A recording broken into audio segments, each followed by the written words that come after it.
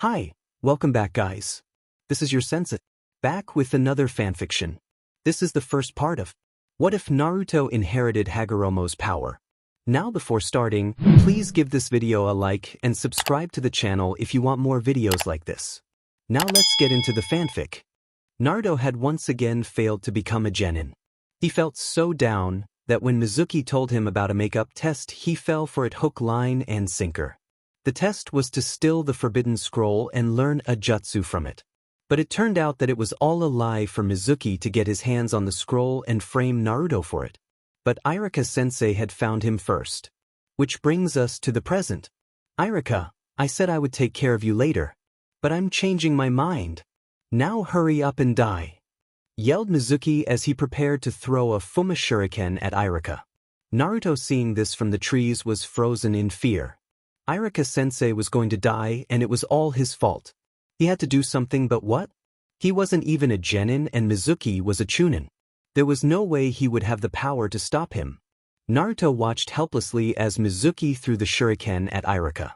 It was at that moment when something happened that would alter the course of destiny forever. Suddenly the shuriken froze in mid-flight. Not just the shuriken, but everything seemed frozen. Irika, Mizuki, the trees, even the wind. This left Naruto wondering just what in the hell was going on. That was when he heard it, or more precise, heard him. Do you wish to save your sensei? This caused Naruto to just about jump out of his skin. Who's there? Show yourself. The voice spoke again. It's okay, I mean you no harm Naruto Uzumaki. Then where are you? Asked Naruto. I am right behind you, said the voice. Naruto quickly turned around. What he saw shocked him. It was an old man who stood at about 5.10, with pale red spiky hair. He had eyes of light purple with 4 rings circling his pupil, and a red tattoo that gave him the appearance of a third eye on his forehead. But the strangest thing about this man was the horns coming out of the top of his forehead. Who are you? Naruto asked, and why has everything suddenly stopped? To answer your questions in order. I am your ancestor, Hagoromo Otsutsuki. But I'm also known as the Sage of the Six Paths. And time has stopped so I can talk to you, said the man now known as the Six Paths Sage. What do you want with me, old man? Asked Naruto. I came to ask you, do you wish to save your sensei? Repeated the old man. Of course I want to save Irika-sensei, but how can I? Asked Naruto, looking up at the old man. Do you see my eyes, Naruto? Naruto nodded. They are called the Rinnegan. Almost all bloodline come from these eyes. At this, Naruto's eyes got big as pancakes. You see, Naruto, I was the one who invented ninjutsu. I was the first ninja. I am willing to give you my power if you in return promise me something. What do I have to promise you, old man? Asked Naruto doubtfully. He had already been made a fool of once today. He wasn't going to do it again. Nothing too bad, I assure you. I just want your word of honor that you will use this gift and bring peace to the world, and that you will always stay true in your heart, said the old sage with a smile on his face. Power corrupts, and absolute power corrupts absolutely. Is that all? Naruto thought. You have my word, old man. If there is a way to bring peace to this world, I will find it. And I will always be true to myself no matter what, believe it. At this the sage burst out laughing. After a minuet he said, okay, now there are a few things you should know. First, when time starts up again you will not be in full control of yourself. Your eyes will act on their own accord to save your sensei. Secondly, after you go home tonight, your eyes will teleport you to my temple, where you will train in the use of your eyes. While you are there, time out here will stop. Kind of like it is now. Are you ready, Naruto? Yes, said Naruto. All right, close your eyes, Naruto. Naruto did as he told and closed his eyes. Back to the present. Now hurry up and die, yelled Mizuki as he prepared to throw a Fuma Shuriken at Irika. At that moment a few things happened all at once. The first was that Naruto jumped in front of Irika, facing Mizuki. The second was that 2 shadow clones grabbed Mizuki from behind, keeping him in place. The third and final thing was Naruto saying 2 words, Shinra Tensei. At that moment a few things happened all at once. The first was that Naruto jumped in front of Irika, facing Mizuki. The second was the two shadow clones grabbed Mizuki from behind, keeping him in place. And the third was Naruto saying two words, Shinra Tensei. And now the continuation. The shuriken that was heading to end Irika's life was now on a crash course with Mizuki's neck. Mizuki's last thought was, how did dash, before his head was no longer attached. Meanwhile, Irika was too stunned to say anything. He had never seen a jutsu like that. And to top it all off, Naruto had also used an A-rank clone jutsu.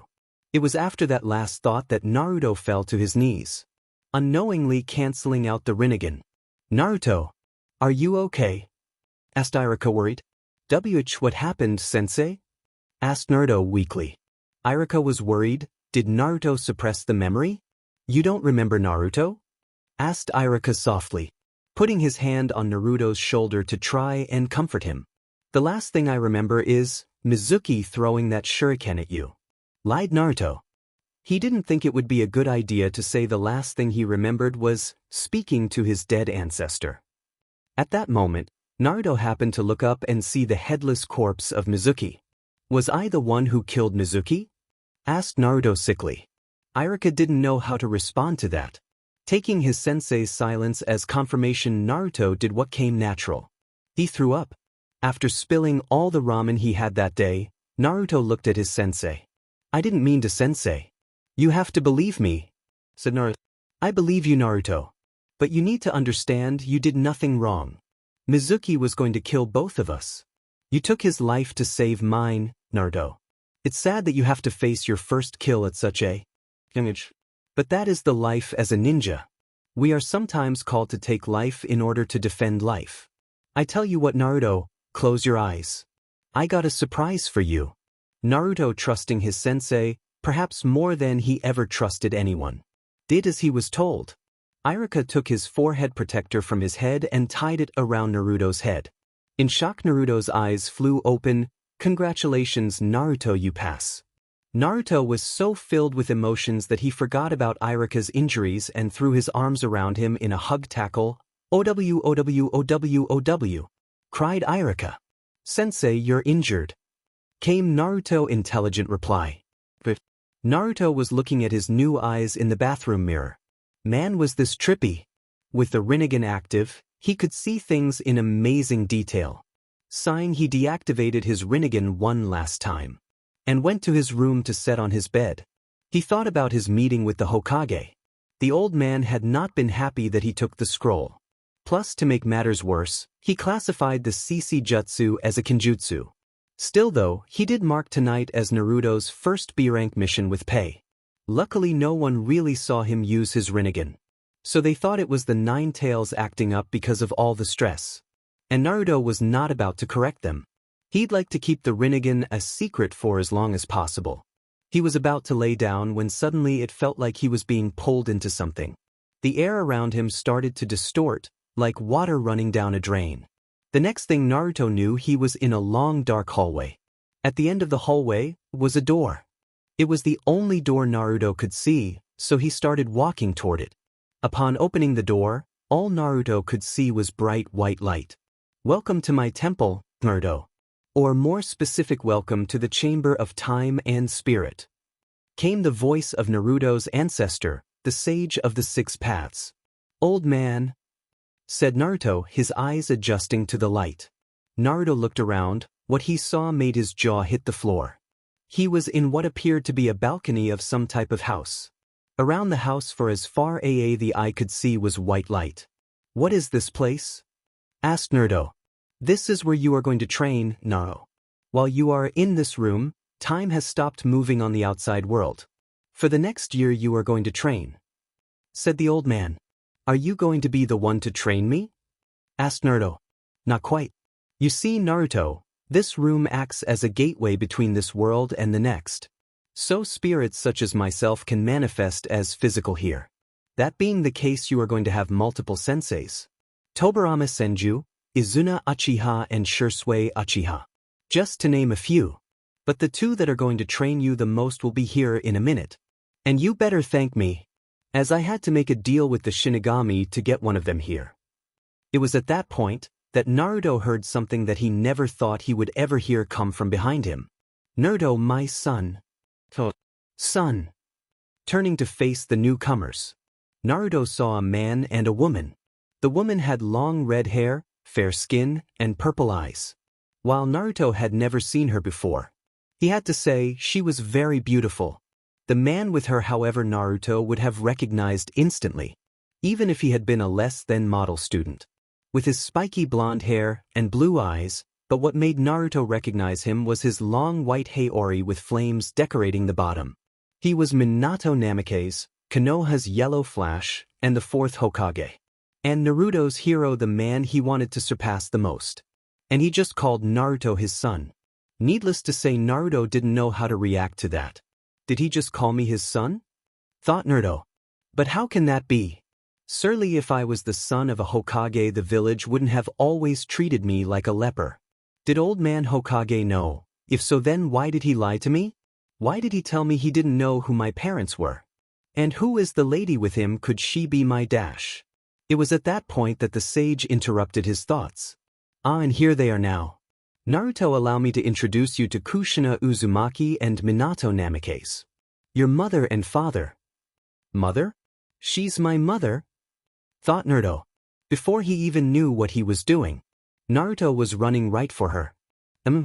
Cried Naruto with tears of joy and sadness in his eyes. Kushina too had tears in her eyes as she took her son in her arms the first time in 12 years. Since that horrible night. Oh Naruto, I've missed you so much. Look at how much you've grown. My son, my beautiful son. Cried Kushina as she hugged her son. Meanwhile, Minato was watching this with a huge smile on his face, overjoyed to see his wife and son reunited at last. But inside he was also afraid. Would his son hate him? Minato wouldn't blame him if he did. Before he had time to contemplate this much further, he felt two small arms wrap around him. Dad! Cried Naruto. At that one word from Naruto, Minato Namake's the feared yellow flash, one of the strongest shinobi of his time, broke down. He never thought he would get to hear his son call him that. Grabbing his son up in a hug, Minato cried, unashamed of the tears in his eyes. Kushina soon joined them in the hug. The family that had been so tragically torn apart 12 years before were together at last. While this was going on, the sage of the six paths was smiling. This, more than the training, was why he was willing to make a deal with the Shinigami. Speaking of the deal he made, the sage looked at the blade in his hand. It was a black ninjato. For the most part it was quite unassuming. But aren't the most dangerous things often unassuming? He just hoped Naruto would go along with this deal. Naruto couldn't believe it. His mom and dad were here. Not only that, but the fourth Hokage was his dad. But how would babbled Naruto incoherently. You must have so many questions, Naruto? Said Minato understandingly. I guess it's time to tell him everything, Minato? Asked Kushina. And so they did. They told him everything that happened on the night he was born. From the man in the mask, to Minato sealing the 9 tails in his son and why he felt that he should. Naruto sat perfectly still for perhaps the first time in his life. After hearing his parents' story, he could understand why they did what they did. He felt himself letting go of the small amount of resentment that he had felt since finding out about the 9 tails. Finally, after what felt like hours, but was only moments, Naruto spoke. Thank you for telling me the truth, Mom, Dad. I think I can understand your reasons and I forgive you. I know now you did what you had to do to save both me and the village. But I have to tell you, I will never forgive the man in the mask. Said Naruto with a look in his eyes that had no place on a 12 about to be 13-year-old. It was a look that promised pain to the one who had cost him so much. Seeing this look, Minato spoke. I can't ask you to forgive him, Naruto. Not when I myself am incapable of doing so. But please don't become so consumed with revenge that it becomes your only reason for living. Pleaded Minato. Naruto looked at his father and smiled softly. Don't worry, Dad, it's not revenge I'm after, it's justice. That man has a lot of innocent blood on his hands and I will see to it that he answers for his crimes. Said Naruto with conviction in his voice. All right, Naruto, I guess that's all we can ask for. Said Minato. The sage was loath to interrupt, but they had a lot to do and only a year to do it in. Kushina, why don't you go fix your son a meal? Me, Minato, and Naruto have something to do, then they will join you, said the sage. Kushina looked at him for a second, then agreed. She really didn't want to be away from her son right now, but knew whatever this was, it must be important. Hugging Naruto and giving Minato a kiss, she made her way into the house to cook a meal for her family. A thought that put a smile back on her face. Minato and Naruto faced the sage, wondering what it was they had to do. What's the deal, old man? Asked Naruto in his normal brash manner. I must admit I am most curious too, honorable sage, answered Minato with more respect than that of his son. The sage sighed. Well, as I said, I was forced to make a deal with the Shinigami for him to release you, Minato. Naruto, do you see this ninjato? Asked the sage. Naruto looked at the sword and nodded. What's so special about it, old man? Asked Naruto. Its name is Zanpakuto, or Soul Cutter. Its main ability is it can cut the soul of a person without harming the flesh. That's one of its abilities. We'll talk about the others later, but anyone killed with this sword will be sealed into the Shinigami, the same as your dad was. That's the deal. You use this sword to kill the evil of this world and send them to the Shinigami, said the sage. Naruto gave it some thought. While he did not like the thought of taking lives, he knew it was a part of being a shinobi. On the other hand, the sage did say the evil of the world, so he wouldn't be killing any innocents. Okay, old man, I'll do it as long as they are evil. I'll do it, said Naruto. The sage sighed in relief. If he had refused, the sage would have been the one in the Shinigami's belly. Okay, on to the next and last matter of the day. It's time we three visit an old friend of mine. Minato, take my hand, and Naruto, lift up your shirt, said the old sage. Naruto wasn't sure about the lift up the shirt part, but did as he was told.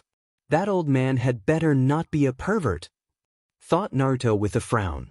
While holding on to Minato with one, the sage put his other on Naruto's seal. Naruto and Minato awoke in a sewer-like room. Where are we? Asked Naruto. Before the sage could answer, they heard a loud roar.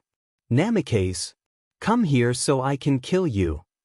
Minato's sweat dropped and mumbled, oh great, just who I wanted to see. Naruto meanwhile had gone white. Kyuubi, thought no. All the while the Kyuubi was still yelling. I'll eat you alive, sheet you out, and light you on fire. How dare you seal me into this runt?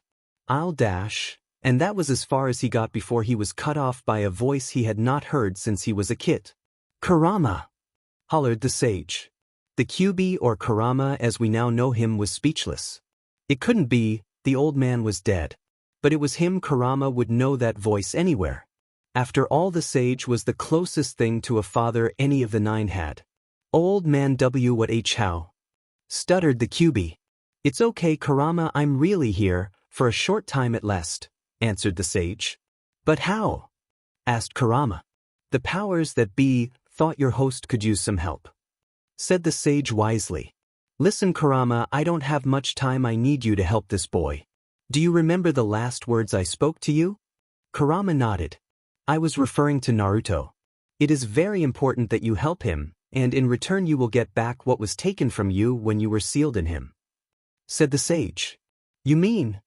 Yes, you will have your Yin chakra returned to you, said the sage. Do you really believe he is the one? That's Kurama. Yes, I do, said the sage confidently. Kurama stared at Naruto with an intense look in his eyes. Most normal men would have run from that look. But Naruto was never normal. He returned Kyuubi's look with one of his own. This made Kurama laugh. Ha! Well, he has guts, I'll give him that. All right, I'll do as you ask, old man. Come here, runt. Naruto, swallowing his fear, walked to the seal doors. Kurama stuck his fist out. Naruto bumped his fist with Kurama's. All right, Kit, form this point on, we're partners, said Kurama. Partners? Agreed Naruto with a smile. Good. Now give me back my chakra, yelled Kurama. The sage and Minato face-palmed. Kurama would never change. Okay, Minato, I need to see your seal, said the sage. Minato did as he was told and showed the old man his seal. The sage put his hand on it and the seal started to vanish. Suddenly, Minato was encased in red chakra that jumped from him to Kurama. After it was complete, Naruto was stunned. If he had thought Kyuubi was big before, he was the size of the Hokage monument now. Demon, that felt good, said Kurama with a fox grin. Speak for yourself, answered Minato on his knees and panting. Well, we better get back before Kushina get upset, said the sage, causing Minato to go white in the face. Having been on the receiving end of the Uzumaki temper more than once. Seeing the look on Minato's face, Kurama burst out laughing. The last thing the father, son and sage heard was, "It has been a month since the meeting with Kurama. It has also been both the happiest and the most exhausting month of Naruto's young life." It was happy because for the first time in his life he got to experience some of what kids with parents got to experience. On the downside of that, he finally understood what Kiba and Shikamaru meant when they said mothers were scary. He found that out firsthand the first morning of training. He had just gotten dressed and was heading for the door to start his day, when his mother stopped him. She had made breakfast for him and his dad. Sadly, as is often the case with Naruto, his mouth had jumped ahead of his brain. Flashback: Naruto, breakfast is ready. Kushina with a smile. His dad was already at the table drinking a cup of coffee, while Naruto would love to eat some more of his mom's cooking. After all, the supper she had made the night before was delicious. But Naruto wanted to get his training started. After all, the sooner he got to training, the sooner he could become Hokage. No thanks, Mom, I'll just grab some toast, said Naruto dismissively. Not really trying to be rude, just in a hurry to train. Apparently his mom did not cook for him not to eat.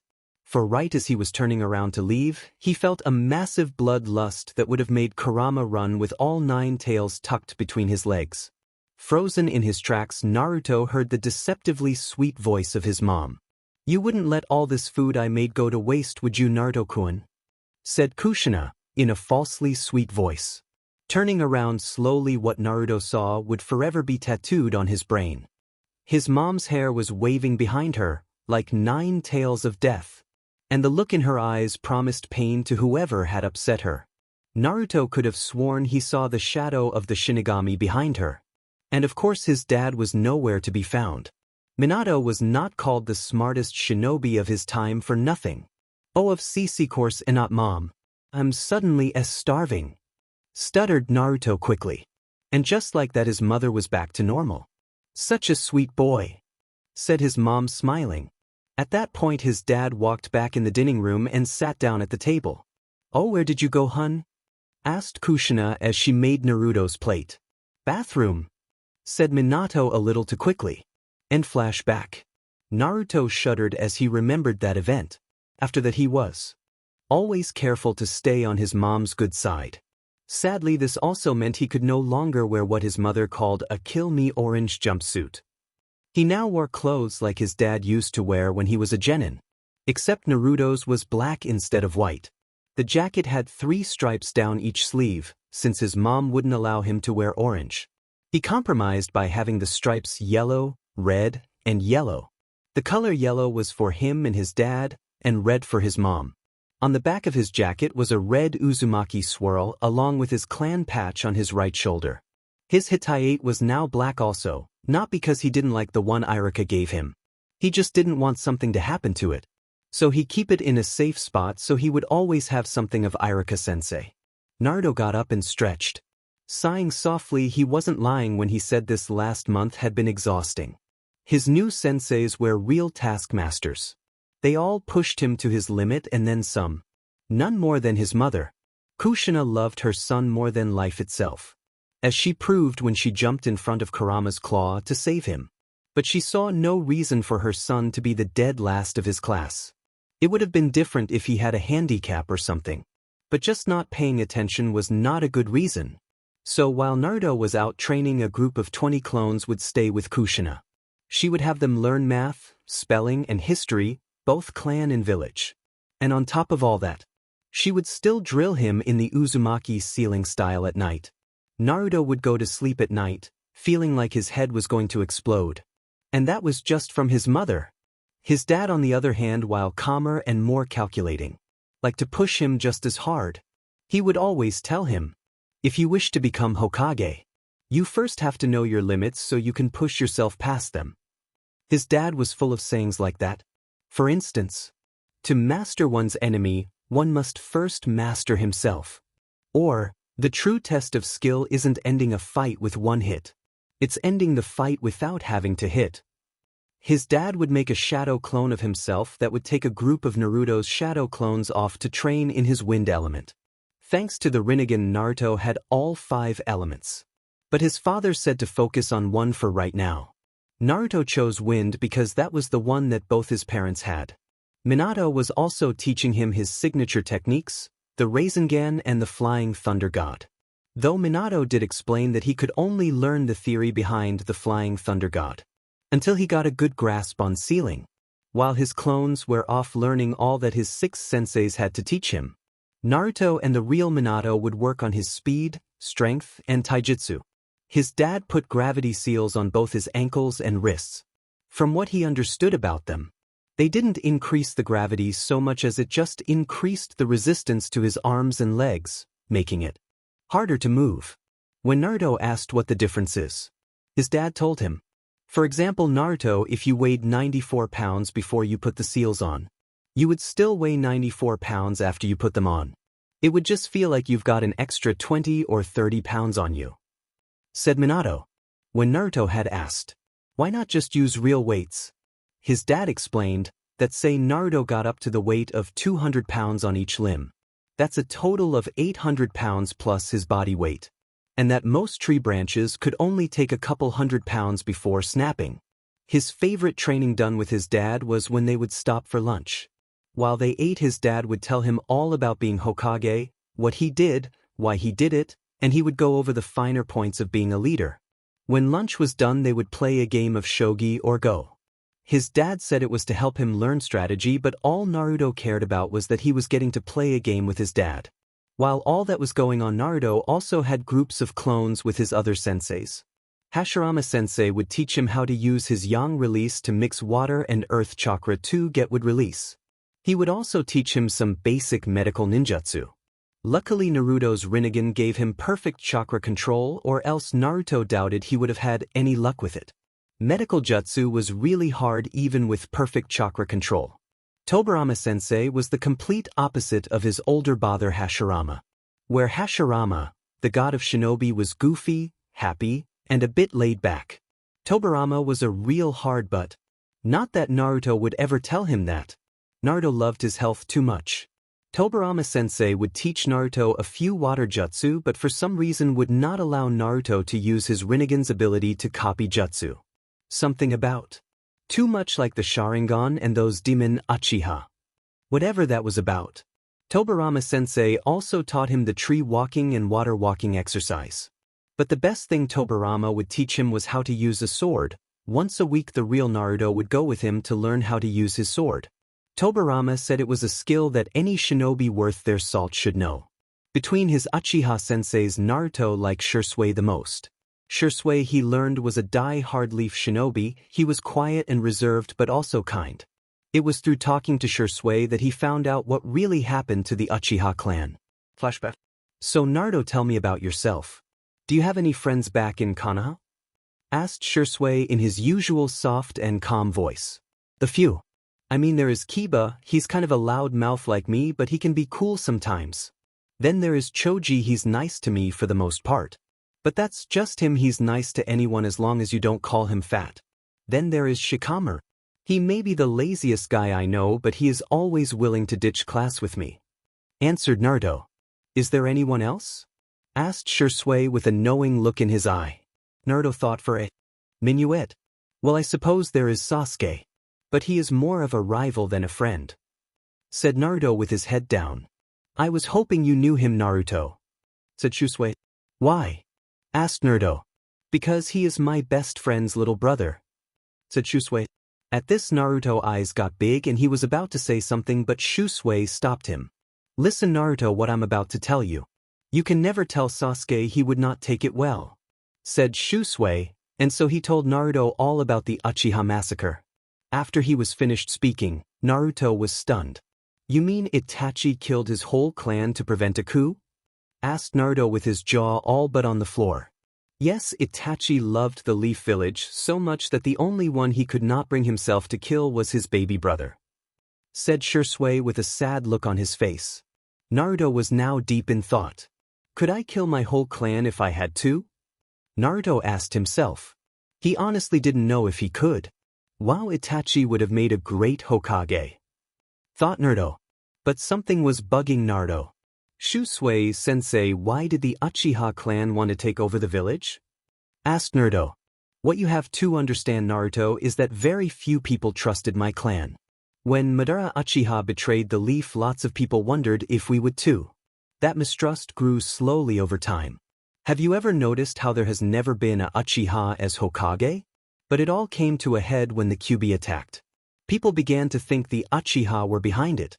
So our standing and treatment in the village lowered considerably. So much so that they moved us to a corner of Konoha so they could keep a better eye on us. After a while it just got to be too much. Was my clan in the right? But neither was the village. Naruto nodded. He could understand that. Then a thought struck him. Why did the villagers think your clan was behind the Kyuubi attack? Asked Naruto. Well, two reasons really. The first is that it was and is a well-known fact that Madara could control the Kyuubi. And the second is that on the night of the attack, the Kyuubi's eyes had a Sharingan in them, said Shisui. Naruto thought of the masked man. Just another reason he needed to die. Naruto knew that it was not Madara as his father first thought, because Madara's soul was in hell. The old sage confirmed this. Shisui-sensei, I promise you I will bring the one responsible to justice, said Naruto with fire in his eyes. Shisui smiled and said, I would like you to promise me something else instead. What? Asked Naruto. Sasuke's mom would like you to try to keep her son from falling into darkness. This request comes straight from her, said Shisui. Naruto thought long and hard on this. Finally Naruto looked Shisui in the eyes. Okay, I promise to do my best. But I want it on record that I still think he is a JRK, said Naruto. This caused Shisui to chuckle. Oh yeah, one other thing Mikoto-sama would like you to do, said Shisui. What that? Asked Naruto. If you are to ever run into Itachi, to tell him that she and his father still love him and that they understand, said Shisui. Naruto nodded in agreement. And flashback. Shisui-sensei would train Naruto in Genjutsu, and he also taught him the leaf body flicker jutsu.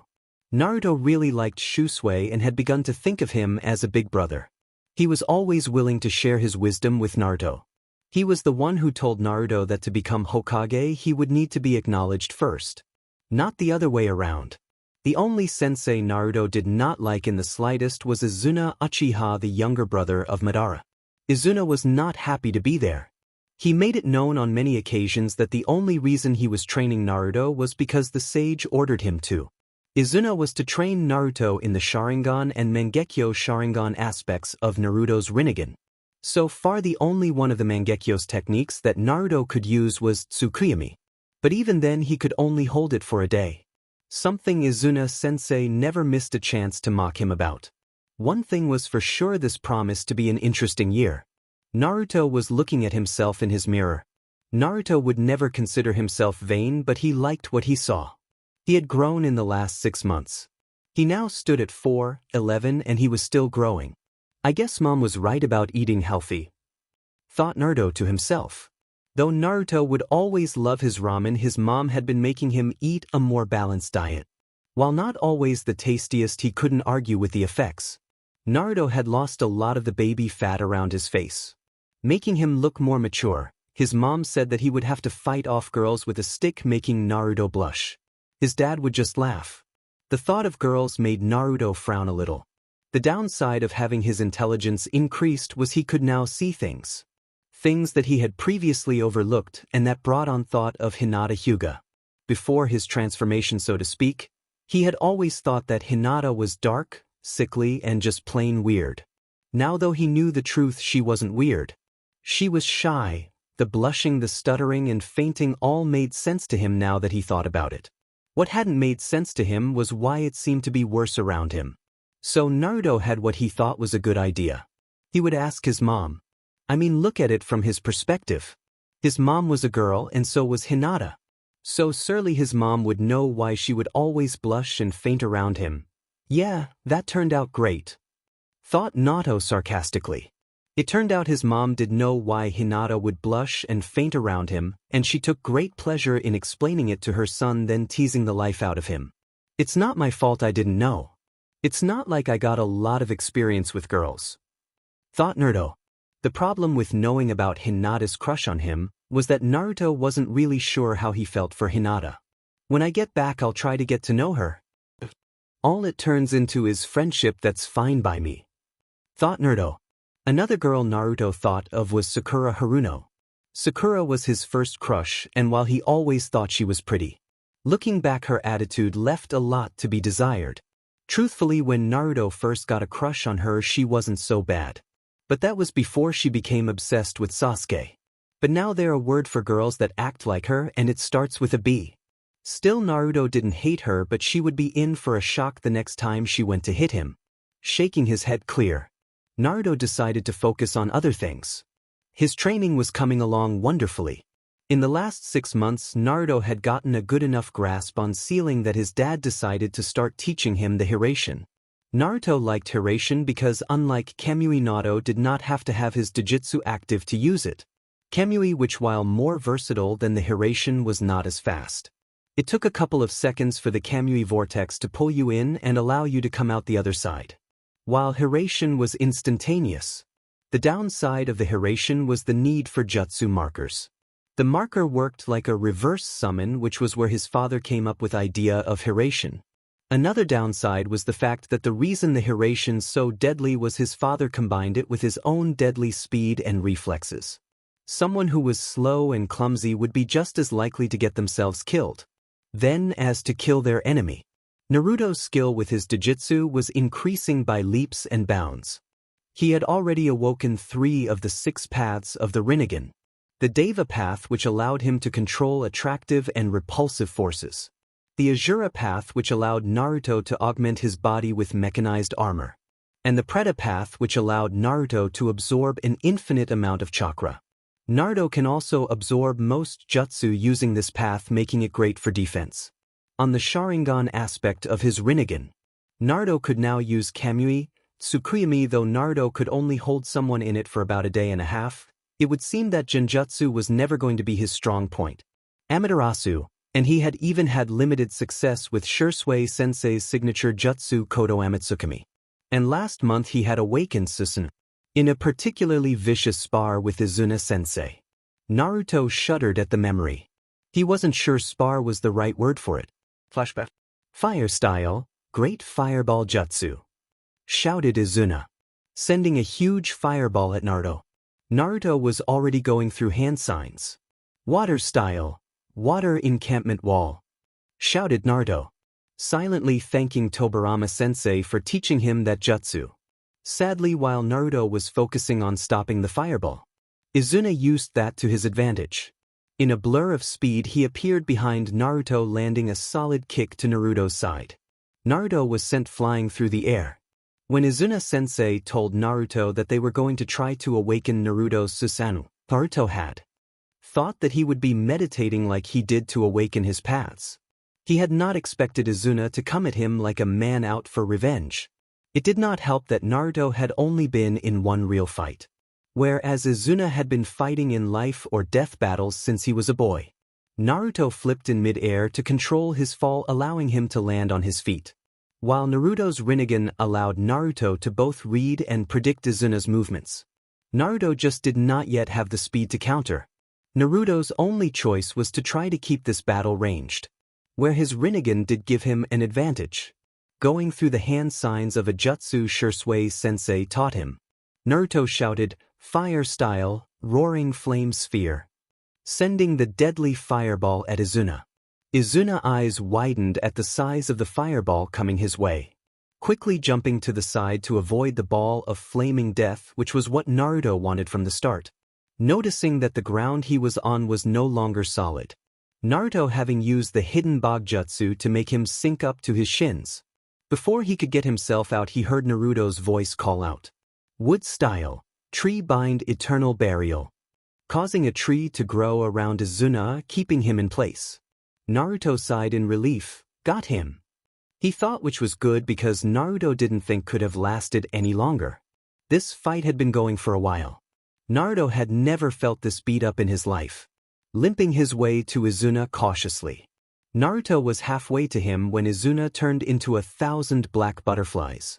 Genjutsu, thought Naruto.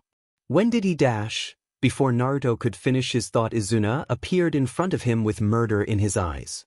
He had a ninjato in his hand heading straight for Naruto's heart. Naruto didn't have the time or energy to dodge, closing his eyes in acceptance. I'm sorry, Mom, Dad, thought Naruto as he waited for the blow that would end him. But it never came. Opening his eyes. What Naruto saw shocked him. Blocking the blade was an ethereal-looking ribcage with what looked like red-orange flames around it. We're done for today, said Izuna, his murderous look now gone, leaving his face in its usual impassiveness, but Naruto saw something strange in his eyes. Could that have been pride? And flashback. Shaking his head, Naruto left his room to face whatever the day threw at him. Time skip. It had now been a year since Naruto had started his training in the Spirit and Time Chamber. In that year, Naruto had changed a lot. He now stood at a respectable height of 5.2. His hair had grown longer, looking similar to his father's but different enough for Naruto to still be his own person. And it looks like Menma's from Road to Ninja. His face was leaner and he now had a serious look in his eyes that he lacked before. Yesterday he said his goodbyes to all of his senseis at a going-away party in his honor. All his senseis were there, even Old Man Sage came to wish him well. The party was a lot of fun, well except for the fact that Izuna Sensei and Tobirama Sensei kept glaring at each other all night. He had become close to all of his senseis, even Izuna Sensei. Once Naruto had gotten past the wall he had built around himself. He was actually a pretty good guy. Now there were only two left to say goodbye to, and these were the two he most didn't want to have to say goodbye to. His mother and father. Have you got all your things, son? Asked Minato with a sad look on his face. Yeah, Dad, I'm all packed, said Naruto, looking at the ground. Well, we better not keep your mother waiting, said Minato. Naruto followed his father out of the house to the door that would take him out of the chamber. His mother was waiting with tears in her eyes. Naruto walked over to his mom and gave her a hug. His own eyes started to tear up. I wish I didn't have to leave, said Naruto sadly. I know, Naruto, we wish the same. But you belong with the living, son. They need you. We will see each other again someday. Until then, just know that we love you and we always will. Now promise me you will take care of yourself, Naruto, said Kushina. Remember what you have learned, Naruto. Stay strong and achieve your dream. We know that you can. We believe in you, son, said Minato to his son. Naruto, hugging his parents one last time, said, I love you, Mom and Dad. I will make you guys proud of me, I promise, and I never go back on my word. We know, Naruto. And we are already so proud of you, said Minato. Oh yeah, Naruto, when you see your godfather, kick him in the nuts for me, said Kushina. Laughing, Naruto agreed. Tell his parents that he loved them one last time. Naruto walked out the door. Back to his life and the start of a whole new adventure. Hiruzen Sarutobi, also known as the Professor and the God of Shinobi, sighed in frustration as he looked at the ninja registration photo of one Uzumaki Naruto. Retake it, said the third Hokage. What? But why? Demanded Naruto. Naruto had not done what he had originally wanted to do, which was paint his face in kabuki-style paint. So why was the old man making him retake his photo? Naruto, this form is used for ninja training and missions, so the photo on it needs to be accurate. Now drop the henge and retake it, shouted the third Hokage. But I'm not using a henge, old man, honest, said Naruto, thinking to himself that he should have saw this coming. Naruto, nobody changes that much in 4 days. If you're not using a henge, then explain how you grew over half a foot in so short of a time, said Hiruzen, suspicious. After all, Naruto was a well-known prankster. I don't know. It just kind of happened, lied Naruto smoothly. He had long ago perfected the art of lying his way out of trouble. He knew one day soon he would have to come clean to the old man. But right now Naruto just didn't want to have to deal with it. Look, if you don't believe me, just check for yourself, said Naruto. Sarutobi did as Naruto said, and was shocked to find that indeed Naruto was not using a henge. But how? Could it have been the fox? But why would the fox do something that Naruto could actually benefit from? Before he could contemplate this any further, his thoughts were interrupted by someone bellowing out. "I've got you now, old man," yelled a little boy of about 8 years old, heading at Sarutobi in a dead sprint. "Time I'll defeat you, old man. Then I'll become the 5th Hokage dash." The boy never got to finish his sentence as he promptly tripped over his own 2 feet, causing those in the room to facepalm. "My grandson another headache," thought Hiruzen. This is the 20th sneak attack today. Is this boy for real? Just who is this shrimp? Thought Naruto. At that point another voice was heard belonging to a man dressed in all black with shades on his face. "Honorable grandson, are you okay?" said the man. The boy however ignored him. "Hey, who tripped me?" asked the boy, but when he saw Naruto, the boy put 2 and 2 together and came up with 5. "It was you, wasn't it? Why did you trip me?" demanded the boy. Naruto, getting upset, grabbed the boy by his scarf. "You tripped over your own 2 feet, moron," snapped Naruto. "Hey, you let go of the honorable grandson of the honorable 3rd Hokage," yelled the man in all black, causing Naruto to pause for a second. It's him that stopped him, just like all the rest. Now that he knows who I am, he won't lay a finger on me, thought the boy smugly. "What's wrong, tough guy? I thought you were going to hit me, afraid cause the 3rd Hokage is my granddad?" challenged the boy, not knowing just who he was challenging. "I don't care if you're the grandson of Kami, you're still just a brat to me," yelled Naruto, hitting the boy on top of his head. "This guy's different," thought the boy as he passed out. Naruto walked out of the room, leaving an exasperated Hokage and a scandalized Ebisu.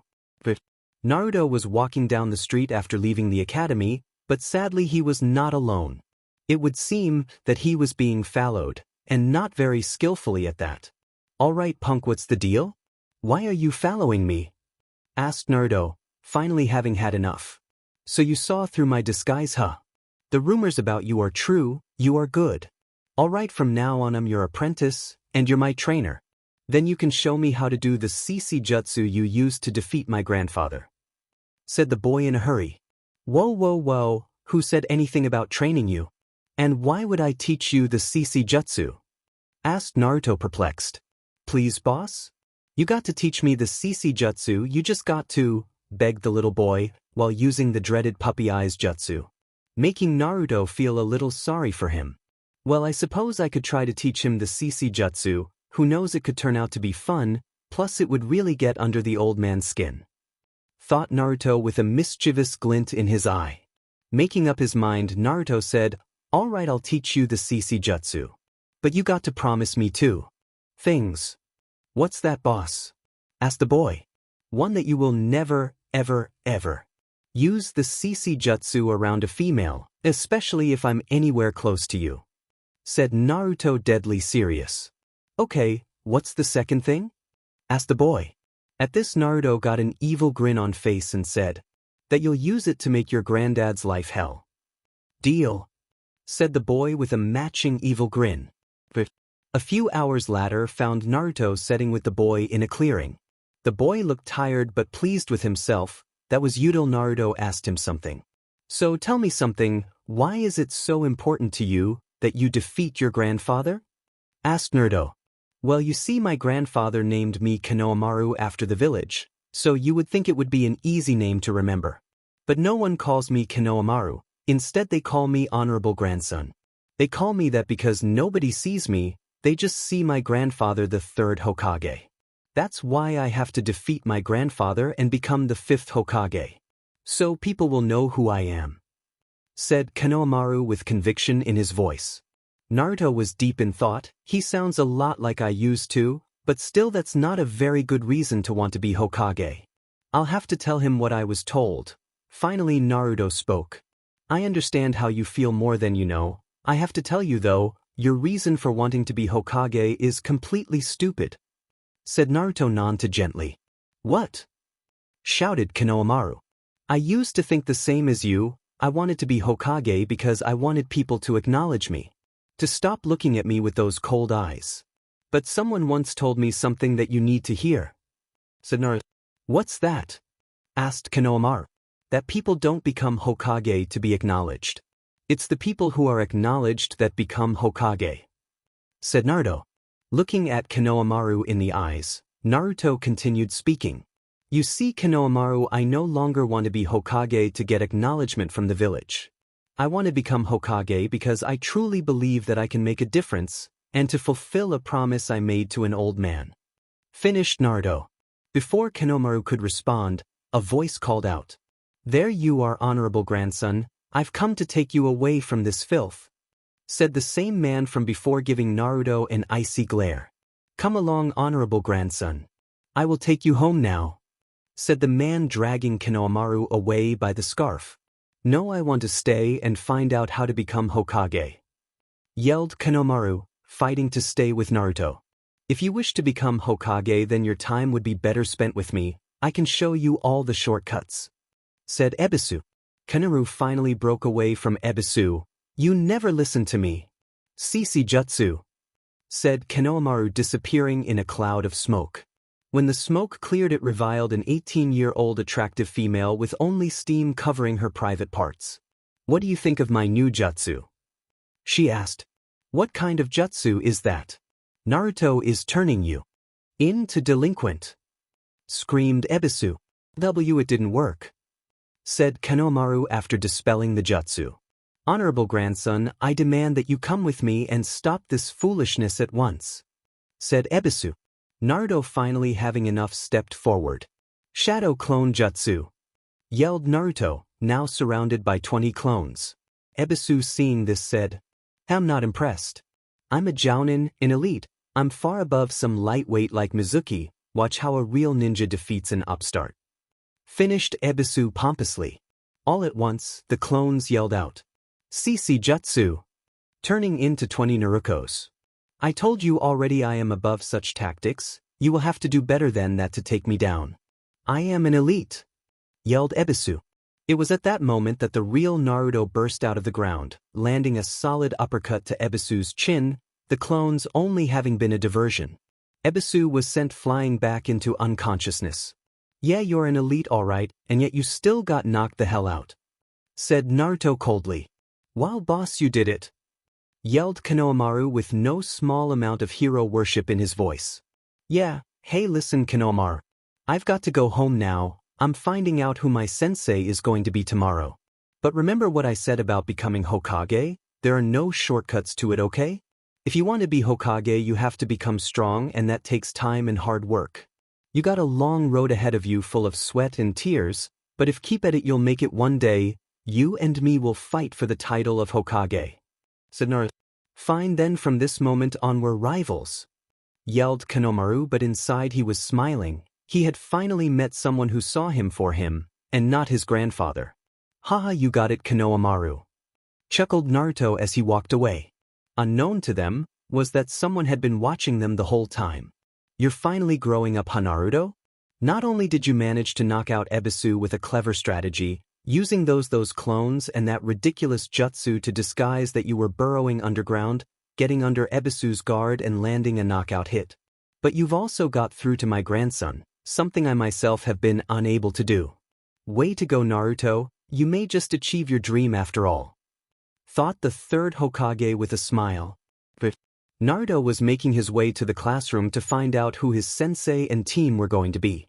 He had on his black jacket and paints, mesh undershirt, black sandals and forehead protector, and finally he had Zanpakuto strapped to his back. Unfortunately, Naruto had slept in a little bit, so he was running behind. Opening the door to Irika-sensei's classroom, he found Irika standing in front of the class talking. When he walked in, the class fell silent. Sorry I'm late, Irika-sensei, I didn't hear my alarm go off. Said Naruto. That's okay, Naruto W just started anyway, go take a seat. Said Irika. Irika was not as stunned as everyone else, the Hokage having told him of Naruto's change, but hearing it and seeing it were two different things. You could barely recognize him.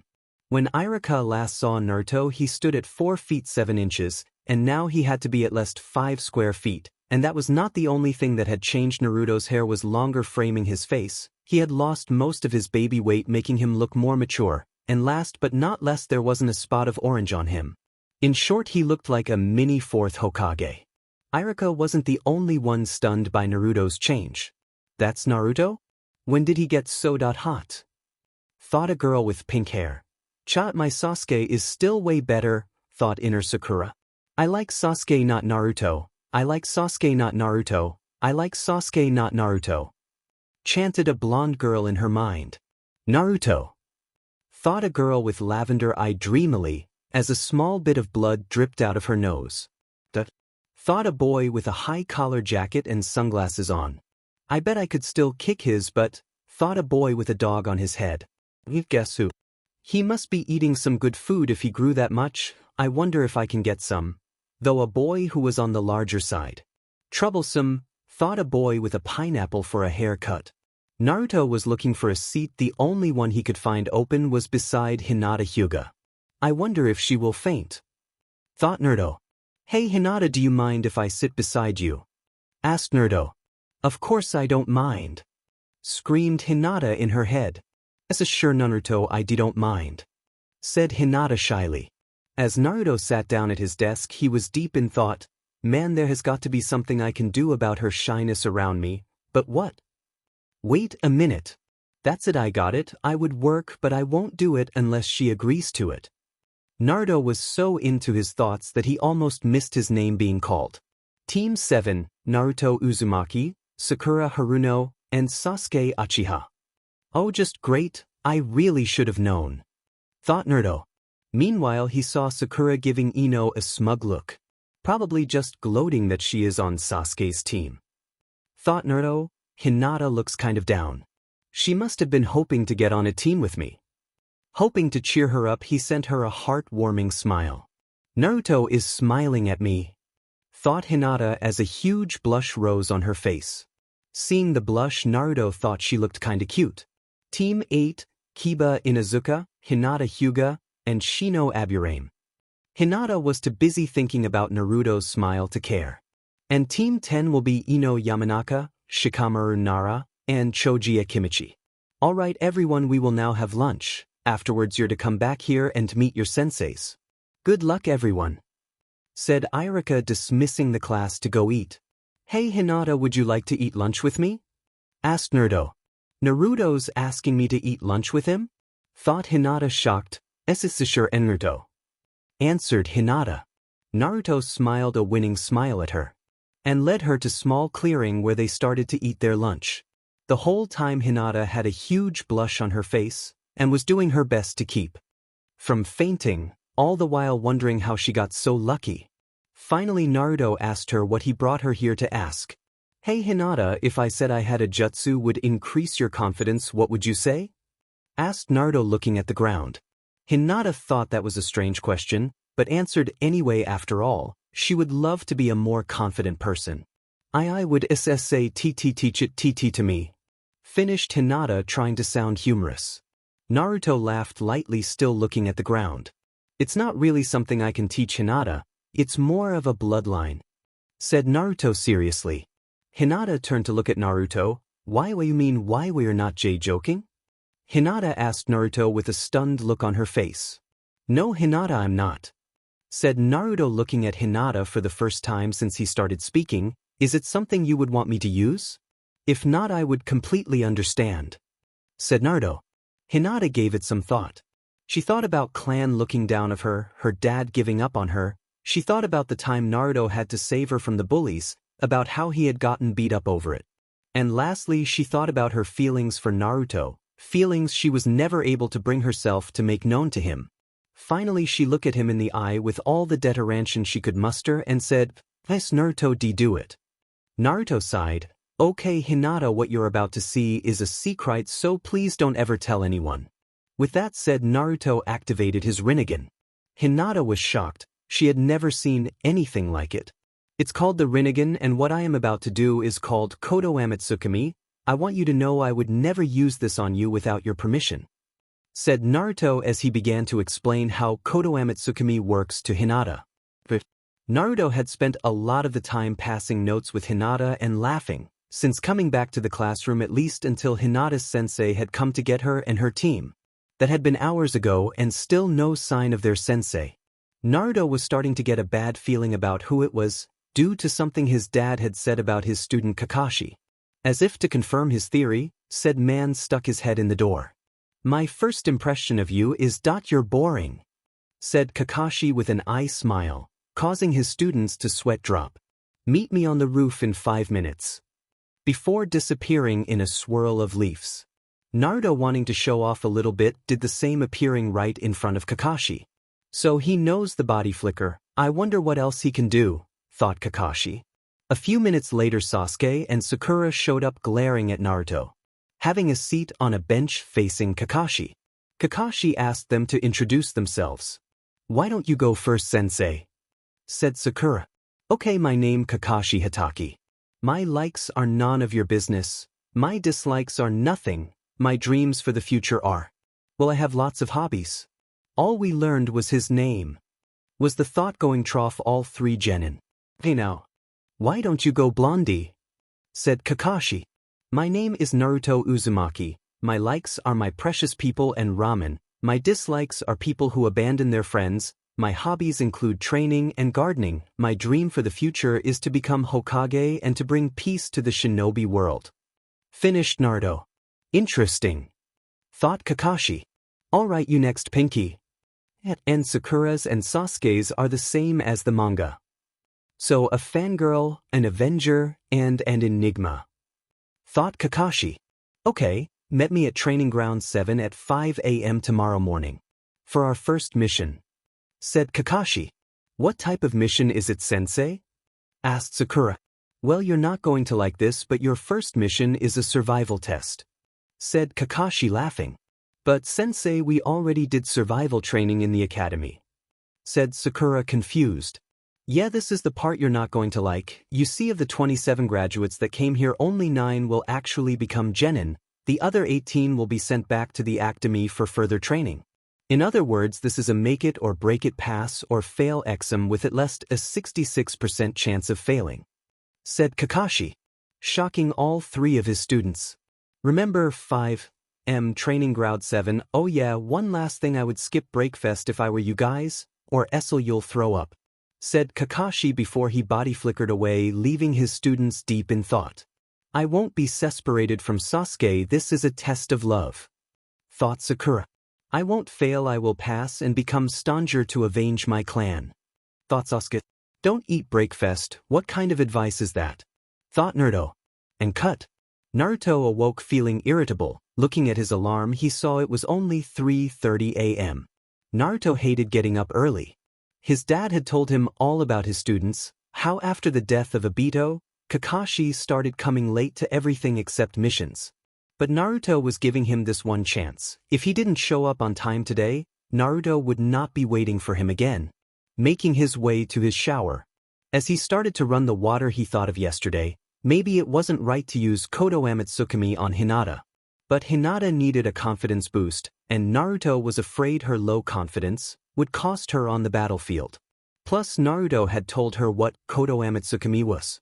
As Naruto stepped into the shower, he remembered the talk he had with Hinata. Flashback. Okay, Hinata, Kodo Amatsukami is a genjutsu that allows the user to plant false experiences, feelings, emotions, or other things of that nature into the mind of whoever he uses it on.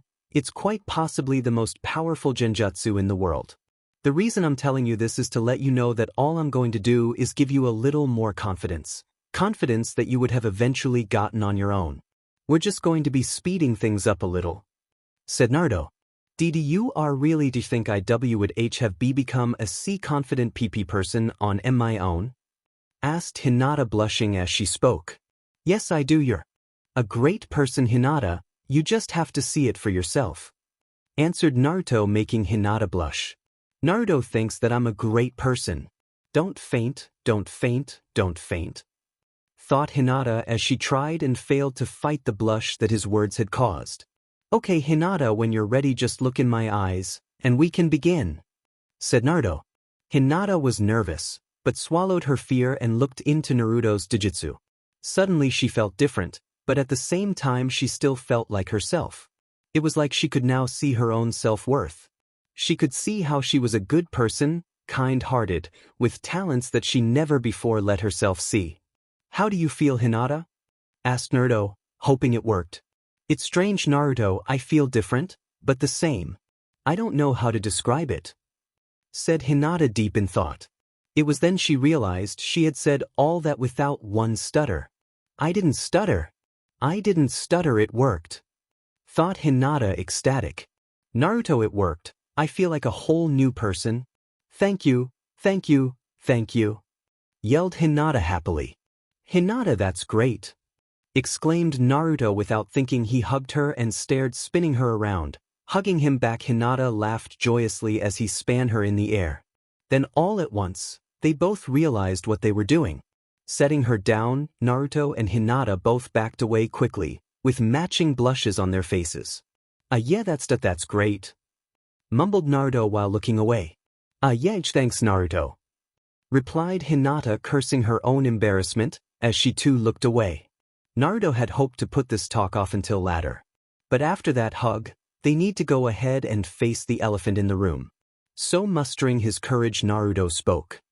"Hinata, can I ask you something?" asked Naruto, scratching the back of his head, a nervous habit he hadn't been able to kick.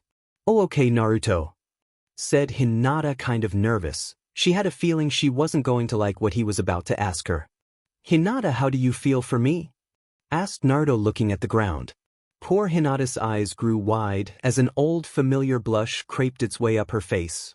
Why would he ask me that? Does he know? He can't know, no one does. I never told anyone. I think I might already know, but I want to hear it from you," continued Naruto, unaware of Hinata's internal debate. "Oh my Kami, he does know. But how?" thought Hinata, quite panicked by where this talk was heading. Deciding it would be best to take the bull by the horns and hope for the best, Hinata finally spoke. "I've admired you since I first saw you, Naruto. I admired that no matter how bad things got for you, you would always keep your head up and smile, even though I know you must have wanted to, you never gave up," said Hinata, growing bolder with each word she spoke. "Then came the day that you saved me from those bullies. Even though you were outnumbered, you still stood up to them for me, someone you didn't even know. I think that was the day my feelings for you shifted from admiration to something else, something stronger," said Hinata with fire in her voice. "You asked me how I feel for you. Well, the truth is that I like you, Naruto, maybe even love you," finished Hinata, feeling lighter, as if by that one admission a weight had been lifted. Naruto was beyond shocked at this point.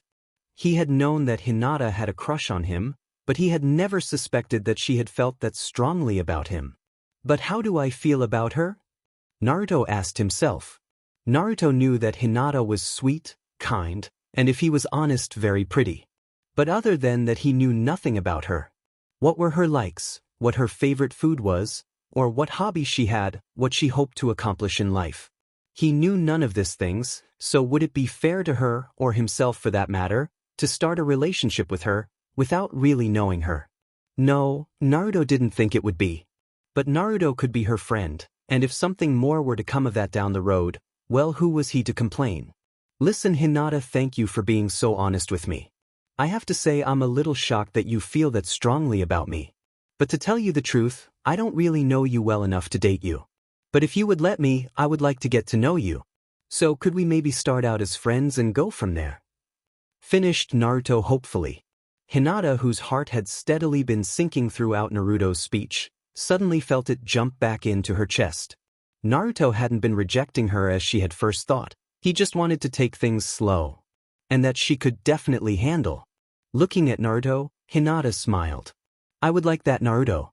I really would," said Hinata.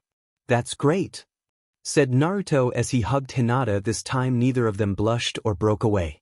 Soon they made their way back to the academy, smiling and laughing. End flashback. Stepping out of the shower, Naruto smiled. It was nice to finally have a friend his own age. But he also knew that sometime soon he would have to share his secrets with her. And that thought scared him. How in the hell was he going to explain Kurama? "Hey Hinata, wanna go grab some ramen? Oh yeah, I also have a huge demonic fox in my gut, but don't worry, he ain't so bad once you get to know him. Somehow Naruto just didn't think that would go so well. Deciding to put these thoughts away until later, Naruto started putting on his shinobi gear. When he was done, he looked at the time and saw that it was only 4 a.m. He still had an hour till had to be at the training ground. Deciding breakfast was in order, he didn't care what his so-called sensei said. Going into battle on an empty stomach was stupid at best, deadly at worst.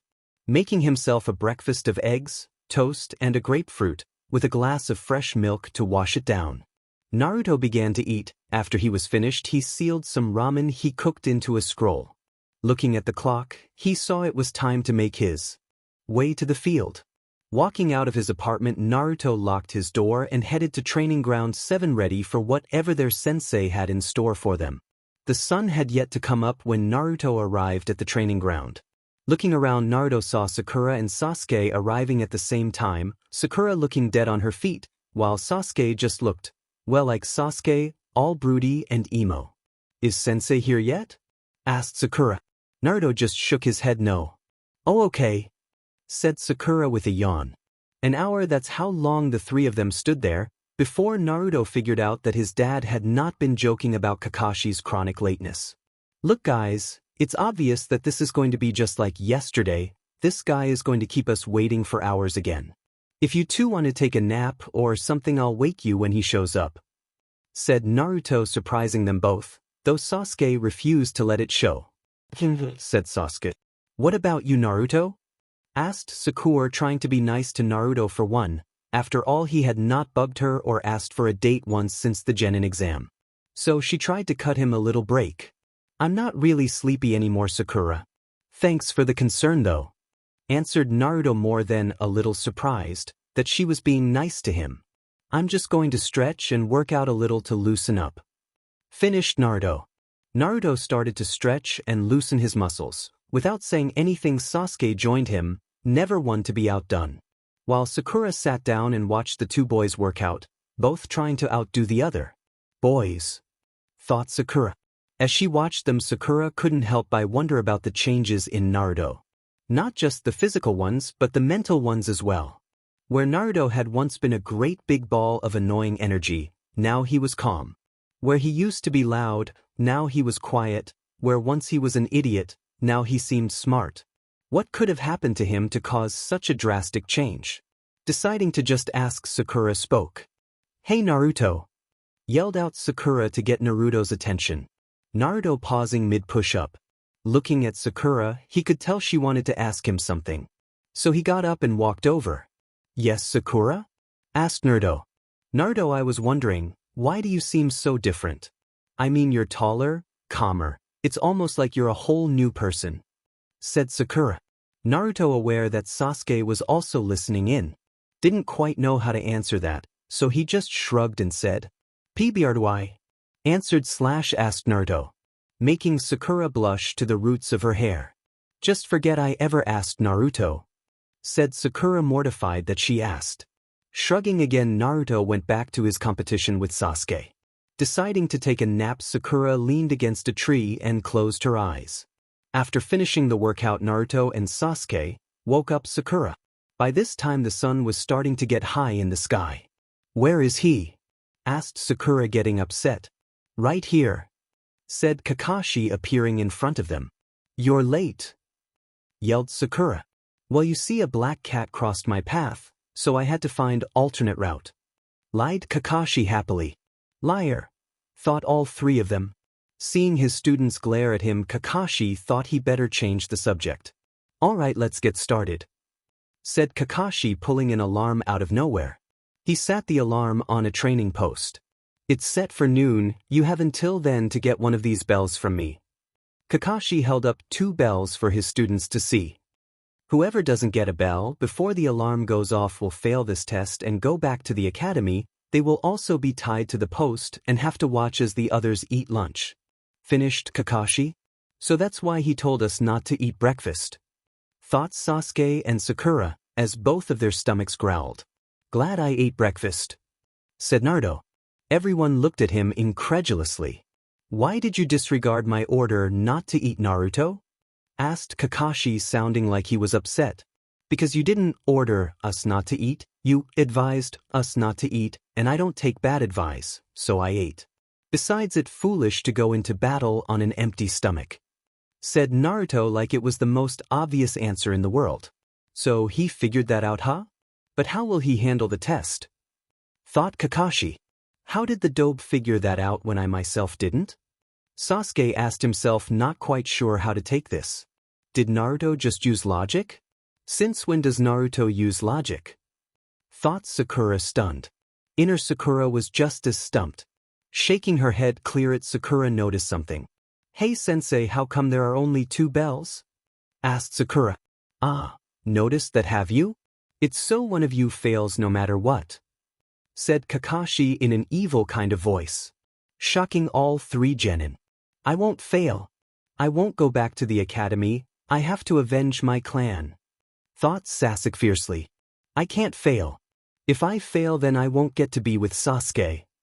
Thought Sakura in a panic. We'll get a bell no matter who we have to destroy. Yelled inner Sakura. Naruto, however, was deep in thought. His dad had once told him that a shinobi must always look underneath the underneath. And this smelled fishy. This doesn't sound right. Why would they put us in a team of 3 if one of us doesn't have a hope of passing? It makes no sense. It's almost like he is trying to pit us against each other. But why would he purposely pit us against one another? Unless, of course. That's it, a test hidden within the test. He wants us to work as a team, despite the fact that one of us will still fail. Thought Naruto. One more thing before we start, come at me with intent to kill. Otherwise you will lose. Said Kakashi seriously. But sensei, what if you get hurt? Questioned Sakura. Oh, don't worry about me, somehow I think I will be fine. Answered Kakashi in a bored manner. Alright, ready? Begin. Said Kakashi, as all 3 genin disappeared. A shinobi must be able to move and hide undetected. Thought Kakashi as he looked around for any sign of his students. Well, they got that down at least. I wonder if I got time to read a chapter. Thought Kakashi as he pulled out a signed copy of Ika Ika, letting out a perverted giggle. Kakashi went about his way, unaware that up in a tree a beetle just puffed out of existence. Back with Naruto. Naruto was looking for his teammates when he received his clone's memories. Naruto smiled a truly evil smile as he remembered something his parents said. Mini flashback. Naruto, his mom, and his dad were sitting around the kitchen table talking. His dad was talking about his top student Kakashi Hatake. It's sad, but after Rin and Obito died, Kakashi changed.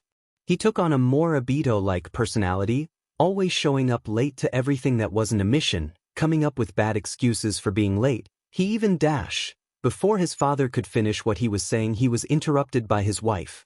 Became hopelessly addicted to that smut. Your sensei writes Minaten. Kushina said mischievously. And mini flashback. Naruto had an idea. Now if only he could find his teammates.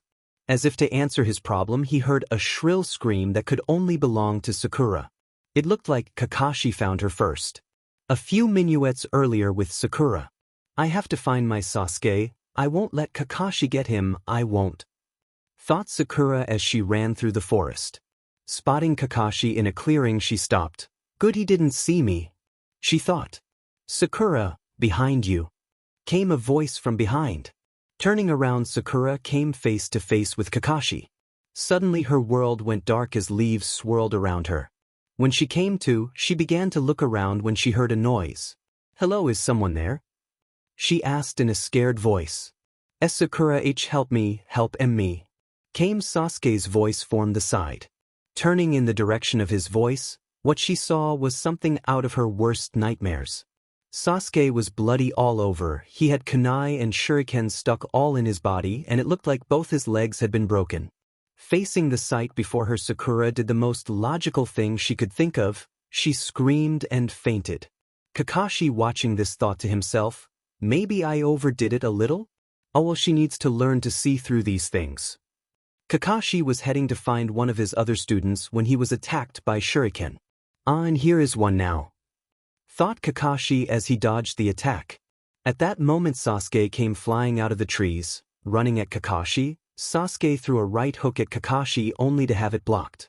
You won't take me down so easily, I'm on a whole other level than the other two, said Sasuke arrogantly, as he tried to counter with a kick only to have it blocked too. Well, your ego is definitely on a whole other level, as far as your skill is concerned, that's yet to be seen, said Kakashi. Sasuke broke away from Kakashi and threw a kunai at him. Kakashi moved to the side, only to see the kunai slice a rope. Boo-bay trap, thought Kakashi as he jumped to the left to avoid the rain of kunai coming at him. Looking over at Sasuke, he saw him already going through hand signs. Impossible, he thought. Fire style, fireball jutsu, yelled Sasuke as he sent a huge fireball at Kakashi, hitting him dead on. After the fire and smoke cleared, he looked for Kakashi, only to see a burnt log. Substitution? Thought Sasuke, as he heard a voice behind him. You know you really shouldn't let your enemy get behind you, Sasuke, said Kakashi. Turning his head, Sasuke saw Kakashi running at him with his hands in a tiger seal. Leaf Village Secret Finger Jutsu, 1,000 Years of Death, said Kakashi. Before Sasuke could move, he felt Kakashi's fingers hit him where nothing else ever had. His eyes widening comically, he shot through the air with tears in his eyes, while also holding on to his abused rear end. It's funny how sometimes when you experience something traumatic, your mind will sometimes go to odd places. Because all Sasuke thought as he flew through the air was, thank Kami Sakura wasn't here to see this, lest she get any ideas about him. Sasuke knew how some girls got over yaoi manga. After landing about 10 feet away, Sasuke shakily got to his feet and began looking around. Where was Kakashi? He's not around or above me, so that must mean that he's dash. At that point, two hands burst out of the ground and grabbed Sasuke by the legs, pulling him under up to his neck. Kakashi came out of the ground in front of him. That he's below you, said Kakashi, finishing Sasuke's sentence for him. Earth style, headhunter jutsu, said Kakashi to Sasuke. Well, now you really are ahead of the others, Sasuke, said Kakashi, putting emphasis on the word head. Bye, Sasuke, called out Kakashi as he walked away, leaving Sasuke buried in the ground. Back with Naruto. Naruto had found Sakura passed out on the ground. Walking over to her, he shook her to wake her up. Sakura awoke a little disoriented. And Naruto, what are you doing here? Sakura asked. Then she remembered what happened. Sasuke. Naruto, we have to help Sasuke, he's hurt, finished Sakura in a panic, looking around wildly for her crush. Relax, Sakura, I think Kakashi-sensei just use a jujutsu to make you think Sasuke's hurt, replied Naruto, trying to calm his teammate down. I'm sure your precious Sasuke is just fine, finished Naruto. Coming somewhat to her senses, she agreed with Naruto. Yeah, you must be right, Naruto. I mean, there's no way my Sasuke could lose that badly, said Sakura in all her fangirl glory. Why couldn't Hinata have been the girl on the team? Thought Naruto sadly, shaking his head to clear it of such thoughts. Naruto got back to business. Sakura, come on, we need to find Sasuke. I've got a plan that should allow all of us to pass. Follow me, said Naruto as he walked off in the direction of the fight he had heard earlier. Sakura followed him more because she wanted to find her Sasuke, then because Naruto had a plane. But if Naruto knew where Sasuke was, then she would follow him. A few minutes later, Naruto and Sakura walked into a clearing and saw Sasuke's head sticking out of the ground. It would have looked like he had his head cut off, if it weren't for the lack of blood and a body anywhere to be found. Sakura, upon seeing just Sasuke's head, once again screamed and fainted. Shaking his head sadly, Naruto couldn't help but wonder just why in the hell she wanted to be a kunoichi. Stopping to take a good look at Sasuke, who was scowling at Naruto, Naruto had to stop himself from laughing and making a just ahead pun. Something like, hey Sasuke, next time, stop while you're ahead. But he resisted, barely. Would you like some help? Naruto asked. I don't need yours or anyone's help, snapped Sasuke. Okay, be that way, but I should tell you, we only have about 40 more minutes to get the bells and you don't look anywhere close to getting out of there, said Naruto evenly. Fine, help me out, grumbled Sasuke quietly. I'm sorry, what was that, I couldn't hear you? Asked Naruto, though he had heard Sasuke just fine. I said fine, help me out.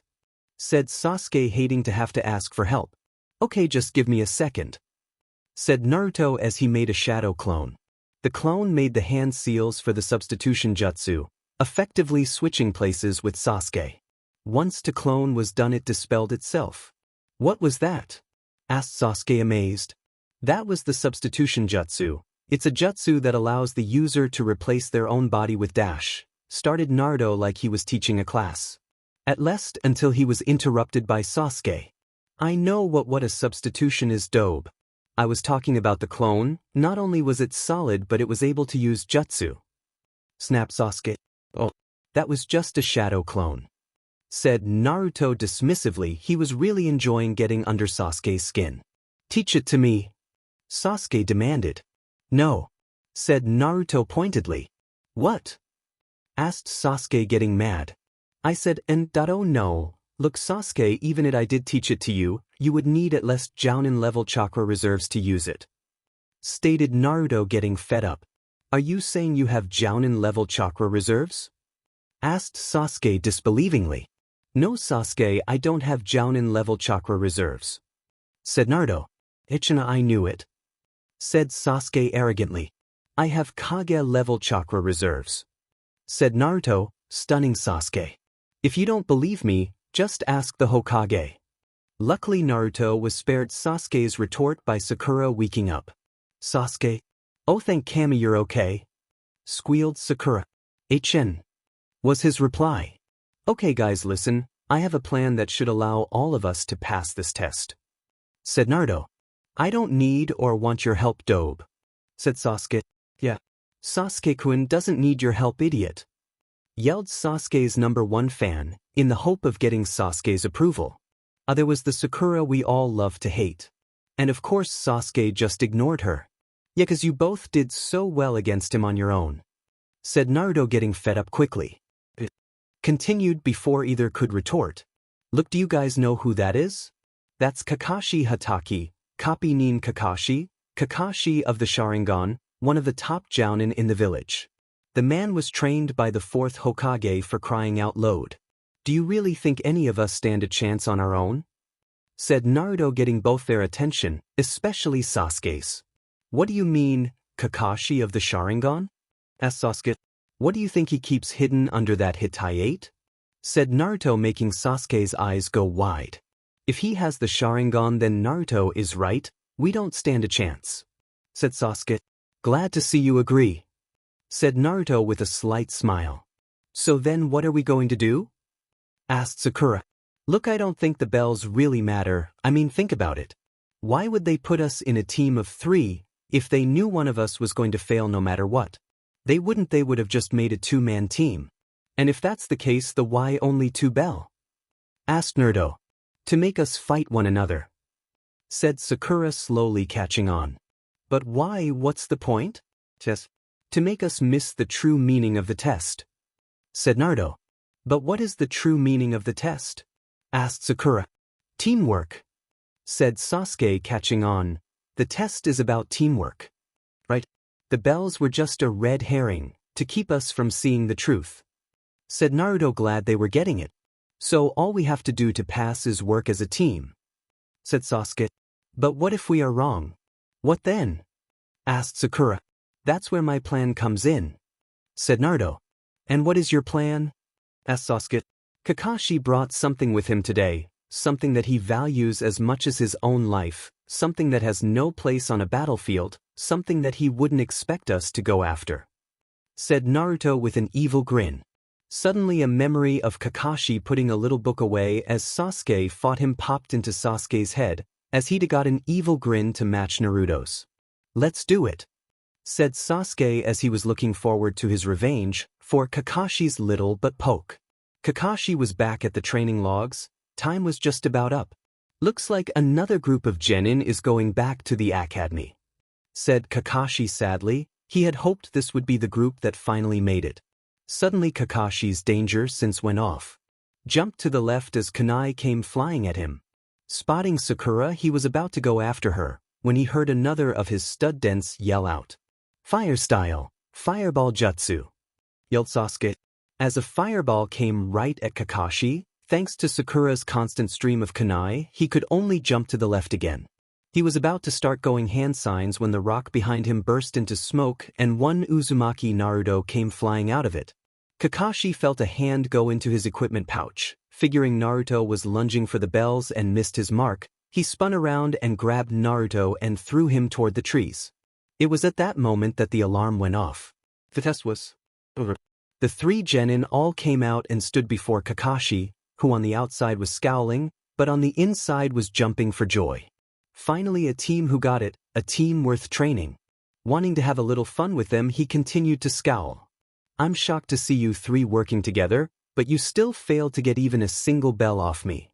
But since I'm feeling kind, I will give you one more chance after lunch.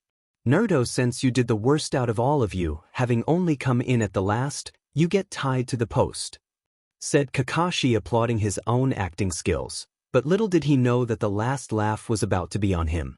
I don't think so, Kakashi-sensei. In fact, I think we all pass. Said Naruto in a manner of someone who knew something you didn't. Oh, and way is that?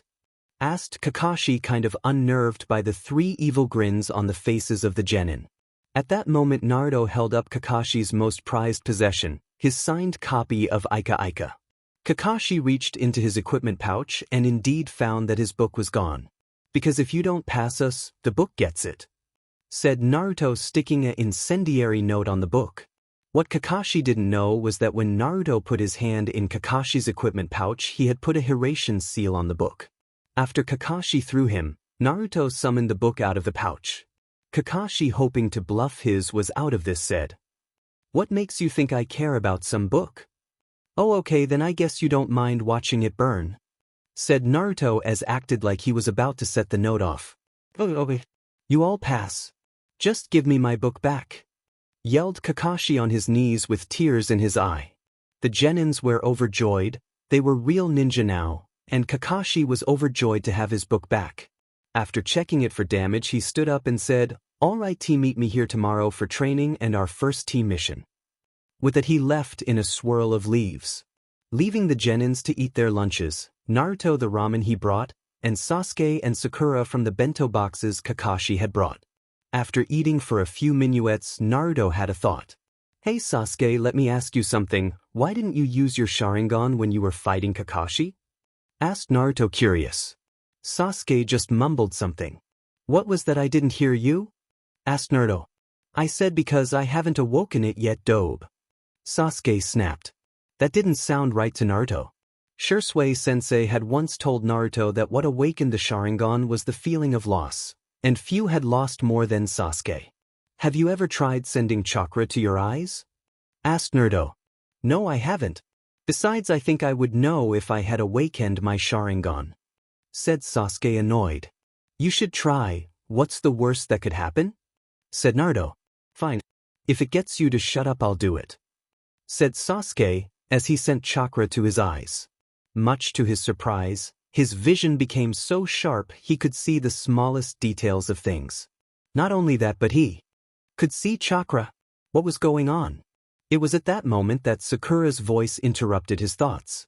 "Sasuke, your eyes are red," said Sakura in shock. "What?" yelled Sasuke as he ran to the river to look at his reflection. Sure enough, staring back at him were two red eyes with a tomo in each eye.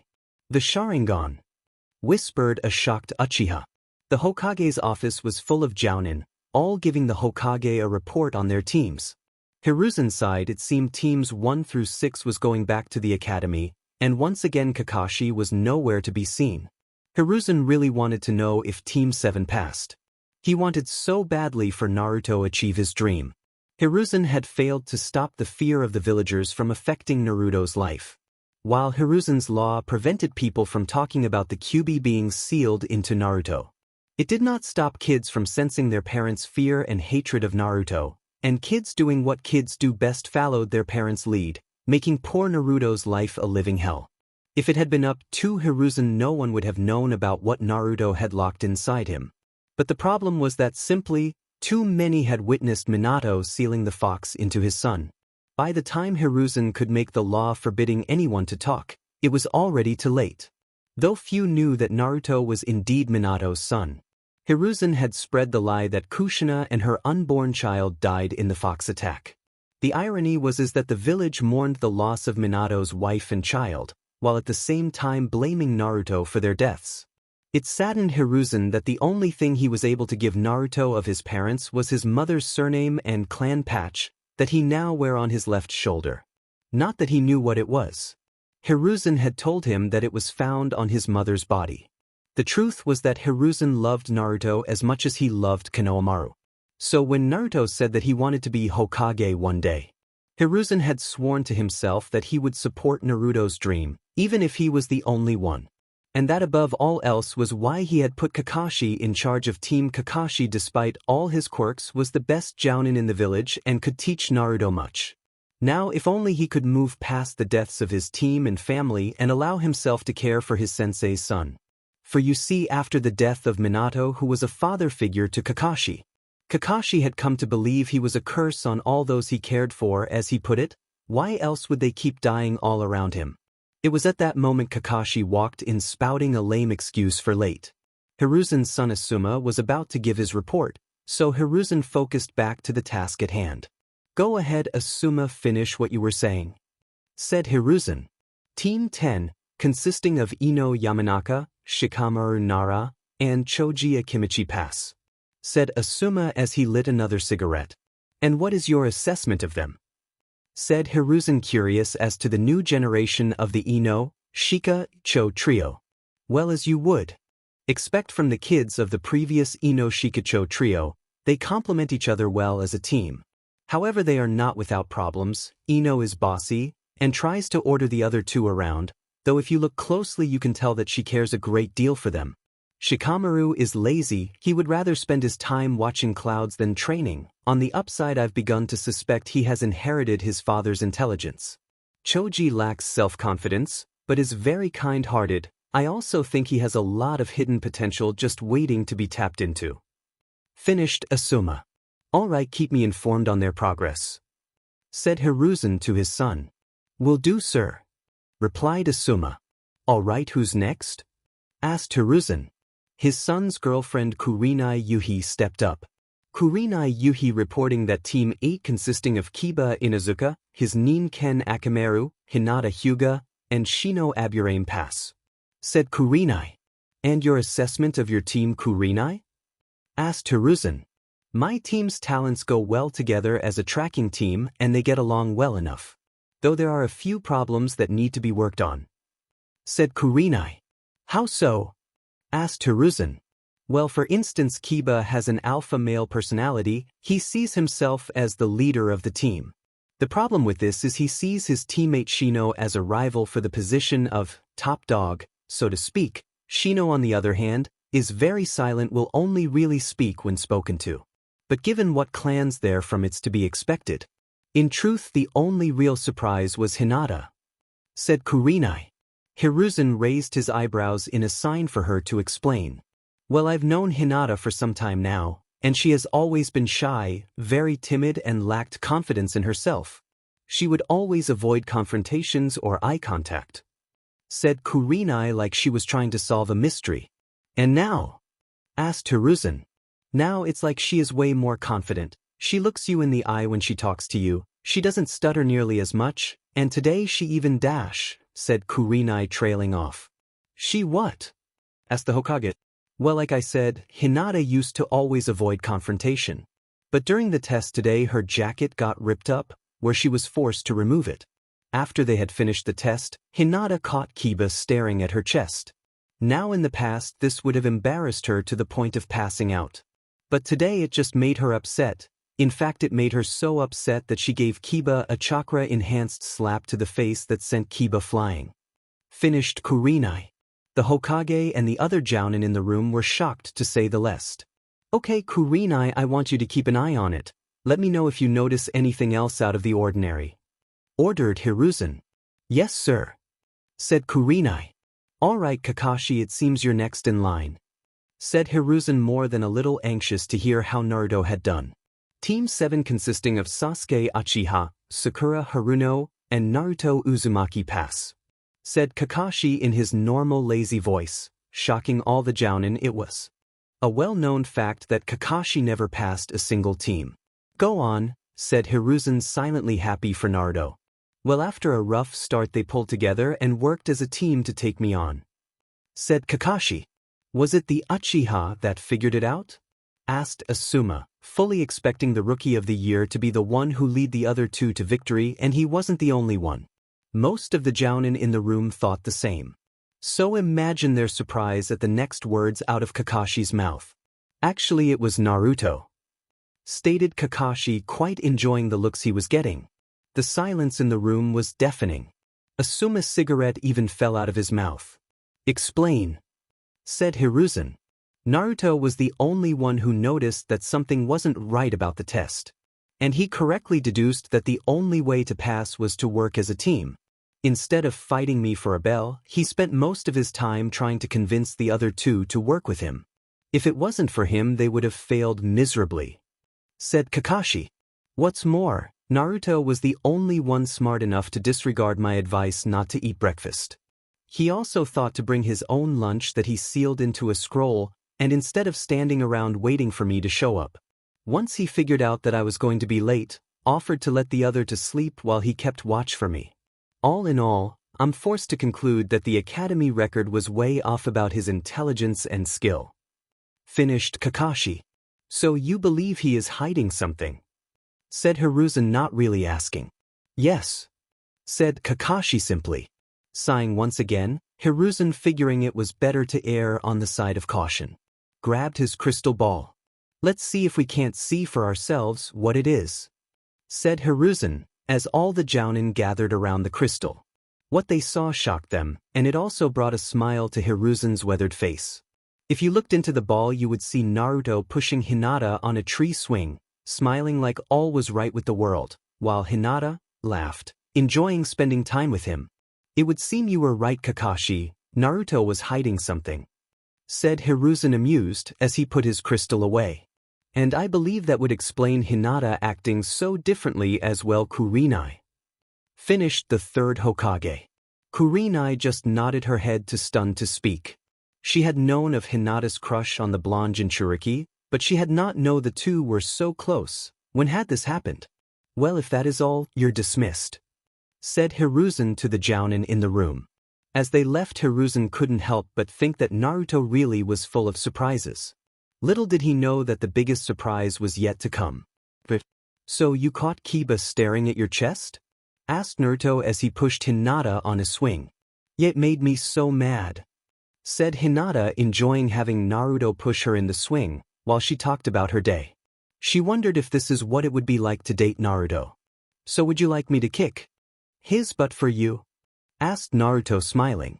This made Hinata laugh. They were both unaware that at that moment, they were being spied on by an old man and a room full of jounin. No thank you, Naruto. When I caught him, I might have gave him a chakra-enhanced slap to the face, said Hinata kind of shyly. This made Naruto laugh. I kind of feel bad for it, to tell the truth, said Hinata, thinking maybe she had been too hard on Kiba. Naruto just shook his head, amused.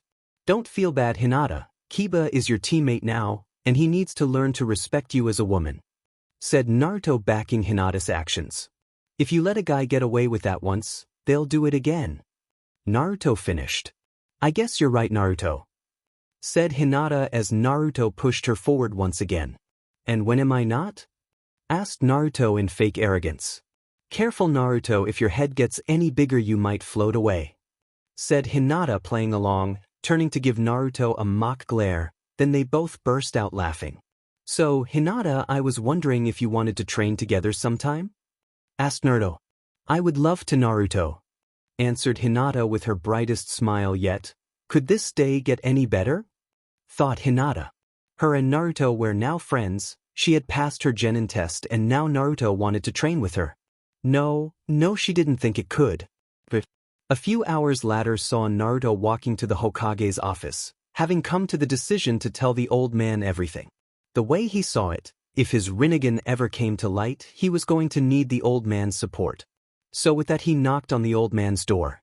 Hiruzen was currently talking to Kakashi. They were discussing one Sasuke Uchiha, who it appeared had awoken his Sharingan. What's more, Sasuke knew of Kakashi's Sharingan. So you're saying Sasuke found you and asked you about the Sharingan Obito gave you? Asked Hiruzen. Well, he didn't know how I got my Sharingan. Said Kakashi. Do you know how he found out about it? Asked Hiruzen, starting to feel a headache coming. Naruto told him. Said Kakashi seriously. Yep, defiantly ahead. Hiruzen thought to himself, how the hell would Naruto have found out about Kakashi's Sharingan? I am beginning to think you are right about Naruto hiding something, Kakashi. Said Hiruzen, rubbing his temples. Before Kakashi could say anything in return, there came a knock at the door. Enter. Said Hiruzen with a sigh. And who should walk in? None other than the genin they were discussing, Uzumaki Naruto. Naruto, what are you doing here? Asked the third Hokage curiously. Hey old man, can we talk?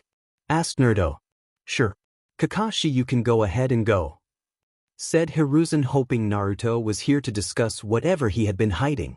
Kakashi should stay, old man, it's actually good he's here, saves me having to tell him later. Said Naruto. Okay Naruto, what is it you wish to discuss? Asked Hiruzen. You will probably wish for this conversation to remain private, old man. Said Naruto seriously, motioning toward a hidden ANBU in the corner. Shocking Hiruzen and Kakashi that Naruto had noticed the ANBU in the room. What could you want to discuss that would need the ANBU in the room to leave? Asked Hiruzen, feeling nervous for some reason. At that, Naruto got a look in his eyes that the aged Hokage had never seen in them before. It was the look of a true shinobi. The next words out of Naruto's mouth made the Hokage's heart skip a beat, and Kakashi's eye widen. Minato Namikaze, Kushina Uzumaki, and the Sage of the Six Paths, said Naruto in a voice more serious than any he had ever used. Making a motion for the ANBU to leave, the Hokage activated a seal on his desk, and looked Naruto dead in the eye and said one word. Explain. Said the god of shinobi. And so Naruto did. He held nothing back as he told them all about how the sage had come to him and gifted Naruto with his power, about his year of training, about who had trained him, everything. To say that Kakashi and Hiruzen were shocked was like saying that Orochimaru was only a little creepy. So you're saying that not only do you have the first ever Jujutsu, but you spent a year in some time chamber being trained by some of the most powerful shinobi who ever lived? Asked Hiruzen in disbelief. Pretty much, old man. Said Naruto as he activated his Rinnegan, showing to Kakashi and the Hokage. Amazing, and you said it has all the powers of the Sharingan? Asked Kakashi. Yes, that and so much more. Said Naruto. Can you prove the other part of the story, something your mother or father might have told you to prove it was really them? Asked Hiruzen. At this, Naruto got an evil grin on his face that he only ever wore when he was about to pull a prank, making Hiruzen believe he was about to regret asking. One time my mom and dad walked in on you and your wife going at it on your desk. Said Naruto, making the Hokage go red and Kakashi to burst out laughing. But the worst was yet to come. What was it she called you? Her big strong monkey man. Said Naruto. By this time Kakashi was on the floor rolling. Okay, I believe you. Said Hiruzen in a hurry. Glaring at Kakashi, he said, You can stop now, Kakashi. Oh, that was great. I so needed that. Said Kakashi, recovering. So Naruto, I take it you want to keep this secret for now? Said Hiruzen, getting back to business. Yes, sir, the longer no one knows the better. Shursui-sensei told me of how someone on your advisory council named Danzo attacked him and took one of his eyes. Said Naruto, shocking the Hokage. Danzo did what? Yelled Hiruzen. He should have known his old rival would do something like this. Then a thought hit him out of nowhere. Did Shursui tell you anything else? Asked Hiruzen nervously. He told me everything, old man. Said Naruto, looking Hiruzen in the eye so he would know what he was talking about, without having to say it out loud in front of Kakashi, who Naruto was sure didn't know the truth of the Uchiha massacre. Hiruzen nodded his head sadly, giving Naruto a look that said, They'll talk about it later. Is there anything else you wish to discuss, Naruto? Asked the Hokage. No, that should be just about everything. Well, actually there is one other thing, my parents' house. Said Naruto. I was wondering if you were going to ask about that. said the Hokage with a smile as he reached into his desk and removed a set of keys. I assume you know where it is? Asked the Hokage. Naruto just nodded. Tossing the keys to Naruto, the Hokage couldn't help but be proud of Naruto. He had come so far in such a short time. They would be proud of you, you know, said Hiruzen. I know, Hokage-sama, said Naruto, smiling at the man he saw as a grandfather and showing him the proper respect for the first time. I'll talk to you later, and I'll see you tomorrow, sensei, said Naruto as he left the office, heading back to his apartment to start packing. One thing about Naruto that will never change is that he will always surprise you, thought Hiruzen as both he and Kakashi watched Naruto leave. It had been a month now since the bell test, and since that fateful meeting with the Hokage. This is Sasuke at point C, said Sasuke into the radio. This is Sakura at point B, said Sakura. This is Naruto at point A, target is in sight, said Naruto. A right team move on my order, said Kakashi into his radio. Target is the move, said Naruto. All right team now, said Kakashi. Kakashi walked up to his team, seeing them covered in claw marks and looking quite fed up.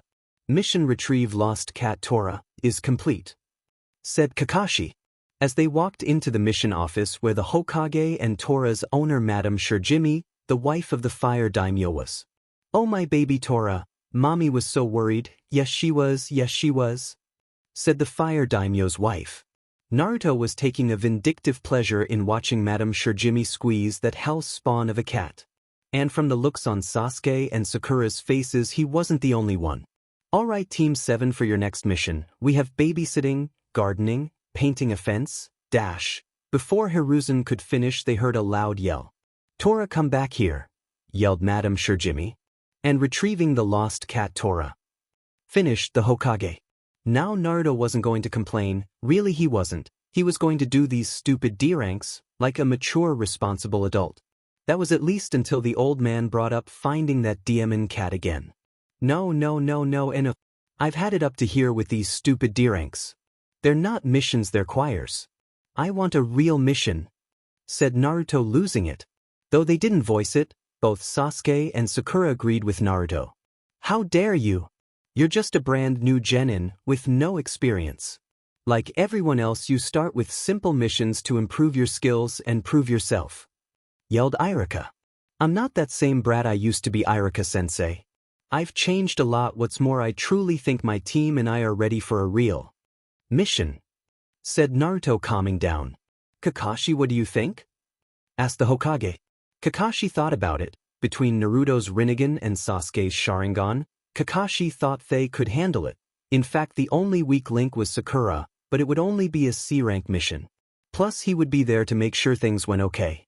I believe they are ready. Their teamwork has been improving by leaps and bounds. They should be able to handle a simple C-rank, said Kakashi, not knowing that this C-rank was going to be anything but simple. Alright Team 7, your mission is to act as bodyguards for a bridge builder from the Land of Waves. Send him in now, said Hiruzen. A couple seconds later, a man drinking a bottle of sake walked in. This is all I get, a group of worthless kids and a scarecrow, said the man with a drunken slur. Naruto, not liking being called worthless, was behind the man in a millisecond, holding a kunai to the man's throat, shocking Sasuke and Sakura with his speed.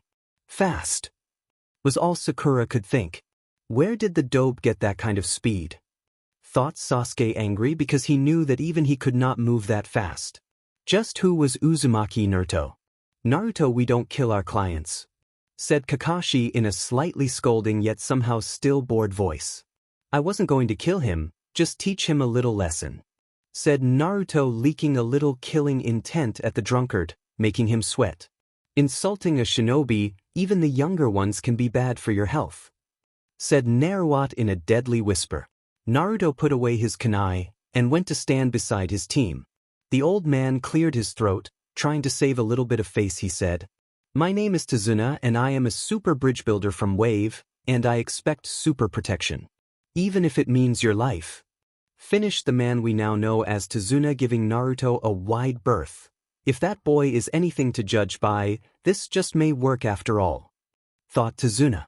Okay team, go home, pack for a month, and get a good night's sleep.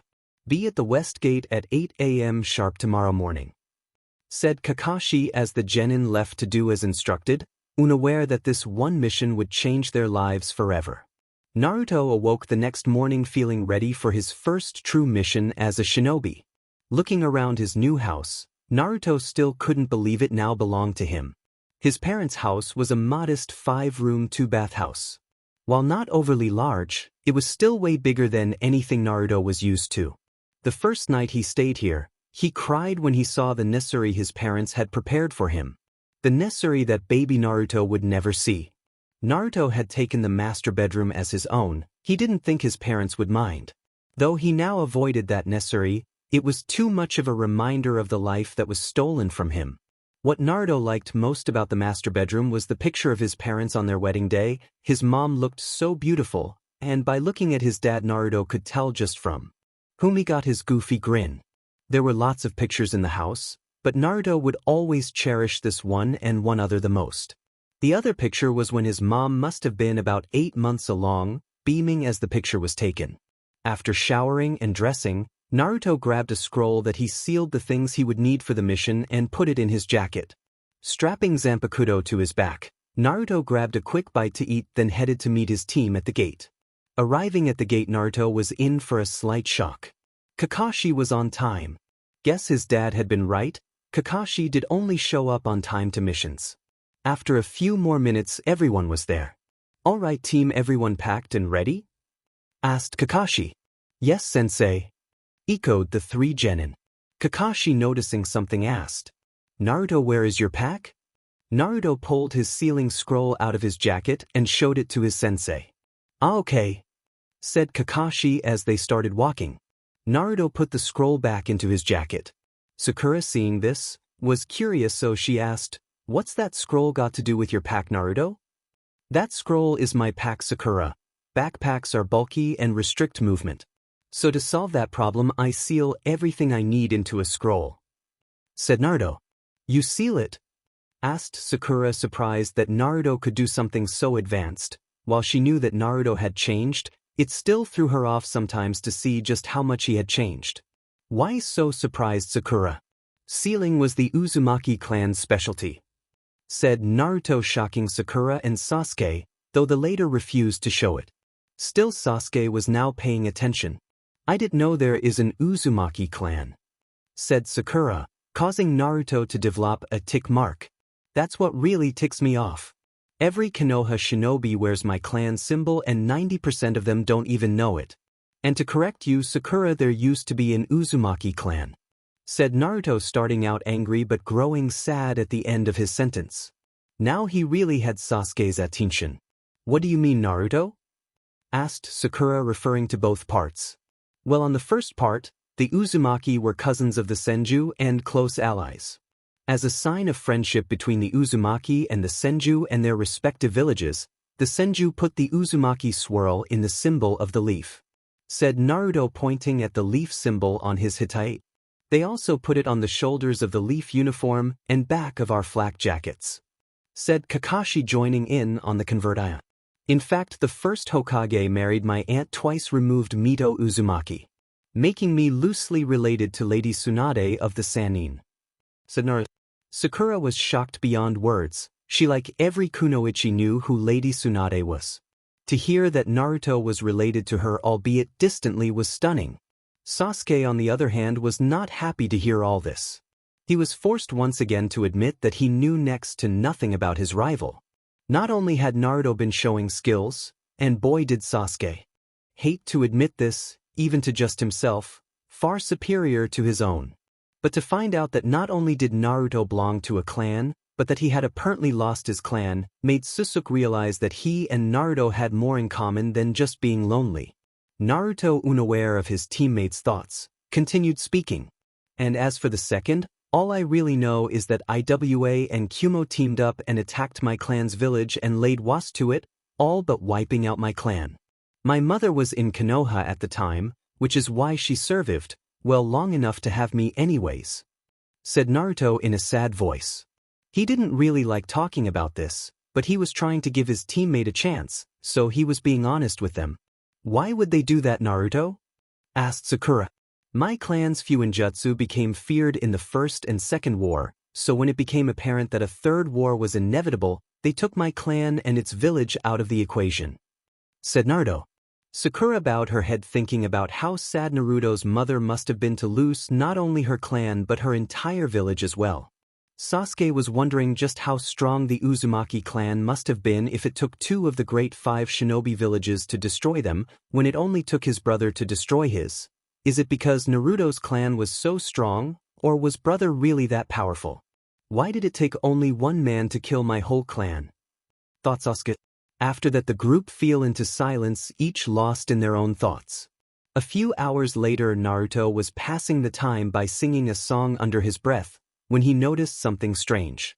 Oh, she's following me. Oh, she's out of her tree. Oh, she's off of her rocker. I want to marry my stalker. Mumbled Naruto, bored out of his mind. That was until he saw a puddle of water in the road. It hasn't rained in weeks. What's that puddle doing there? Unless, thought Naruto as he got ready. Just after Kakashi passed the puddle, 2 shinobi sprang out of it and wrapped a bladed chain around Kakashi, tearing him to pieces. Naruto didn't have time to worry about whether or not his sensei was dead, for the 2 shinobi were already on the move heading right toward him. Deciding now wasn't the time to hold back, as he didn't have time to gauge their strength. Naruto pulled out a tri-pronged kunai not seen by shinobi in 13 years. He threw the kunai in the center of the chain, locking it into a tree. Sasuke, who was about to do the same thing, watched as Naruto beat him to the punch, throwing some kind of strange kunai into the chain. What he saw next really shocked not only him but everyone watching, which unbeknownst to them also included Kakashi, who was up in a tree. Naruto, using the Hiraishin, appeared on the assassins' outstretched arms with Zanpakuto already drawn. Using the sword's main ability to cut the soul without damaging the flesh, Naruto swung the sword through the arms that he was standing on, causing them to fall limply to the side of the 2 shinobi. The 2 shinobi screamed in pain as their arms fell useless. Kakashi, figuring that he had learned all he was going to, appeared behind the 2 would-be assassins, knocking them out. Kakashi-sensei, you're okay? Said Sakura, relieved. Naruto and Sasuke just breathed a small sigh of relief at seeing their sensei alive. Looking over at where Kakashi had died, Naruto saw a choked-up log. Substitution, should have known, thought Naruto. Sorry if I worried you, Sakura. I needed to try to find out who their target was, plus I wanted to see how you 3 would handle the situation. I must say I'm proud of the 3 of you. Sakura, you, despite your fear, jumped in front of our client, ready to give your life for the mission, like a true kunoichi, said Kakashi, eyes smiling at Sakura, making her blush at his praise. Naruto, Sasuke, I am also proud of the 2 of you. Naruto, you reacted quick and decisively, disabling but not killing the assassins, so they could be interrogated later. And Sasuke, you 2 were ready to go on the offensive, should Naruto have failed. All in all, good job everyone. Finished Kakashi, before turning to look at Tazuna. Mind telling me why you have shinobi after you, Mr. Tazuna? Asked Kakashi. Just what are you trying to say? Said Tazuna, trying to play dumb. If I had been their target, they would have left when they thought I was dead. None of my genin have ever left the village, so these 2 would have no reason to go after them. That only leaves you. So again I ask you, why are they after you? Said Kakashi with a hard edge to his voice. And so Tazuna, figuring that he was caught, told them all about how Wave's shipping lanes had been taken over by a tyrant named Gato, who was skinning the life out of the country. And how Tazuna's bridge was his country's only hope of overthrowing Gato, making Tazuna a marked man. So you see, my country has become poor, we simply didn't have the money for a higher-ranked mission. Said Tazuna desperately. All the same, you lied about the scope of this mission, thereby voiding the contract we have with you. This mission is now a B rank or higher. If we had known that from the start, we would have staffed this mission differently, with more experienced shinobi. By all rights, we should turn around and head back to the village. Said Kakashi. This mission is beyond us, Mr. Tazuna. We're just genin, we don't have the experience for this kind of mission. Said Sakura, though she didn't like the thought of leaving a man to die. You're right, you should head back. I'll just go on without you. If I die, I die. It's not your fault. Of course my grandson will cry. And my widowed daughter will be sad, probably cursing the Leaf Shinobi as cowards for abandoning her father to die. But it's not your problem," said Tazuna, trying to play on their sympathy and guilt them into continuing the mission. At that point Naruto, who had been listening, spoke even though he knew what Tazuna was trying to do. He still would not abandon the mission. "I'm not going to leave him to die, sensei," said Naruto, shocking everyone once again, something that was becoming more and more common. "Naruto, I understand how you feel, but Sakura tried to speak only to be interrupted by Naruto. "No, Sakura, you don't understand. I all but begged old man Hokage for this mission. If I were to abandon it now, the shame would be so great I would have to commit seppuku just to be rid of it," said Naruto, making Kakashi think briefly of his own father. "Look, you three can leave if you want, but I'm going to stay and see this mission through, even if it costs me my life," finished Naruto. With Naruto, we wanted to prove ourselves as shinobi. How are we supposed to do that if we run away just because the mission got harder?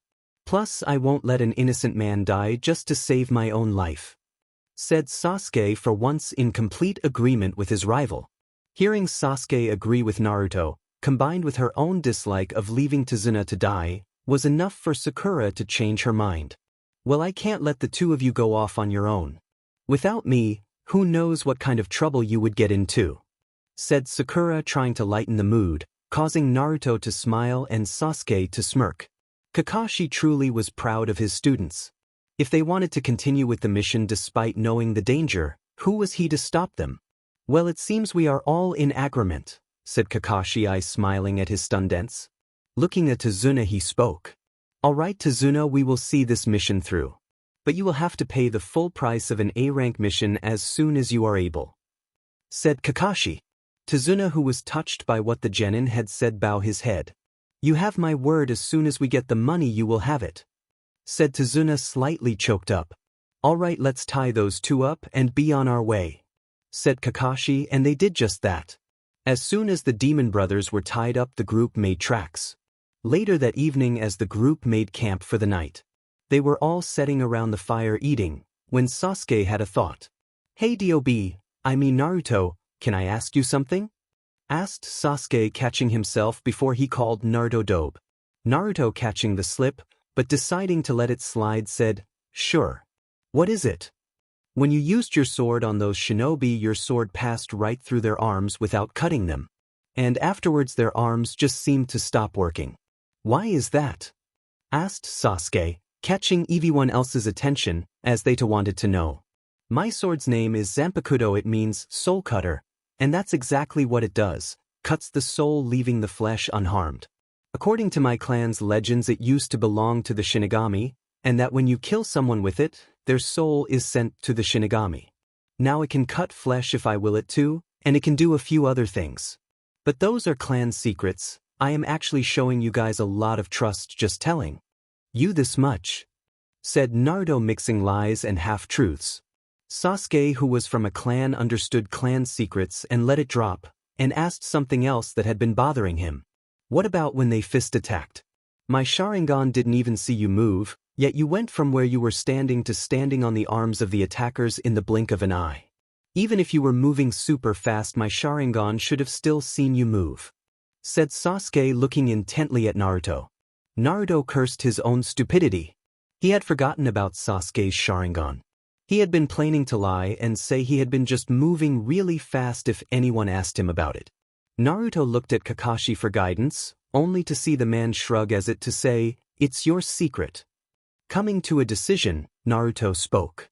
"All right, what I'm about to tell you is an S-class secret. You cannot tell a soul no matter what, okay?"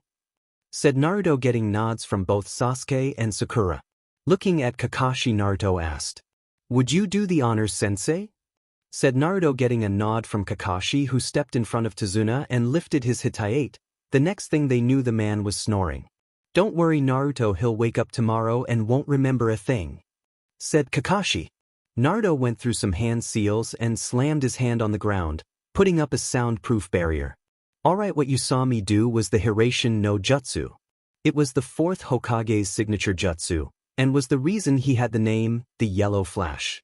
Because when using this jutsu he would appear and disappear so fast that all people would see is a flash of his yellow hair.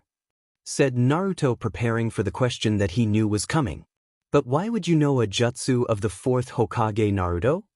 Asked Sakura. Not disappointing. Let me ask you something, Sakura. Did you know that the fourth Hokage had a wife? Asked Naruto, looking at Sakura. Sakura really didn't see what this had to do with anything, but being the bookworm she was, answered anyways. Yes, his wife was Kushina Namikaze. She died in the Nine Tails attack. Said Sakura. And do you know what her maiden name was? Asked Naruto. No, it was never written in any books. Why are you asking, Naruto? Sakura asked. Her maiden name was Uzumaki. Sakura, Kushina Uzumaki. She was my mother. Said Naruto. Sakura and Sasuke were now wide-eyed. Why you mean why are the dash? Said Sakura, unable to say what she wanted to. The son of the fourth Hokage? Yes, I am. Said Naruto to a stunned Sasuke and Sakura. And cut. Hayashi Hyuga sat in his study in his house looking at a picture, and not just any picture. It was the last picture he would ever get to be in with his beloved wife. She departed this life just a few short months after this picture was taken. In the picture you could see Hayashi standing with his arms crossed with a frown on his face. 2 feet to his side was his wife holding a baby Hanabi in her arms. She had a warm, soft smile on her face as she held on to the new life they had created. In between her parents was a tiny Hinata, all smiles and blushes. He remembered how excited his oldest had been when she found out that she would be a big sister. Flashback. Hayashi was going to check on Hanabi, who had been put in her crib for a nap. As he neared the door to the nursery, he heard the soft voice of his oldest. Creeping slowly to the door, he peeked inside. What he saw warmed his heart. His oldest daughter was looking at her baby sister with eyes full of wonder. Hayashi focused his ears to hear what his daughter was saying. I'm gonna always look after you, baby sister. Don't worry, big sister's here. Said Hinata in her childlike voice. Hayashi, not wanting to disturb the cute scene, activated his Byakugan so he could keep an eye on them as he went to his study to get some work done. And flashback? If Hayashi had only known that this picture would be the last they would ever have as full family, he would have smiled, he would have held his family in his arms, and he would have let his wife know just how much she meant to him. If the loss of his brother had been hard, then the loss of his wife had been unbearable. Some mornings the only reason Hayashi could even get out of his bed was his 2 daughters. His greatest fear was that he would lose them too. Most people would believe that he didn't care for his oldest at all, that he thought of Hinata as a hopeless failure. This couldn't be further from the truth. You see, Hayashi had lived and fought in the Third War and still bore the scars of that horrible time. One of which was the loss of a good friend and teammate, Shiba Inuzuka, who, much like Hinata, was very soft-hearted. And it had cost him his life when he spared a man, just to have that man stab him in the back. Hayashi would not lose his daughter like that. So Hayashi turned cold and acted as he did in the hope to hardening Hinata, and to drive her to prove him wrong. But much to Hayashi's dismay, it only seemed to make matters worse. It was then he thought that maybe what was wrong was Hinata lacked a mother figure in her life. So in an act of desperation he had went to the Hokage and requested the aid of a kunoichi to mentor to Hinata. The Hokage had been kind and gave Kurenai Yuhi a long-term C-rank mission to look after Hinata and to mentor to her. But it would seem that even that was destined for failure, for as great as Kurenai was, she was not Hinata's mother. It was then that Hayashi had begun to truly lose hope, and so he focused on the daughter he could save. And so things have continued like that, with Hinata being shy, timid, self-conscious, and entirely too gentle. And with Hayashi focusing all his attention on training Hanabi, who under his tutelage had started to become a fierce fighter. While Hanabi was a polite and respectful girl, when she was fighting she became a whole different person. She would become cold, calculating, and would do or say whatever she thought would best get to her opponent. Which is what has led to Hayashi being in his study. He had noticed about a month back that Hinata had begun to change. She no longer looked down when she talked, she would not stuttered, she carried herself straighter. All in all, she was becoming the girl Hayashi had always hoped she would become. Wondering what could have succeeded where he had failed, he had sent Ko to follow her. What Ko had reported shocked him to say the least. Flashback. Hayashi was sitting at his desk when he heard a knock at the door. "Enter," said Hayashi only to see Ko enter the room. "Lord Hayashi, I followed Lady Hinata as you requested," said Ko bowing low. "What did you find out, Ko?" asked Hayashi. Lady Hinata left her team after completing her mission and team training for the day, after which she went to Ichiraku Ramen and made a to-go order for 6 things of miso and pork ramen. After receiving her order, Lady Hinata walked to a clearing not far from the Shinobi Academy. Upon entering, she sat her food down and began to do stretches, said Ko. "What happened next?" asked Hayashi, to a now nervous-looking Ko, making Hayashi wonder what he could be nervous about telling him. After working out for about 30 minutes, she was joined in the clearing by Uzumaki Naruto, said Ko, looking down awaiting an outburst of anger. Hayashi was deep in thought. Like most other people who knew Hinata, Hayashi was aware of Hinata's crush on the boy. Hayashi had never said anything, because the boy was oblivious to his daughter's feelings, like most boys were at that age. Now let it be known that Hayashi did not the hate boy because he thought he was the Nine Tails. Hayashi was not stupid. He knew the boy and the fox were 2 different beings. No, Hayashi did not hate the boy at all. But Hayashi did think the boy was a wild hooligan, and not someone deserving of his daughter. Hayashi decided to hear out the rest of the story, then he would figure out how to deal with this. "Go ahead and finish, Ko," said Hayashi with a stony expression. Ko, swallowing nervously, continued his report. After she was joined by Uzumaki, they sat down and ate the ramen. As they talked, Uzumaki told her that he would be leaving on a C-rank mission for a month, and would not be able to train with her as he had to go pack, but had wanted to let her know before he went. Lady Hinata looked sad by the thought of him leaving, but said that she was happy he was getting a mission to prove himself. After they finished eating, they hugged goodbye. After the Uzumaki had left, Lady Hinata came back to the compound and is currently in her room. Finished Ko. "So he hugged my daughter, did he?" thought Hayashi furiously. "No. I will not allow that boy to be around my daughter.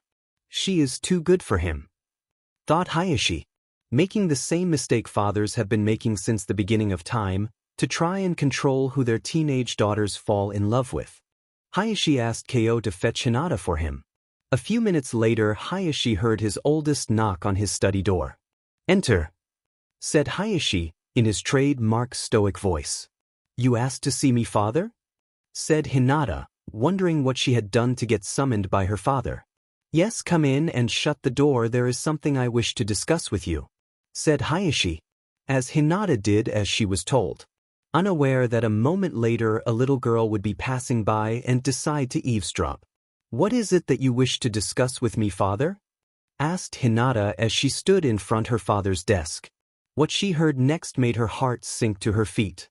"I know who you have been hanging around with after team meetings, Hinata," said Hayashi with a slight edge to his voice, a testament to just how upset he really was. "Father, let me explain." Hinata tried to say, only to be interrupted by her father. "Silence," snapped Hayashi, causing Hinata to close her mouth. "You may not be the heiress of this clan anymore, but you are still a member of the main house. And as such, you cannot be seen with riffraff like Uzumaki Naruto. He is bad news, Hinata, and will only bring you down," said Hayashi, trying to calm down. He knew he was hurting his daughter and hated himself for it, but one day she would see that he only had her best interest at heart. But father, please," said, trying to fight the tears in her eyes and failing. She was once again interrupted by her father. "No, Hinata. As your father and head of the clan, I forbid you to associate with Uzumaki Naruto any further. From now on, you are to come home after training. If you have need to go someplace, a member of the branch house will accompany. You are to come home and focus on your juken. Is that understood?" said Hayashi, allowing no room for argument. "Yes, Hayashi-sama," said Hinata with something in her voice that Hayashi had never heard there before, hatred. Hayashi, hoping that his daughter was just angry and would get over it in time, decided to let her vent in a constructive way. By sparring with her sister.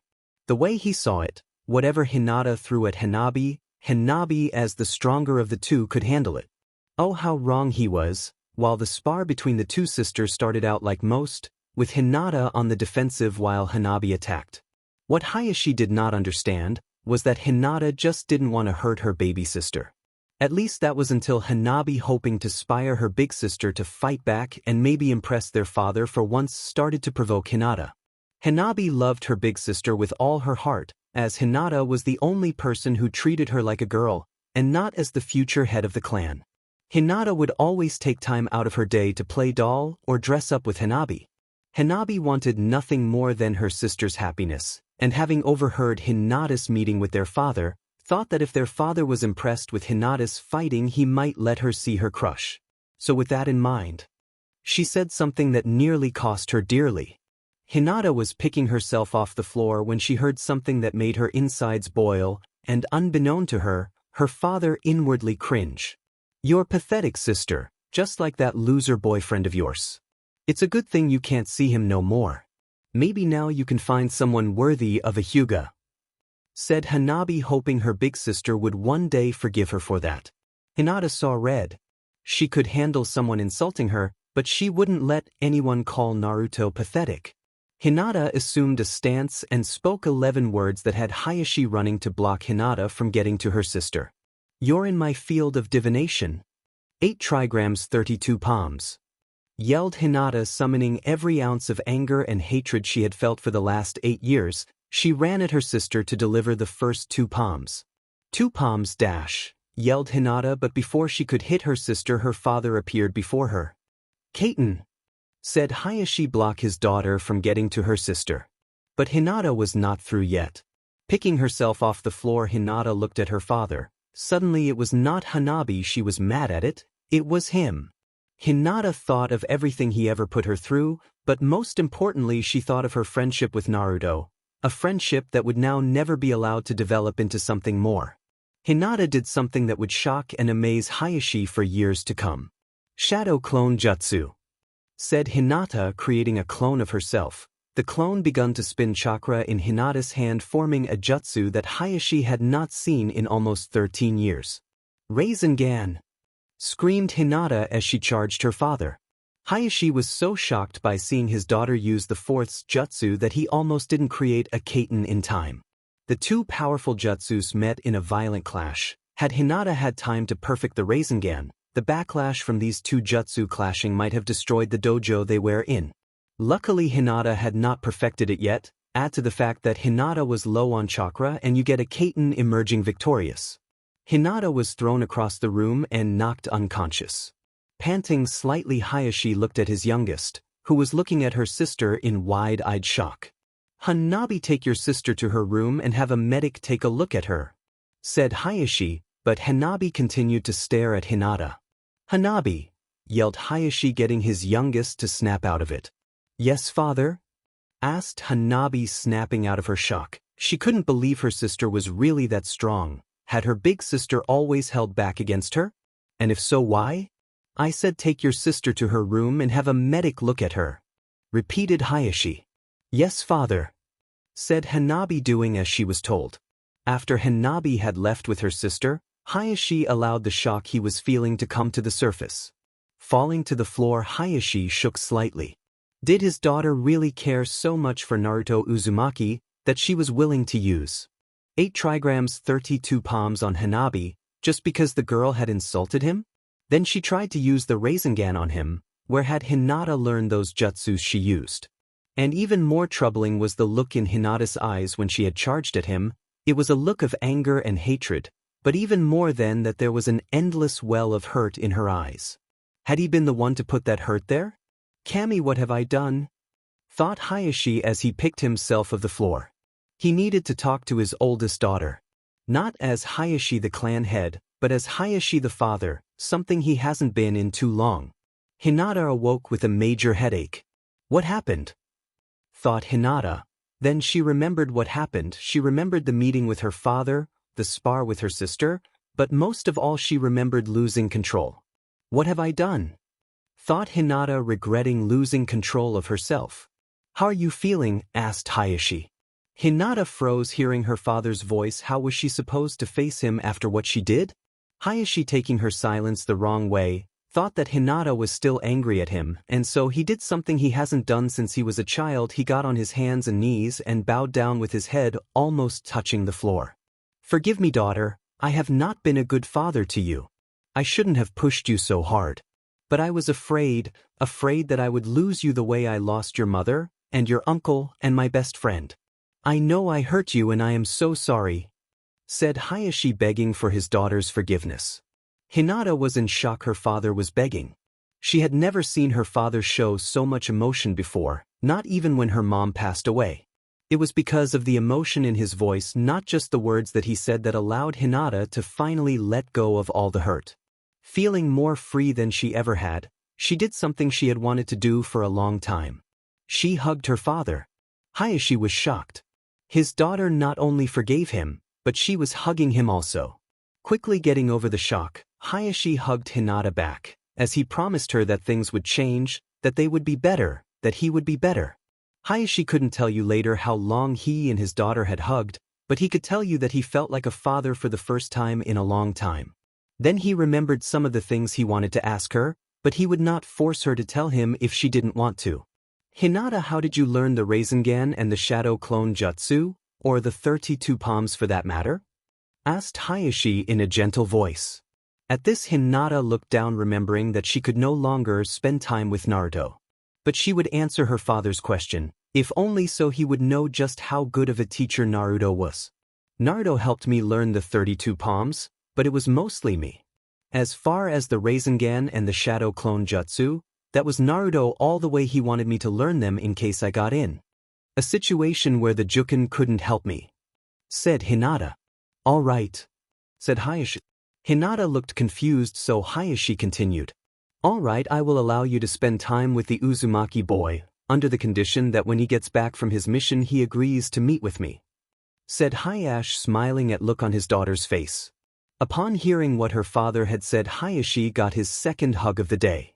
Little did the two of them know, but someone had been listening from the other side of the door.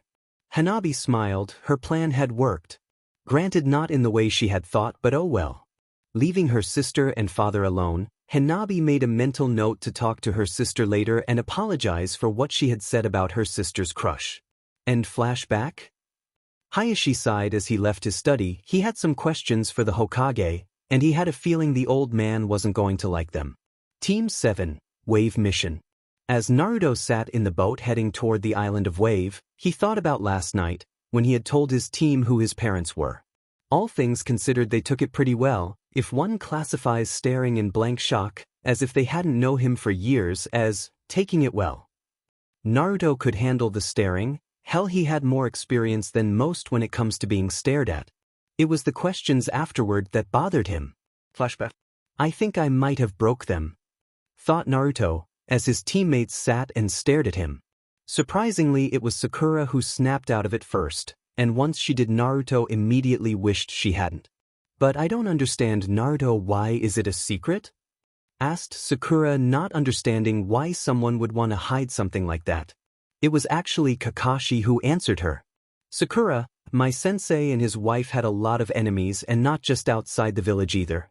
If it had been made public who Naruto's parents were, Naruto would have been lucky to make it past his first birthday," said Kakashi, looking at his students.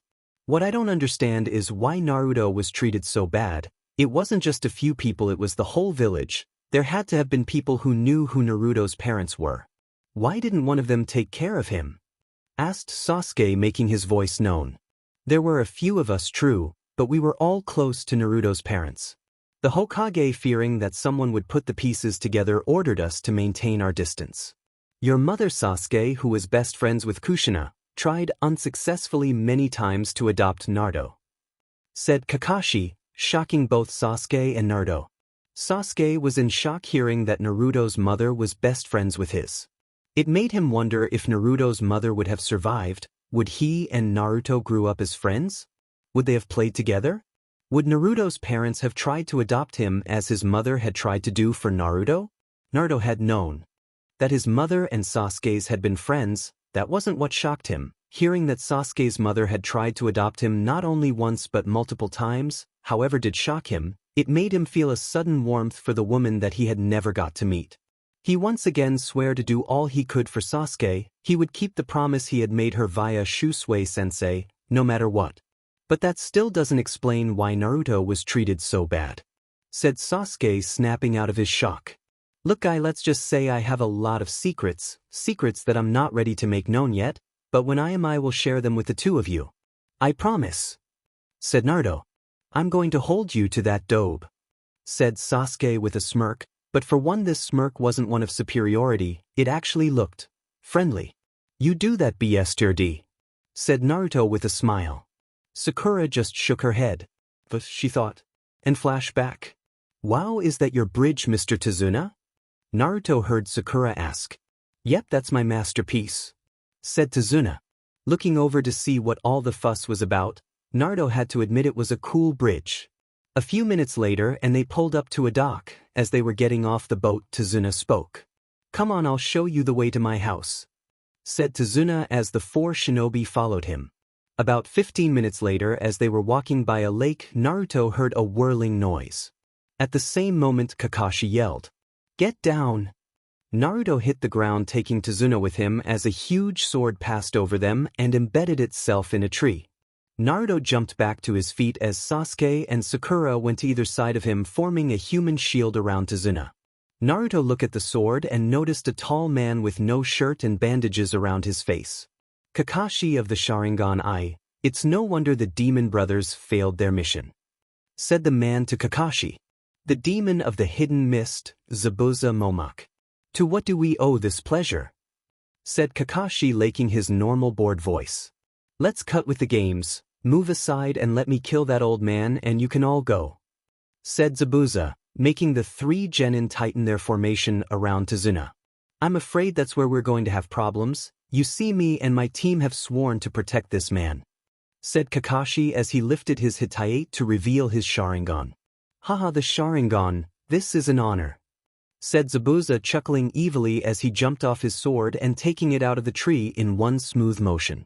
Landing on the water, Zabuza made a one-handed seal. The mist around them started to thicken, to the point it was almost impossible to see. Naruto pulled out Zanpakuto, but he could tell this man was a better swordsman than him, who only had a year of training with his sword, and judging from the man's size and the size of his blade, he far surpassed Naruto in strength as well. Which meant a sword fight with this man was not an option. If it came down to it, Naruto would just have to use his Rinnegan, and to hell with the consequences. But for now he would let Kakashi handle it, and if he saw his opening he would join in. Listen, this opponent is above any of you. His name is Zabuza Momak. He was a former member of the 7 ninja swordsmen of the mist.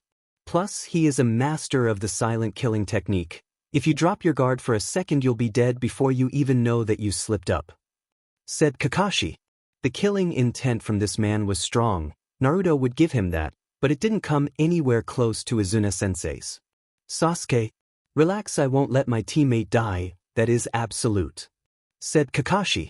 Naruto looked over at Sasuke only to see that he was about to stab himself in the heart with his kunai. He relaxed after Kakashi's little speech, at least until they heard what came next. 8 points on the human body that when stabbed cause instant death, came Zabuza's voice from the mist. What's that? Asked Sakura, frightened. Zabuza continued to speak. The head, the jugular vein, the heart, the dash. At this point Naruto had enough. Sensei, brace yourself, yelled Naruto as he started going through hand signs.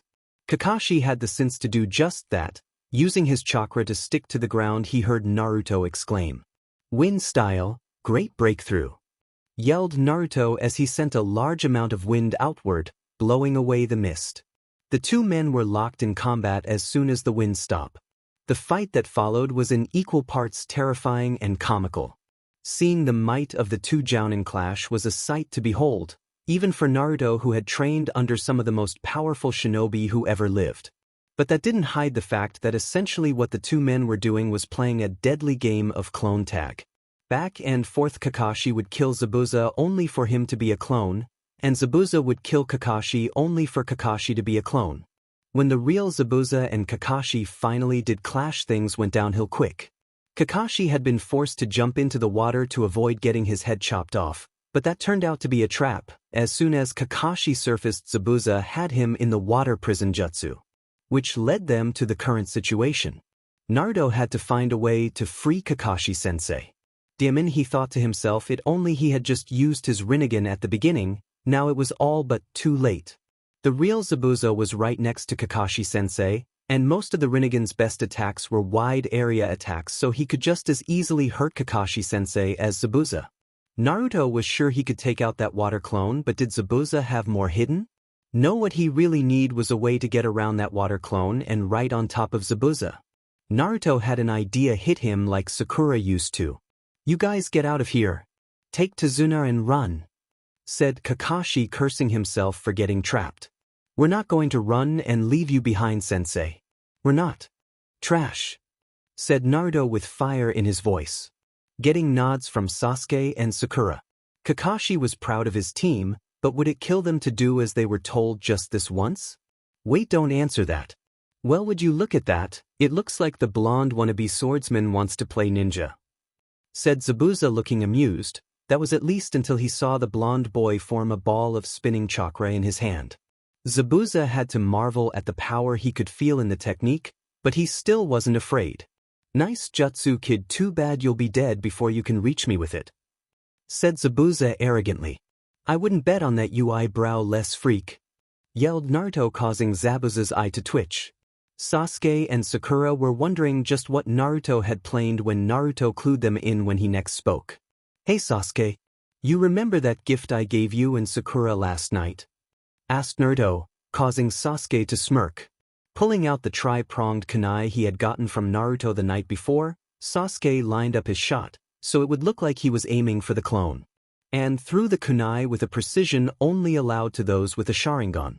The clone, thinking that the kunai was meant to take him out, jumped out the way, only to notice too late that he was not the target, the real Zabuza was. Zabuza noticed the same thing his clone had. "You think a silly kunai will work on me?" yelled Zabuza as he caught the kunai. If he could have seen Kakashi's face, he would have seen a smirk. Instead, all he saw was the blonde appear right in front of him. Zabuza had no time to dodge as the boy hit him with the spinning blue ball. "Rasengan!" yelled Naruto as he shoved his jutsu into Zabuza's stomach. Zabuza was sent spinning with great force into a tree. "Good job, Naruto," said Kakashi as he emerged from the water, making note that Naruto also knew how to water walk. "You should thank Sasuke. If it hadn't been for his quick thinking in making that clone think he was the target, that clone would have taken the blow for Zabuza and ruined my one chance to catch Zabuza off guard," said Naruto. Before Kakashi could respond, they heard Zabuza groan. Naruto knew that he was tough, but to still be conscious after that was amazing. Kakashi pulled out a kunai and started to walk toward Zabuza to finish him off. "I see your future, Zabuza, and it's death," said Kakashi, about to cut Zabuza's throat. "Screw you, Kakashi," said Zabuza, his teeth gritted in pain. Out of nowhere, two Senbon struck Zabuza in the neck. Zabuza fell limp and lifeless. I guess you were right, his future really was death," said a voice from the trees. "What happened?" thought Kakashi with a groan, as he awoke in a strange house. "I see you're awake, sensei," said a voice to Kakashi's right. Kakashi turned his head toward the voice, and saw his 3 students all looking at him. It was then he remembered what happened. He had been about to kill Zabuza when a hunter Nin had beat him to the punch. The hunter Nin, after exchanging a few words with him and his team, had left with Zabuza's body to dispose of it. Kakashi figured he must have passed out from overusing his Sharingan. Suddenly a thought hit Kakashi with all the force of a hurricane. "Wait a minute, why would that hunter Nin take Zabuza's body? I thought hunter Nins always destroy the bodies on the sheet." Kakashi cursed out loud, scaring his team. "What is it, sensei? Are you okay?" asked Sakura, who had been the one who spoke earlier. "Zabuza's alive," said Kakashi, stunning all 3 genin plus his client. "What do you mean, Kakashi-sensei? You checked Zabuza's heartbeat yourself, how can he still be alive?" asked Sakura, thinking her sensei was losing it. Sakura Hunter Neen's dispose of a missing Neen's body on the spot, but this one didn't. Plus, and I can't believe I didn't notice this when it happened. The fake Hunter Neen used Sunban to take down Zabuza, and while Sunban can be deadly, you would have to hit someone in just the right spot, and those spots aren't where Zabuza was hit. No, Sakura, what we saw was just a death-like state that you can put someone in by hitting the right pressure points. I think it's safe to say we were duped, said Kakashi. Kakashi looked at the reactions of his genin. Sasuke looked pensive and thoughtful, Sakura looked frightened but determined, but Naruto, he just looked excited. He probably just wants another shot at Zabuza, thought Kakashi. So what are we going to do, sensei? Asked Sakura. My guess is we got about a week and a half to 2 weeks before Zabuza is ready to attack again, more the likely 2, given that Rasengan Naruto hit him with. Naruto, I want at least 5 or 10 clones guarding this house, said Kakashi. Already on it, sensei, said Naruto. Good job. Alright, when you're not guarding Tazuna, I want you training. It will be a day or 2 before I'm up and running. Until then, Naruto, you're in charge. Before Kakashi could finish, he was interrupted. Sensei, why Naruto? Why not put Sasuke in charge? Asked Sakura. Sasuke would be a way better leader than Naruto, thought inner Sakura. A month ago Sasuke would have wanted to know the same thing, but ever since the Genin exams he had noticed that there was a lot of things they didn't know about Naruto. Like who his parents had been for one, and Sasuke suspected there was something else Naruto was not telling them. So Sasuke decided to see what Kakashi said before he got mad about it. Naruto, would you go get me a glass of water? I'm quite thirsty, asked Kakashi looking at Naruto. Naruto knew that Kakashi just wanted him out of the room, but acquiesced anyway. Once Naruto was out of the room, Kakashi turned to look at Sakura with a hardened look in his eye. Sakura, you need to let go of any preconceived notions you have about Naruto. The Naruto you thought you knew in the academy does not exist. You might find this hard to believe, but in some ways Naruto is even more powerful than me. Kakashi was once again interrupted. Here is your water, sensei, said Naruto, walking back into the room. Thank you, Naruto. As I was saying, Naruto is in charge while I'm stuck in bed. Judging from the fact that I saw you standing on water, I take it you know how to tree walk, Naruto, said Kakashi, making Sasuke and Sakura wonder what tree walking is. Yes, sensei, I know how to tree walk, answered Naruto. Good, I would like you to teach it to the others, Naruto. Also, while we are all here, I would like you to what's that? Exclaimed Kakashi, pointing behind his genin, causing the 3 of them to turn around with kunai drawn. What is it? Asked Naruto. I don't see anything, said Sakura. Arjarar, growled Sasuke. Oh, sorry, must just be seeing things, said Kakashi innocently. Turning back around, they saw Kakashi's glass was empty, and Tazuna's daughter Tsunami, who had walked in to see what the commotion was, had hearts in her eyes. All 3 genin wanted to face palm. They had all wanted to know what their sensei looked like under that mask. Okay, Naruto, you know what to do, so I'm going back to sleep. Wake me if anything changes, said Kakashi, laying back down. Yes, sensei, said Naruto, secretly thinking his sensei was just being lazy, making him do it. Alright, you guys heard the sensei, let's go, said Naruto to his teammates. I don't know why you people are trying so hard, you're just going to die, said a voice belonging to a little boy. Inari, don't be rude, these ninja are here to protect your grandfather, said Tsunami to her son. But don't you see, Mom? They'll die if they go against Gato, just like him, said the boy as he left the room. Inari, where are you going? Asked Tsunami.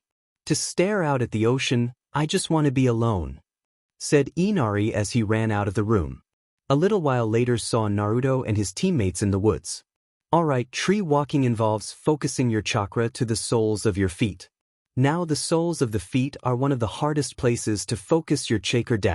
Sakura interrupted before Naruto could finish. I still don't see why Kakashi-sensei left you in charge, Naruto. I mean, I can see that you've changed, but there is still no way you're better than Sasuke, said Sakura in full-blown fangirl mode. Naruto sighed. He should have known this was coming.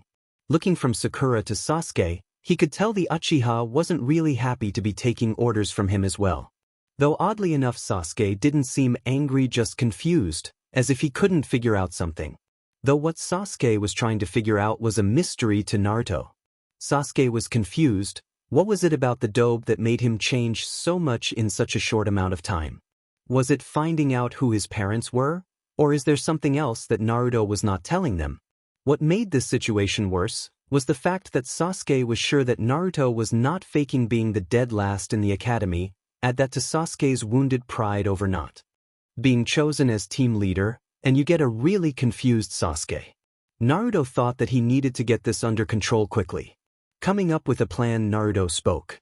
Alright, I'll tell you what, how about the two of you attack me at the same time? And if one of you is able to land a hit on me, then my first official act as team leader will be to relinquish command to Sasuke. But if you cannot beat me, then you too have to follow my orders. Sound fair to you? Naruto asked his team.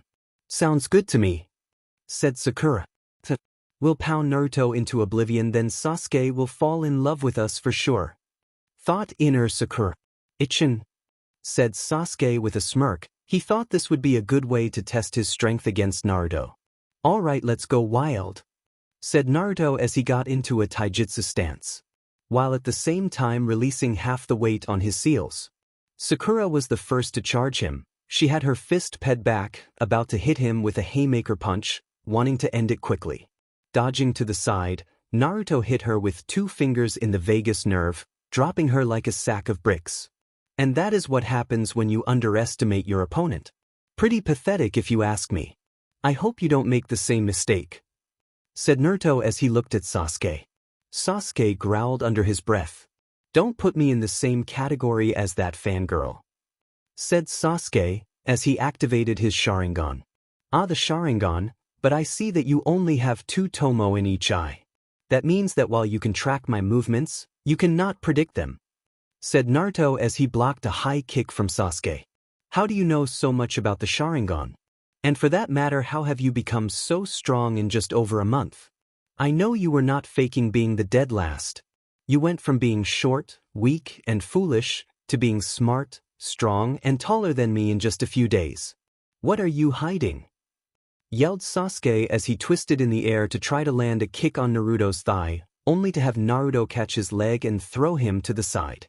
My secrets are my own, Uchiha, and I feel no compunction to share them with you. If you wish to know my secrets, then I need to be able to trust you, not just as a teammate, but as a friend, said Naruto as he ran at Sasuke. Sasuke put up his guard, only to have Naruto drop to the ground in a slide, going under Sasuke's guard to plant a kick to his chin, in a move that Naruto had witnessed a boy dressed in a hideous green outfit use. Naruto's kick sent Sasuke flying into the air, only to have Naruto appear above him, delivering a hard kick to the head that sent him hurtling back to the ground and into unconsciousness. A little while later, Sasuke and Sakura awoke to find themselves tied to a tree.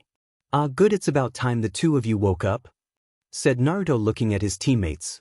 Naruto, untie us right this minute, screeched Sakura. Let me think about that for a second. I don't think I will untie you, at least not until you listen to me for a minute, said Naruto, glaring at Sakura and releasing a bit of bloodlust aimed at said girl. Sakura fell silent and started to sweat. It felt like she was being suffocated. Sakura, you have seen repeated examples of how much I've changed in the last month, and yet you still thought a blind punch would be enough to take me down. You don't really train on your off time, you don't try to improve yourself, hell, you're 12 years old and on a diet. At this point, Naruto was right next to Sakura's head, whispering so only she would hear. I know you want Sasuke to notice you, Sakura, but why don't you try the one thing you haven't tried yet, getting stronger? Whispered Naruto, making Sakura's eyes go wide. Next, Naruto was speaking to Sasuke. And you, Sasuke, ask me to trust you with my secrets, but you do nothing to gain that trust. I have offered after every mission to go get lunch as a team, I even offered to pay, and yet not once have either of you accepted. I shared with you who my parents were in the hope of building some trust. Have you returned that trust? You haven't. You said when we were introducing ourselves to Kakashi, that your ambition is to kill a certain man. But you haven't shared who he is, or why you want to kill him. Has it ever occurred to you that the rest of the team might help you if you would just open up to us? said Naruto to Sasuke, making Sasuke bow his head. In truth, it had not occurred to him. Killing his brother had always seemed like something he had to do on his own, but why? Why not ask for help? Sasuke knew the answer to that before he even thought about it, because his pride wouldn't let him. Alright, I'm going to untie you now, remember our deal? I won, so you two follow my orders, said Naruto, cutting the other two loose. After that, Sakura and Sasuke set out to try and climb the tree. Sakura, it would seem, had great chakra control as she made it up the tree in no time at all, so Naruto had her walking up and down the tree repeatedly to increase her chakra reserves. Sasuke, on the other hand, was having a lot more trouble controlling his chakra. Gra, why can't I do this? Said Sasuke, frustrated that he was having trouble with something that both Sakura and Naruto could do easily. The Naruto clone watching them, the real Naruto having left to guard Tazuna, sighed. Feeling a little sorry for Sasuke, decided to help him. Hey Sasuke, come here for a second, said the clone. Sasuke grumbled but complied with his team leader's command. What? Sasuke snapped. Easy, I'm just going to show you a shortcut, said the clone. What kind of shortcut? Asked Sasuke, looking at the clone. Okay, first thing, thought, need to calm down. If you relax, you will find this easier. The second thing, turn on your Sharingan, said the clone. What does my Sharingan have to do with anything? Asked Sasuke, not catching on. While not on the same level as the Byakugan, the Sharingan allows the user to see chakra. So all you have to do is look at Sakura, see how much chakra she is using, adjust the amount to fit your size and weight, and that's half the battle over with. Then all you have to do is work on it, till you can hold it without losing your concentration, said the clone. Sasuke smirked. That might actually work. After doing what the clone said, Sasuke made another run up the tree, this time making it over halfway up before losing his hold on the tree. See, you're already halfway there. If you ain't mastered it by tonight, you'll have it by tomorrow for sure, said the clone. Meanwhile, the real Naruto was at the bridge with Tazuna. Naruto was keeping an eye out for trouble when he saw a worker approach Tazuna. Hey Tazuna, can I speak to you for a moment? Asked the worker. Go ahead Jichi, what is it? Asked Tazuna. The man Jichi looked down almost like he was ashamed of something. Tazuna, you and I have been friends a long time, but I don't think I can continue working on this bridge. We have been pushing our luck as it is. If we keep going, Gato will send his thugs, then we'll all be killed, said Jichi. So that's it? You're just going to quit on me now? After we've come so far? Asked Tazuna heatedly. Tazuna, try to understand. I only stayed this long because of our friendship. But I got to think about my wife, who would look after Aguri if I die. I'm sorry, Tazuna. No, I'm sorry, Jichi. Sorry that you can't see how important this bridge is. Our country is poor, and it will stay that way unless this bridge is finished. Commerce, trade, and hope, that's what we're building here, said Tazuna passionately, trying to make his friend understand. Tazuna, there ain't going to be much hope if we're all dead, said Jichi. Naruto had noticed that a lot of the workers were listening in on the conversation between the two men, and that Jichi wanting to quit was having an effect on the group's morale. I've got to do something, or Tazuna going to be building this bridge himself, thought Naruto.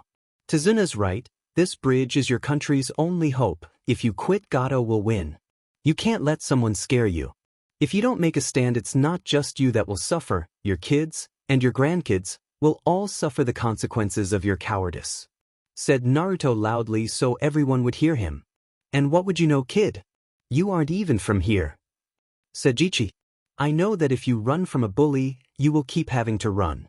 Look, I'm a shinobi. If Gato or his men show up, I'll make sure none of you get hurt, said Naruto at the man Jichi. And how are you going to do that? You're just one kid and Gato will bring an army, said Jichi.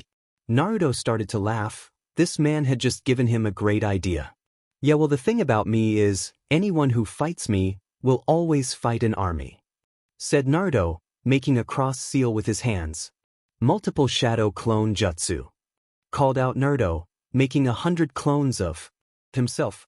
Tazuna and his workers stared wide-eyed at the huge number of Narutos now on the bridge.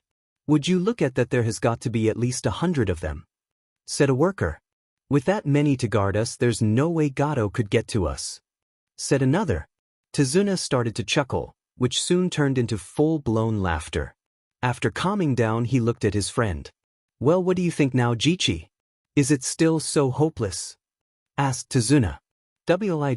Stuttered Jichi, shaking his head to clear it. He tried again. All right, Tazuna, I'll stay on, said Jichi. I hope you know what you're doing, kid. Our lives are now dependent on you, said Jichi as he looked at Naruto. Oh, don't worry about that, Jichi. I saw this kid fight firsthand. He's really that good, said Tazuna. Naruto turned to his clones and began to give them orders. All right, I want 10 of you to guard the perimeter. The rest of you go to Tazuna and see where he wants you, said Naruto to a resounding chorus of, yes, sir, boss, from his clones. All right, Tazuna, here's you some free laborers for the day. Just tell them what to do, said Naruto to Tazuna, once again shocking the man. Is this kid for real? Not only is he going to guard me, but my whole workforce as well, and he is also willing to help build this bridge, thought Tazuna, now truly regretting what he had said about Naruto back in Konoha, and not just because the kid scared the shit out of him.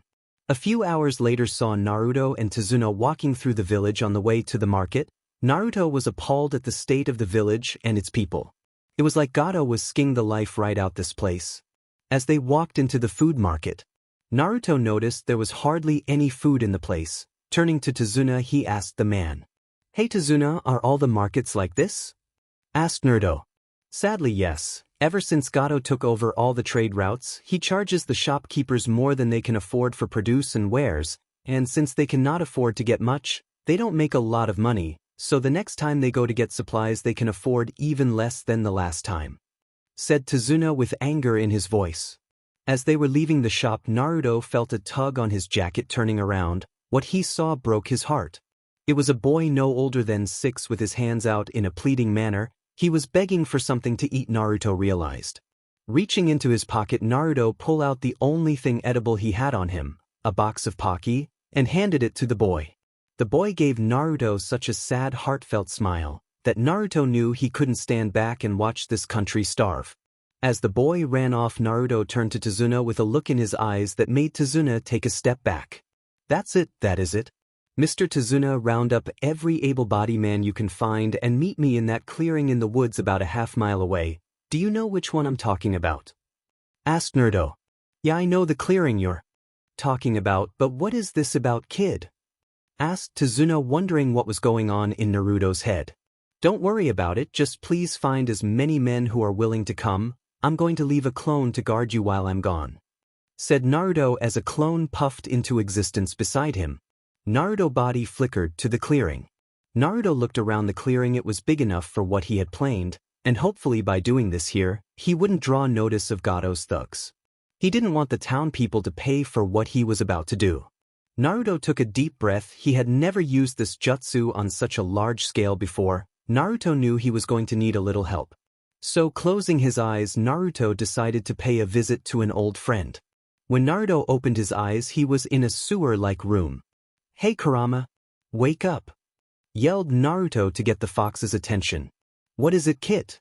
I was having a really good dream, said Kurama, annoyed. I need some of your chakra. I'm about to use that jutsu, said Naruto to the fox. What are you making this time? More kunai? Asked Kurama. No, nothing quite so trivial. The village we're in is in some bad need for food, said Naruto. All right, I'll help you this time. But next time you wake me from a dream, your life better be in danger, or it will be, said the fox grumpily. I know, said Naruto placating manner, before exiting his subconscious. Naruto felt Kurama's chakra running through him. Splitting the chakra into its yin and yang form, he activated his Rinnegan. Naruto knew by using this jutsu he was really showing his hand, but he couldn't just stand back and do nothing. Creation of all things is a jutsu that makes imagination real. So Naruto imagined the clearing full of crates, and in the crates was food of all kinds: rice, pork, beef, fish, vegetables, fruits, and bread.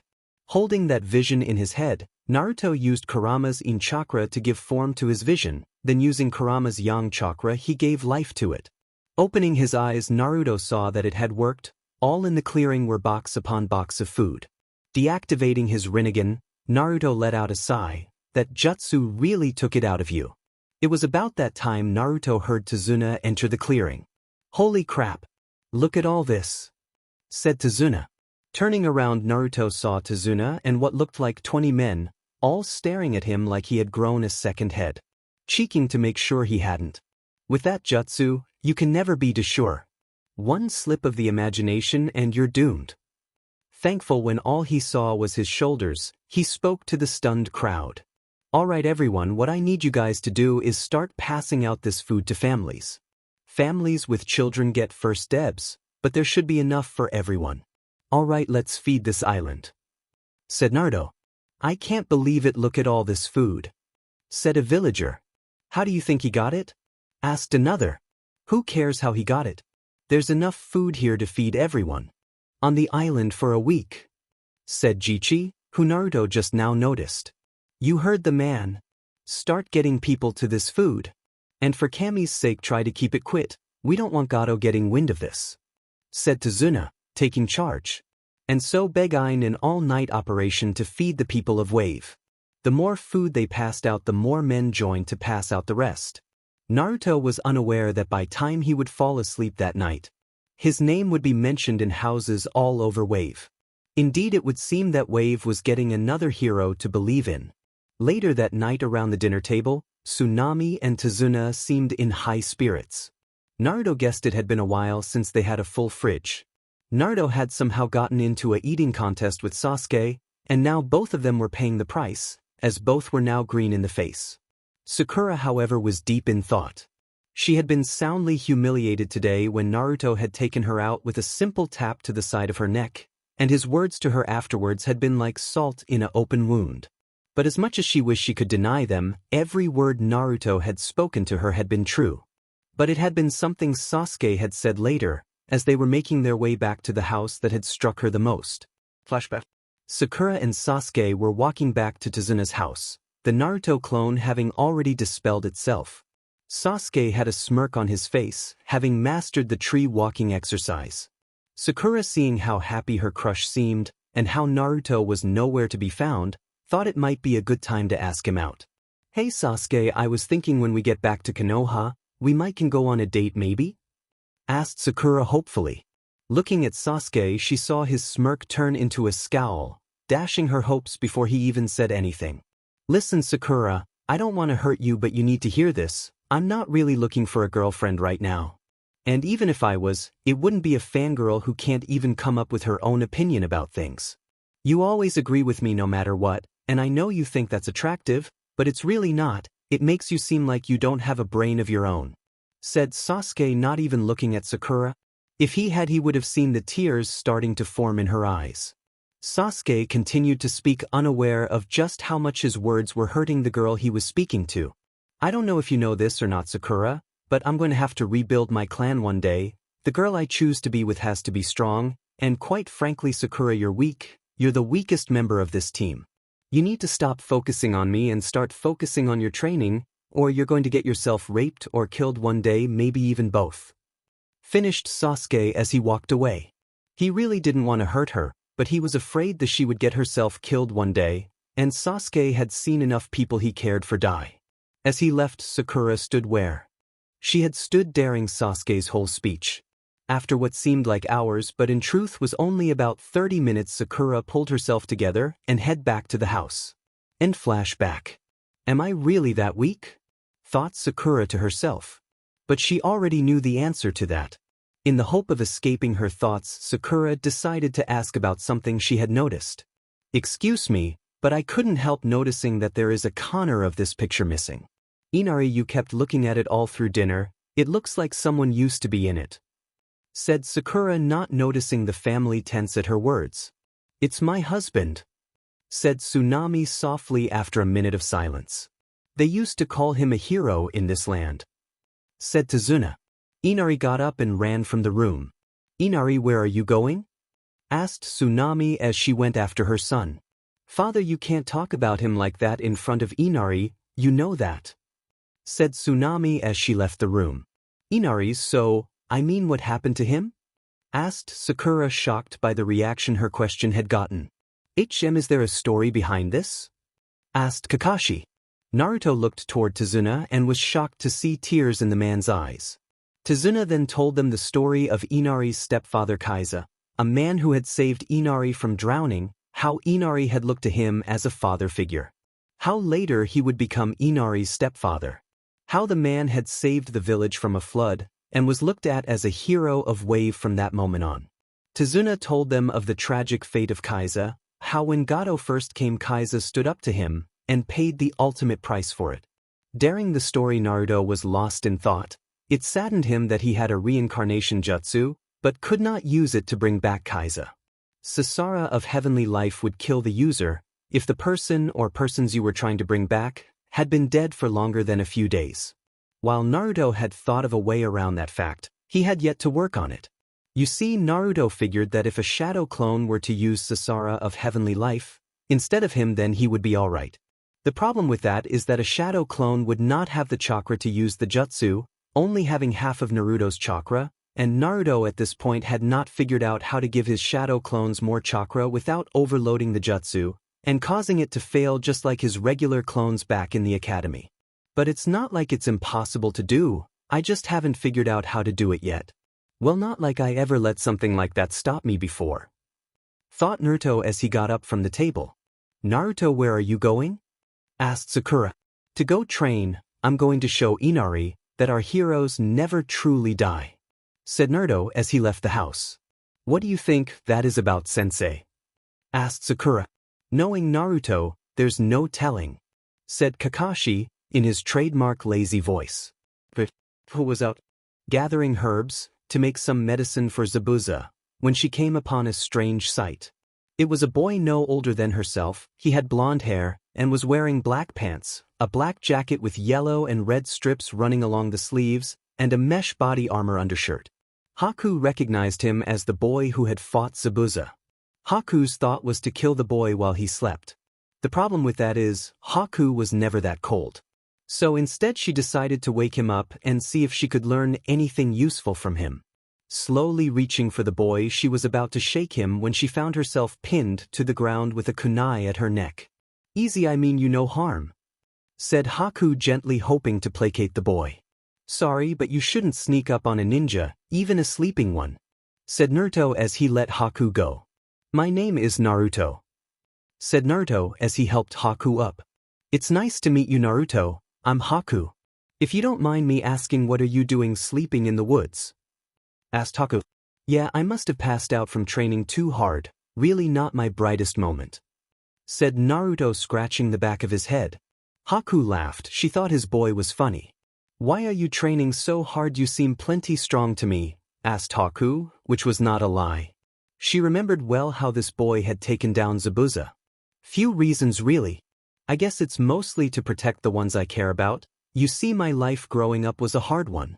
My mother and father died when I was young, and the villagers blamed me for their deaths, so I grew up alone and outcasted. The only one who was ever really kind to me was the leader of our village, the Hokage, so I decided to be a shinobi just like him. As time went on, I found a few more people who cared about me, like Irika-sensei, my best friend Hinata, and the people who run the Ichiraka ramen stand, said Naruto. Haku was shocked that his childhood had been almost as bad as her own, but was happy that, like her, he too had found someone to care for him. She listened as Naruto continued speaking. I guess they're the reasons I want to become stronger, so I can protect them and keep them safe. That, and I made a promise to someone and I never go back on my word. That's my ninja way. I honestly don't know why I'm even telling you all this, except there is something about you that tells me you above all others would understand. Finished Naruto. You're right, I do understand. I have always believed that when a person has something important they want to protect, that's when they can become truly strong, said Haku, smiling. Naruto got up and stretched. Here a few joints pop. Well, it was nice meeting you, miss, said Naruto. You too, Naruto. By the way, I'm a boy, said Haku, hoping to throw Naruto off. Nice try, but you can't fool the nose, boys don't ovult, said Naruto, tapping his nose. Haku blushed bright red. Don't worry, I'm not a pervert, I just have a really good nose. Oh yeah, tell Zabuza I said hi, said Naruto. right before he hirationed back to Tazuna's house. 3 Senbon needles hit the spot where he was standing a few seconds too late. How did he know? I need to get back to Zabuza, thought Haku as she disappeared in a whirl of snow. 8 days later, Naruto came stumbling in right at supper time looking like death warmed over, but he had a triumphant smile on his face. I've done it, said Naruto, before falling flat on his face. Sasuke and Sakura got up to help Naruto to the table. What have you done, Naruto? Asked Sakura as she sat back down at the table. In her hand was a book titled, So You Want to Be a Medic Nin, by Tsunade Senju. Naruto had given it to her when she had swallowed her pride and asked for his help. Mini flashback. Hey Naruto, can I ask you something? Asked Sakura, as she, Naruto, and Sasuke were guarding Tazuna. Sure Sakura, what is it?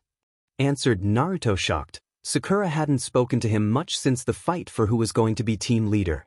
Well you see I just wanted to ask you how do I become stronger? Blurted out Sakura in a rush to fast for Naruto to catch. Whoa! Slow down Sakura, I didn't catch that.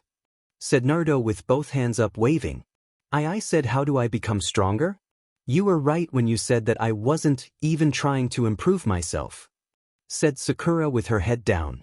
Naruto was almost at a loss for words. That couldn't have been easy for Sakura to admit. It's just I really do want to be a useful member of this team, said Sakura. She had come to the decision that Naruto and Sasuke had been right. She really did need to get her head out of the clouds and start taking her training serious. Have you ever thought about becoming a medic? Asked Naruto. No. Why? Asked Sakura. Well, you want to be useful, right? You have the chakra control needed to be a medic nin, plus between Sensei, Sasuke, and myself, we have enough fighters. So what we really need is someone to patch us up when things don't go right. Said Naruto. Well, that makes sense, Naruto, but I want to be a fighter. Medic nins aren't known for their fighting capabilities. Said Sakura. Oh, I see. You're still hoping to get Sasuke to notice you.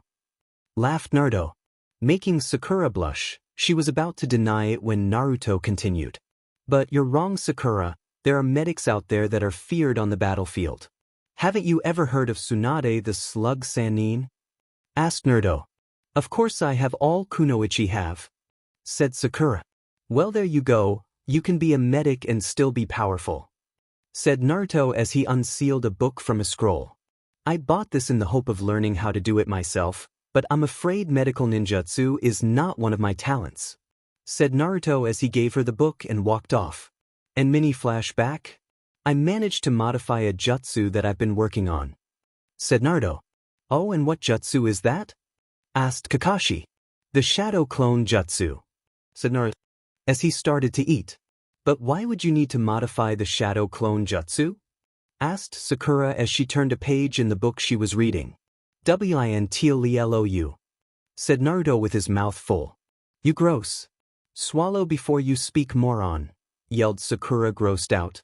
Naruto swallowed his food and spoke again. Sorry, I said I can't really tell you, it's a surprise for when we leave. Said Naruto bashfully after swallowing. Why? Whispered Inari with tears in his eyes. What was that, kid? Asked Naruto. Why do you keep trying? It's not going to mean a thing when Gato shows up. He'll bring an army and beat you down. No matter what you do, the strong always win and the weak always lose. Cried Inari. Well then it's a good thing I'm not weak. Said Naruto, starting to get really fed up with this kid. Oh, what do you know? You're just an outsider here. Just looking at you makes me sick. You don't know what it's like to suffer and be treated like dirt. Yelled Inari, getting to his feet. You ask me what do I know? I'll tell you what I know. Said Naruto, looking harshly into Inari's eyes. I know that crying and complaining solve nothing. I know what happened to your dad, brat, and it was tragic, but what you fail to understand is your dad didn't fail this village. This village failed your dad. The people of the land outnumber Gato and his men 20-1. If you all had rallied up behind your father, there is no way Gato would have stood a chance. Yelled Naruto, making everyone at the table go wide-eyed. But everyone here was too afraid. And your dad paid the price for everyone's cowardice. But you are right about one thing, kid. I don't know what it's like to suffer and be treated like dirt. That would be an improvement to how I'm treated back home. Finished Naruto as he left the room. The room was dead silent. Inari stood frozen to the spot he was standing. Finally Tsunami was the first to speak. Kakashi, what did Naruto mean when he said that would be an improvement? She asked. Kakashi sighed, wondering how much to tell them. He didn't want to make the village look bad, but how could he not if he told them how Naruto was treated back in Konoha? Deciding to be honest, he told them all about Naruto's childhood, about how he was ignored to the point of wondering at times if he even existed, how when people did look at him it was with cold, dead eyes. How parents wouldn't allow their kids to play with him, how the kids, sensing their parents' hatred of Naruto, soon started treating him the same way. He told them everything that wasn't an S-class secret. To say everyone was shocked was an understatement. Inari ran out of the house so he could be alone and think. Tsunami had tears in her eyes at the thought of how lonely Naruto must have been growing up. Tazuna was wishing he had a cold drink. Sasuke had always thought he had it worse than Naruto, have had a family and losing it had to be worse than not having a family at all, right? Now he wasn't so. Sure, at least he had got to know his parents. And Sasuke had always been treated well by the villagers, to the point that he sometimes wondered if they were trying to make up for something. Sakura though felt the worse. Knowing that she had been one of the kids who had helped make Naruto's life miserable, and her sins against Naruto were perhaps worse than most. You see, Sakura's parents didn't really hate Naruto. In fact, her dad had even expressed pity towards Naruto, saying it was sad for a kid to have to grow up without parents. No, Sakura's parents weren't what made Sakura treat Naruto so bad. She treated Naruto the way she did, to try to fit in with everyone else. A side effect of having low self-esteem was that Sakura would have done just about anything to be one of the in crowd. Now she realized just how wrong she was in doing so. Sakura swore to herself that she would do her best to be a better friend, even if it was the uncool thing to do. With those thoughts in their heads, everyone made their way to bed. Tomorrow was going to be a big day. Just how big though no one yet realized. Naruto awoke the next morning to the realization that he had been left behind. Not even bothering with his normal morning hygiene, Naruto began to throw on his clothes and gear. Naruto had just strapped Zanpakuto to his back when he heard a commotion coming from out on the dock. "You let my go!" yelled Inari. Naruto looked out his window just in time to see Tsunami get knocked out by two thugs with katanas. Inari was cheering the two men while they were about to draw their swords, thanking Kami that he had the foresight to put a Hiration seal on the family of three while they weren't paying attention. Naruto used the Hiration to quickly grab Inari and his mom before the thugs could kill Inari. The two hired thugs didn't know what happened. 1 second they were about to kill the brat, and the next their swords passed through nothing but air. Looking around them, they saw the boy and his mother were behind them, being held by a tall blonde boy dressed in all black. "Hey, it's one of them ninja Tazuna hired," said Waraji to his partner. "Sorry I'm a little late, but hey, heroes always show up at last minute," said Naruto. "Naruto, it's you," said Inari in awe. "And who else would it be, Sasuke? Uchihas don't know how to make a grand entrance," said Naruto with a smile on his face. "I have to say, Inari, that was a very brave thing you just did, charging these two by yourself. Your dad would be proud of you, I think, but next time just come wake me up." Finished Naruto, making Inari blush at the fact that he had forgotten that Naruto was upstairs sleeping. "Blah blah blah. Let's get this punk," said Zori as he and Waraji charged at Naruto. "Like I'm scared of a couple of wannabe samurai. Here, let me show you something Tobirama-sensei taught me," said Naruto, as he grabbed Zanpakuto's handle. "Hirashinjiri," said Naruto as he disappeared and reappeared behind the two men, with Zanpakuto now fully extended in his hands. Zori and Waraji turned an ashy gray as they fell lifelessly to the ground. "I hope Lord Shinigami enjoys the meal I just sent him," said Naruto, confusing Inari as to what Naruto was talking about. What happened?" asked Tsunami as she started to come to. "You were knocked out. Are you feeling okay?"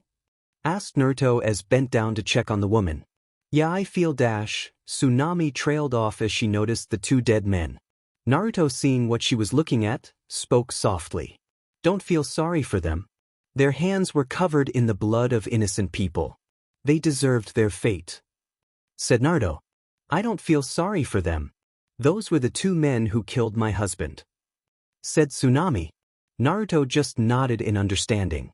Listen, I need to get to my team. Do the two of you have somewhere to go where you can be safe? Asked Naruto. Yes, we can go to my friend's house, said Tsunami. Good, listen, if you need me just throw this and I'll be there in an instant, said Naruto as he handed her a tri-pronged kunai. Standing to his feet, Naruto focused on the Hiraishin kunai he had given Sasuke and disappeared. Tsunami looked with wide eyes as the boy who had been staying in her house just disappeared. Shaking her head, she looked at her son, who likewise was in total awe. I will never get used to the things ninjas can do, muttered Tsunami, as she and her son made their way to her friend's house. Naruto appeared in a dome of mirrors, just in time to see Sasuke fall to the ground looking for all intents and purposes like he was dead. Rushing to his teammate hoping against hope that he had not failed his promise to Mikoto, Naruto checked his friend's pulse. Haku looked at the boy she had met in the woods. She really didn't want to fight him, but she would do whatever Zabuza asked of her. If that meant killing her heart, then that is what she would do. Looking at Naruto, she spoke. Is this the first friend you lost, Naruto-kun? Asked Haku. First, I didn't lose him. His pulse is weak but still there, and second, I wouldn't really call us friends, more like rivals who have a mutual respect for each other, said Naruto. My guess is you've had plenty of chances to kill him, but you haven't. My theory is your heart isn't in this fight, finished Naruto as he stood up and faced Haku. It's true that if possible, I don't want to have to kill you, nor do I want you to have to kill me.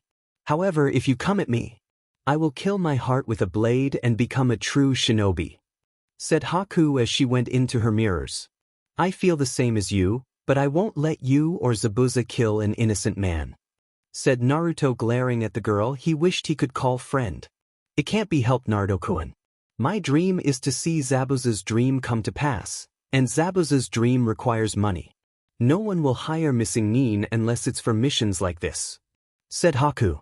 Then you should get a new dream, or at least find a better way to achieve the one you have, yelled Naruto, getting upset. I am sorry, Naruto. I wish we had met under better circumstances. I truly believe we would have become friends, said Haku sadly as she prepared to attack. Me to Haku, me too, said Naruto. At that moment, Senbon needles started to rain down on him from all sides. Within minutes, Naruto was looking like a pincushion. Naruto had even had to activate his Rinnegan. To Haku's credit, she didn't show any surprise other than to say, So you have a bloodline too? Said Haku as she went from mirror to mirror. Yes, though you are only the second person to see it in combat, said Naruto as he dodged more Senbon. Naruto had to give Haku this. Her jutsu was formidable. Naruto was having to spend all his time dodging instead of coming up with an offense. The fact that he was also trying to protect the unconscious Sasuke didn't help. Naruto couldn't get close enough to the mirrors to use his Rasengan. Man, Naruto would love to use Shinra Tensei, Almighty Push.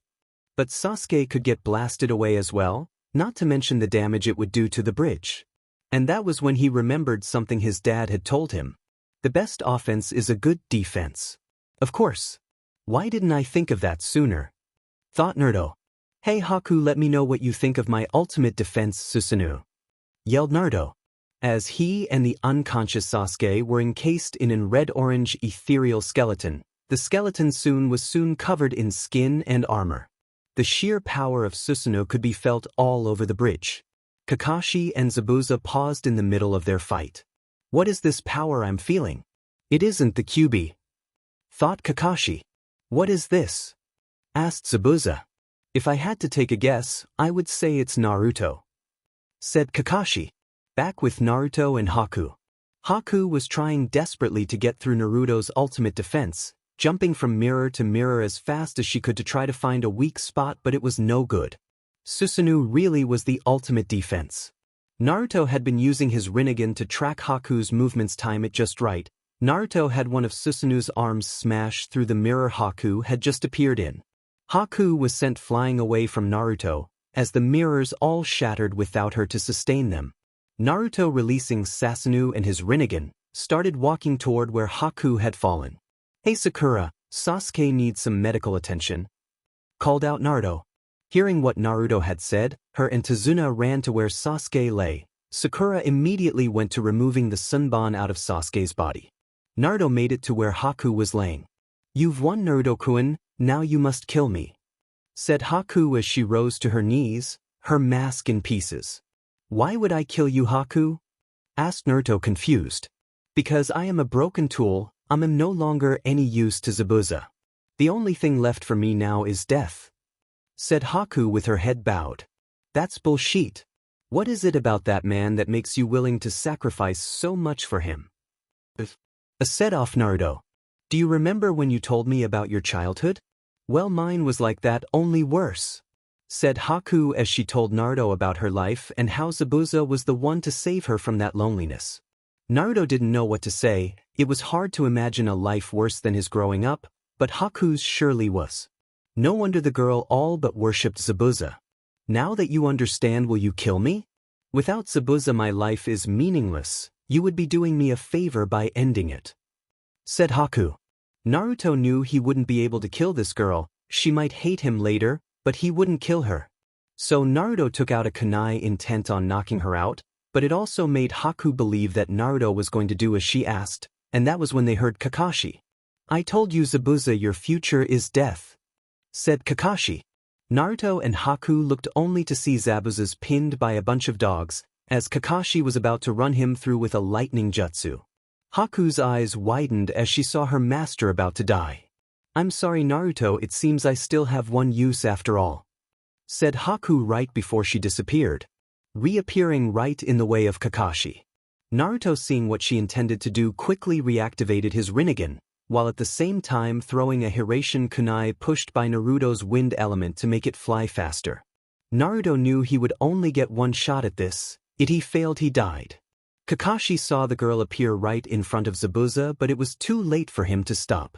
Saying a silent apology to the girl, Kakashi prepared himself for the inevitable, only for things to get worse. Naruto, using the Hiraishin, appeared in front of Haku, blocking Kakashi's way. Using the Preta Path's blocking technique absorption seal, Naruto formed a chakra-absorbing barrier around himself and braced for impact. While the barrier would absorb Kakashi's jutsu, Kakashi was still moving really fast, so this was going to be a hell of a hit. Kakashi was damn near panicking. Another teammate was about to die by his hand, just like Rin. "Naruto, what the hell are you thinking?" thought Kakashi. But then something strange happened, right as he got close to Naruto. The Raikiri in his hand fizzled out of existence. Not only that, but Kakashi could feel the chakra be SGD out of him. Before he could think on this, his hand hit Naruto, sending Naruto into Haku, and Haku into Zabuza, and Zabuza into side rail of the bridge, breaking both his arms. Naruto groaned. He had been right, that hurt like hell. Naruto felt like his head was on a really soft pillow. In fact, it was so soft that Naruto was tempted just to lay there and pretend to be knocked out, to just let Kakashi-sensei handle the rest.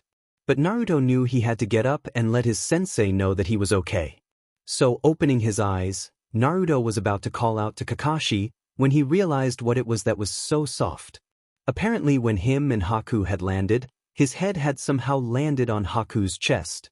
Tilting his head just a little, Naruto saw Haku wide-eyed and staring at him. All at once, matching blushes crept up their faces as they both scooted away from each other like the other one was on fire. Sorry," said Naruto quickly. It's fine," said Haku just as quickly. Before either could say anything further, they were interrupted. "Haku, what the hell were you thinking?" yelled out Zabuza, shocking everyone on the bridge. "Never ever try to take an attack that is meant for me. Don't you get it? Training you was the only thing I ever did right. You more than anything else are my legacy, Haku," said Zabuza, limping over to where Haku was, both of his arms hanging limply at his side. "But Zabuza, your dream to dash," Haku was cut off before she could finish. "My dream was for you, Haku. So you could grow up without the fear of being hunted down just because of your blood. So you see, without you my dream would be empty. You're the closest thing I have to a daughter, Haku," said Zabuza. "But you, I thought I was your tool," said Haku, tears forming in her eyes. "Wrong. I said that we as shinobi are tools, but we're not just shinobi, Haku. we're people too, said Zabuza, falling to his knees beside Haku. Well, it seems even the great demon of the mist has a heart, thought Kakashi. At that moment everyone heard clapping. Whoa.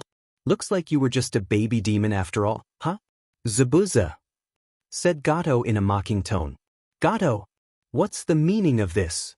Growled Zabuza. Oh, I was never going to pay you anyways.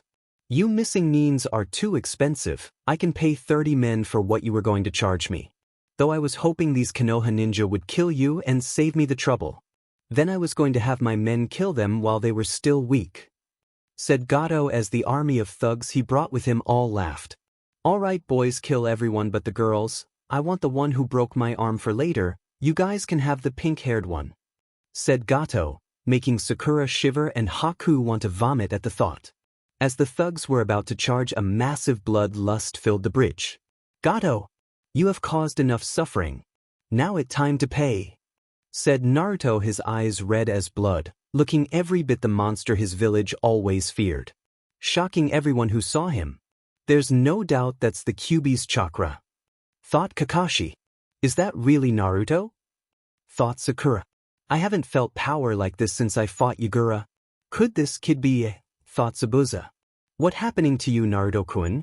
Is this why your village hated you? Thought Haku. Gato was scared of the child, there was no doubt about that. Sneaking behind his men, he yelled out, Ken, quick. Gato yelled as his men rushed the boy. Naruto pulled out Zanpakuto, leveling the blade with the ground. Naruto whispered, Extend Zanpakuto. Zanpakuto's blade grew to about 3.5 feet long. Naruto, summoning wind chakra to his feet, began to spin around, looking like a bladed tornado. Uzumaki sword art, spinning death top, yelled out Naruto. The twister that was Uzumaki Naruto slammed into the rushing army of thugs, cutting through them like a hot knife through butter, or more accurately butter in a blender. Those who weren't lucky enough to die quickly by Naruto's sword were thrown off the bridge just to be torn apart by sharks. By the time Naruto stopped spinning, body parts were everywhere, and that spot on the bridge covered in blood. Gato was staring in horror at what happened to his men. Right as he was about to turn and run, the demon boy appeared in front of him, punching him square in the face. Gato was sent flying back. As he got back on his hands and knees, he saw the boy was stalking toward him like a predator on the hunt. Please spear me. I'll give you anything you want. You want money, you can have, just don't kill me, begged Gato, psing himself. That's not a bad idea, said Naruto. Gato thought he had talked his way out of it until he saw Naruto's eyes turn into the Rinnegan. Naruto placed his hand on Gato and, using the human path's ability to read minds, pulled all the information about Gato's bank accounts and at the same time pulled out Gato's soul, killing him. Turning off his Rinnegan, Naruto turned around, about to go back to the others, when a large group of people showed up brandishing all sorts of weapons, with Inari right in the middle. Brother Naruto. We made it, yelled Inari happily, that is until he and the others came upon the sight of all the gore, with Naruto covered head to toe in blood. Kami, what happened here? Asked a villager, some were wondering the same thing, while other had to turn around and vomit. Naruto, seeing the reaction of the villagers, summoned a spout of water from the ocean to wash the bridge and himself off. After he was done, Naruto started to feel faint and began to sway on his feet. The last thing he remembered before everything went black was someone yelling his name. But Naruto awoke feeling like his head was splitting. Yuji, what happened? Muttered Naruto. You channeled more power than your body is used to, said a voice. Kakashi-sensei, is that you? Asked Naruto, opening his eyes, the light making him groan. Yep, it's me, said Kakashi with an eye smile. How long have I been out? Asked Naruto. 5 days, said Kakashi, making Naruto's eyes go comically large. 5 days? Yelled Naruto. Yep, the bridge will be done tomorrow, and our mission complete, said Kakashi. But what about Haku and Zabuza? Asked Naruto. I'm right over here, brat, said Zabuza. Naruto looked over Kakashi's shoulder to see Zabuza leaning against the wall, both his arms in a cast. Haku's been helping Sakura look after you. They've actually become pretty good friends since you've been out. Oh yeah, I take it I've got you to thank for Sakura's sudden interest in medical ninjutsu? Said Kakashi. I just told her she would be good at it, why? Naruto asked. Nothing, I think it's great that she's found something she likes. Said Kakashi. About that time Naruto's stomach growled, making Naruto blush, and Kakashi and Zabuza laugh. Come on, lunch is about ready. Said Kakashi, walking to the door. After lunch Naruto asked Haku, Zabuza, Kakashi, and Tazuna to follow him. Leading them to the spot Kaizo was buried, Naruto began to speak, first to Zabuza and Haku. Haku, do you remember when I said that you should find a different way to achieve your dream? Asked Naruto. Yes, I do, Naruto-kun. Why? Said Haku. Because I think I found that way. Answered Naruto. What are you talking about, brat? Asked Zabuza. When I killed Gato, I used a jutsu on him that allows me to pull information from someone's mind. It turns out that Gato really was about the richest man alive, well, before I killed him. Anyway, I got all his account numbers, and I was thinking of giving a chunk of it back to the people of Wave minus, of course, the fee for one A-rank mission. And the rest I was going to give to you, if you agree to use it to build a hidden village here in Wave. Said Naruto as he pulled something from his pocket and tossed it to Zabuza. Zabuza caught it and looked at it. It was a black Hittite, with a line engraved in it forming 3 waves. While I admit the idea of starting my own village is tempting, the fact is Mist would send an army of hunter neens before we even got an academy built. Said Zabuza, though he really did like the idea. Not if they believe you are dead. Said Naruto, with the look of a person about to pull the ultimate prank. What are you planning, Naruto? Asked Kakashi, worried. It was never a good thing when Naruto got that look. Alright, Zabuza and Tazuna, please do not ever tell what you're about to see. Haku and Kakashi have already seen it, but if the wrong people find out about this, things could get bad. Said Naruto as his eyes turned into the Rinnegan. Zabuza actually gasped. The Rinnegan? Asked Zabuza, shocking Naruto that he knew what his eyes were. Not a lot of people did. How did you know? Asked Naruto. My sensei told me about it when I was just a genin, but I always thought it was just a legend. Said Zabuza. Trust me, it's real. Said Naruto.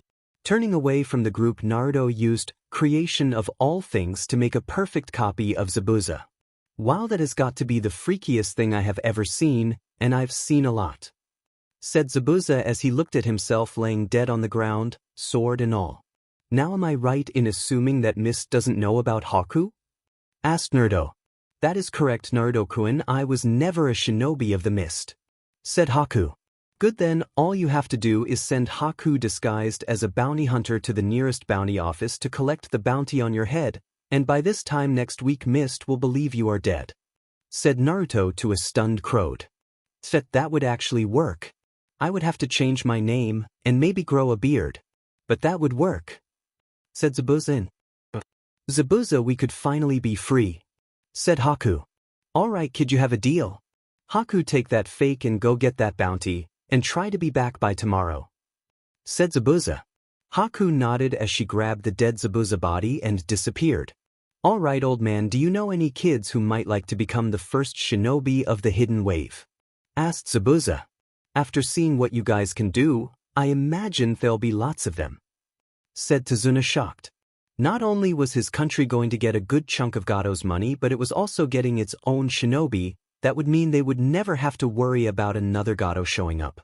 Alright Zabuza, I have one more condition, before I give you that account number. Said Naruto. And what's that? Asked Zabuza. When the Hidden Wave Village gets on its feet, you sign an alliance with Konoha. Said Naruto. Deal. Said Zabuza, shaking Naruto's hand. Naruto handed him the account number, and Zabuza set out to collect it. Kakashi was very proud of his student. Not only had he thought of a way for Zabuza and Haku to live free, but he also was giving this country its own shinobi force, and Konoha a new ally. Yes, Kakashi was very proud. After Zabuza had left, Naruto turned to Tazuna. Tazuna, there is a reason I brought us to this spot. Said Naruto. And what reason is that, kid? Asked Tazuna, wonder why they were at his son-in-law's grave. Do you know the legend of the Rinnegan? Asked Naruto. No, said Tazuna, not having a clue what the blonde boy was talking about. Legend goes that the bearer of the Rinnegan has control over life and death, that he can send people to the afterlife, and that he can bring them back, said Naruto. Are you saying that? Said Tazuna too stunned to speak. Yep, we are going to give Inari his father back, said Naruto dead serious.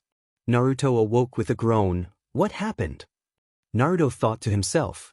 I see you're finally awake, said Kakashi leaning against the wall. Sensei? How long have I been out? Asked Naruto as he tried to sit up. About a week. You passed out from chakra exhaustion. So how are you feeling? Asked Kakashi as he looked at his student. Like I was eaten by Kurama and sheet off a cliff. But it was necessary to give the clone as much chakra as I could spare. Otherwise it wouldn't have been able to summon the king of hell, said Naruto as he rubbed the sleep from his eyes. So did it work? He asked his sensei. Freakiest thing I ever saw, but yeah, it worked. Kaiza is alive now, though very weak. He is currently laying in bed. Tsunami and Inari barely leave his side, unless they're coming in here to check on you, said Kakashi. Naruto nodded. That was to be expected.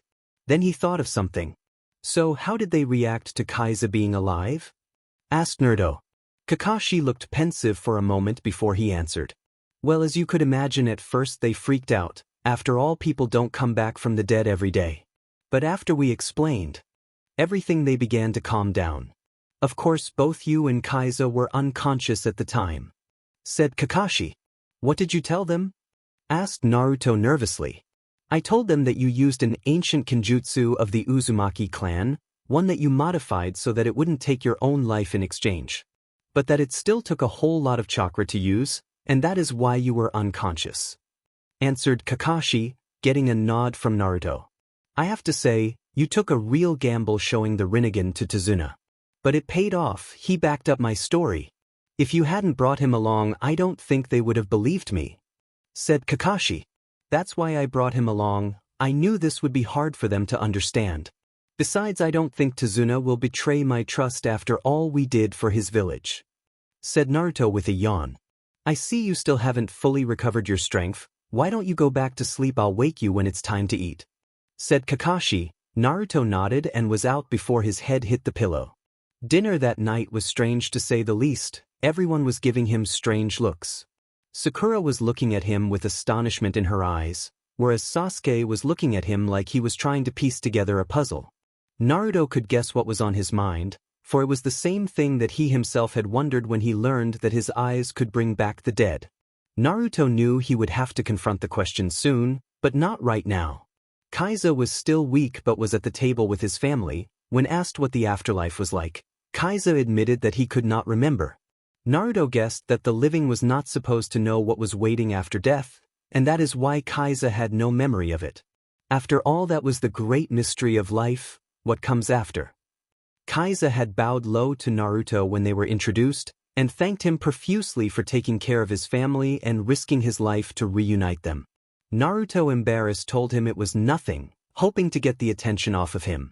He wondered if this is what the old sage felt after he sealed the Jubi. Inari just about tackled Naruto to the ground. Inari now called Naruto Big Brother, something that secretly pleased Naruto to no end. But he also started to look at Naruto with something akin to hero worship. Naruto prayed to whatever kami was listening that Inari and Konohamaru never meet. The very thought caused Naruto to shiver. The last thing Naruto wanted was a fan club following him around. It was Tsunami's reaction that embarrassed Naruto the most. She had grabbed Naruto up in a bone-crushing hug and with tears in her eyes kissed him on the cheek. Something only Naruto's mother had done, causing Naruto to blush to the roots of his hair. After all the pandemonium had settled down, Naruto asked Tazuna about the bridge. As it turned out, the bridge was completed about 2 days ago. Everyone was just waiting for Naruto and Kaiza to heal before the grand opening. And after that it was back to Konoha. Naruto had to admit that he was a bit sad to be leaving Wave, but he did miss home something terrible. He wondered to himself how Hinata was doing, and what kind of trouble Konohamaru had gotten up to without him. He wondered how the old man was doing, or if Ichiraku's had gone out of business without their #1 customer. He wondered how Irika-sensei's new class was going and if anyone had stepped up to be the new class clown. But Hinata Hyuga was soaking in the local hot springs after a grueling day of training. Kurenai-sensei had them tracking a shadow clone of herself while avoiding bubei traps and genjutsus, and worse than that, bubei traps hidden by genjutsus. As she soaked her sore body, she became lost in thought.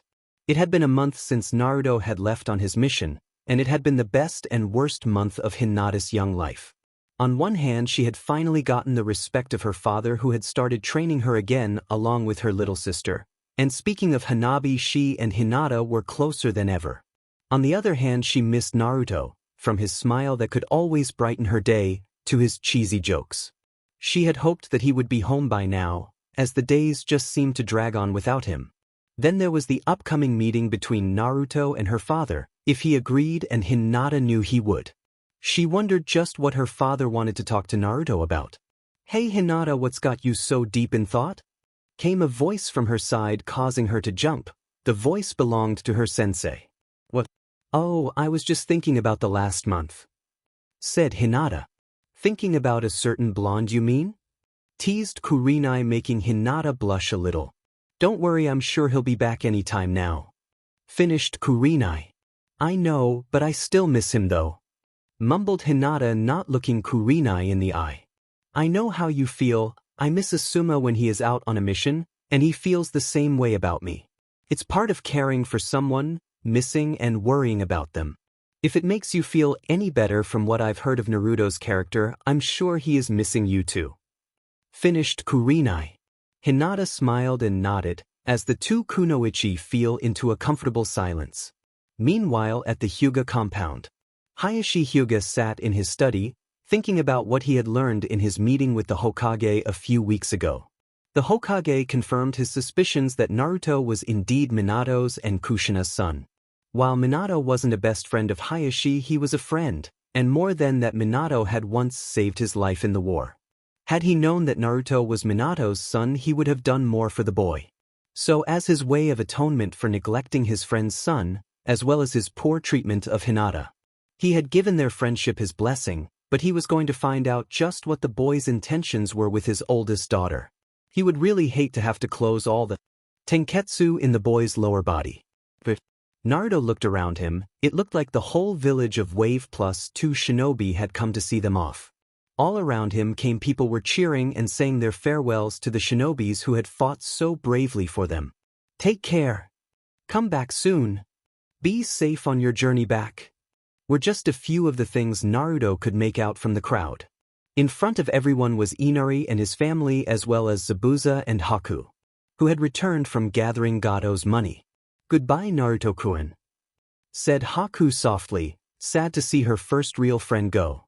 "Take care, you guys. We'll stop by soon to form that alliance with Konoha," said Zabuza. "Oh yeah, Brad, I got something for you. It's a scroll on the silent killing technique," he added at the end. "Wow. Thanks," said Naruto in awe. "Don't get all weepy on me or anything. I'm only giving it to you because I always repay my debts," said Zabuza, trying to save his reputation as a hard butt. Naruto saw through it but nodded anyway, letting him keep his pride. Naruto suddenly found himself in another hug from Tsunami, thankfully, though he wasn't the only one. It was funny to see the look on Sasuke's face as the woman grabbed him up in a hug as well. Naruto had to keep himself from laughing. Sakura, though, just took it in stride when she too was hugged by the emotional mother. "You take care of them, Kakashi," said Tsunami as she wiped the tears from her eyes.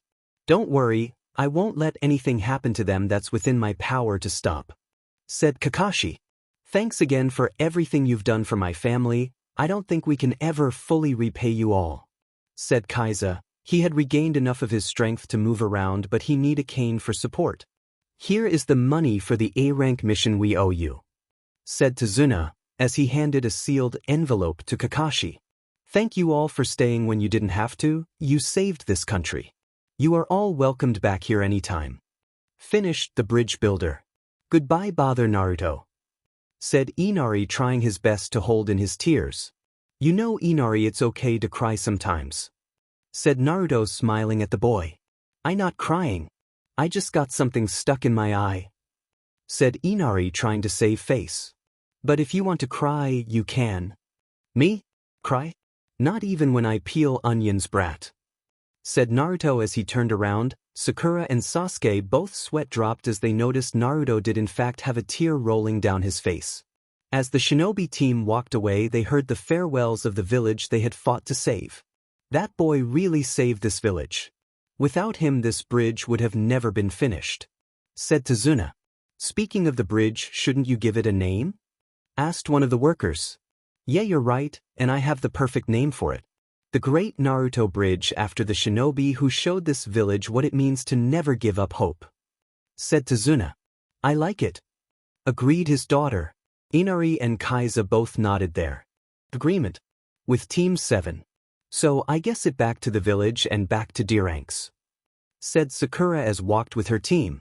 It does seem like it's going to be boring. After a mission like this, D-ranks are nothing, said Sasuke in agreement with Sakura.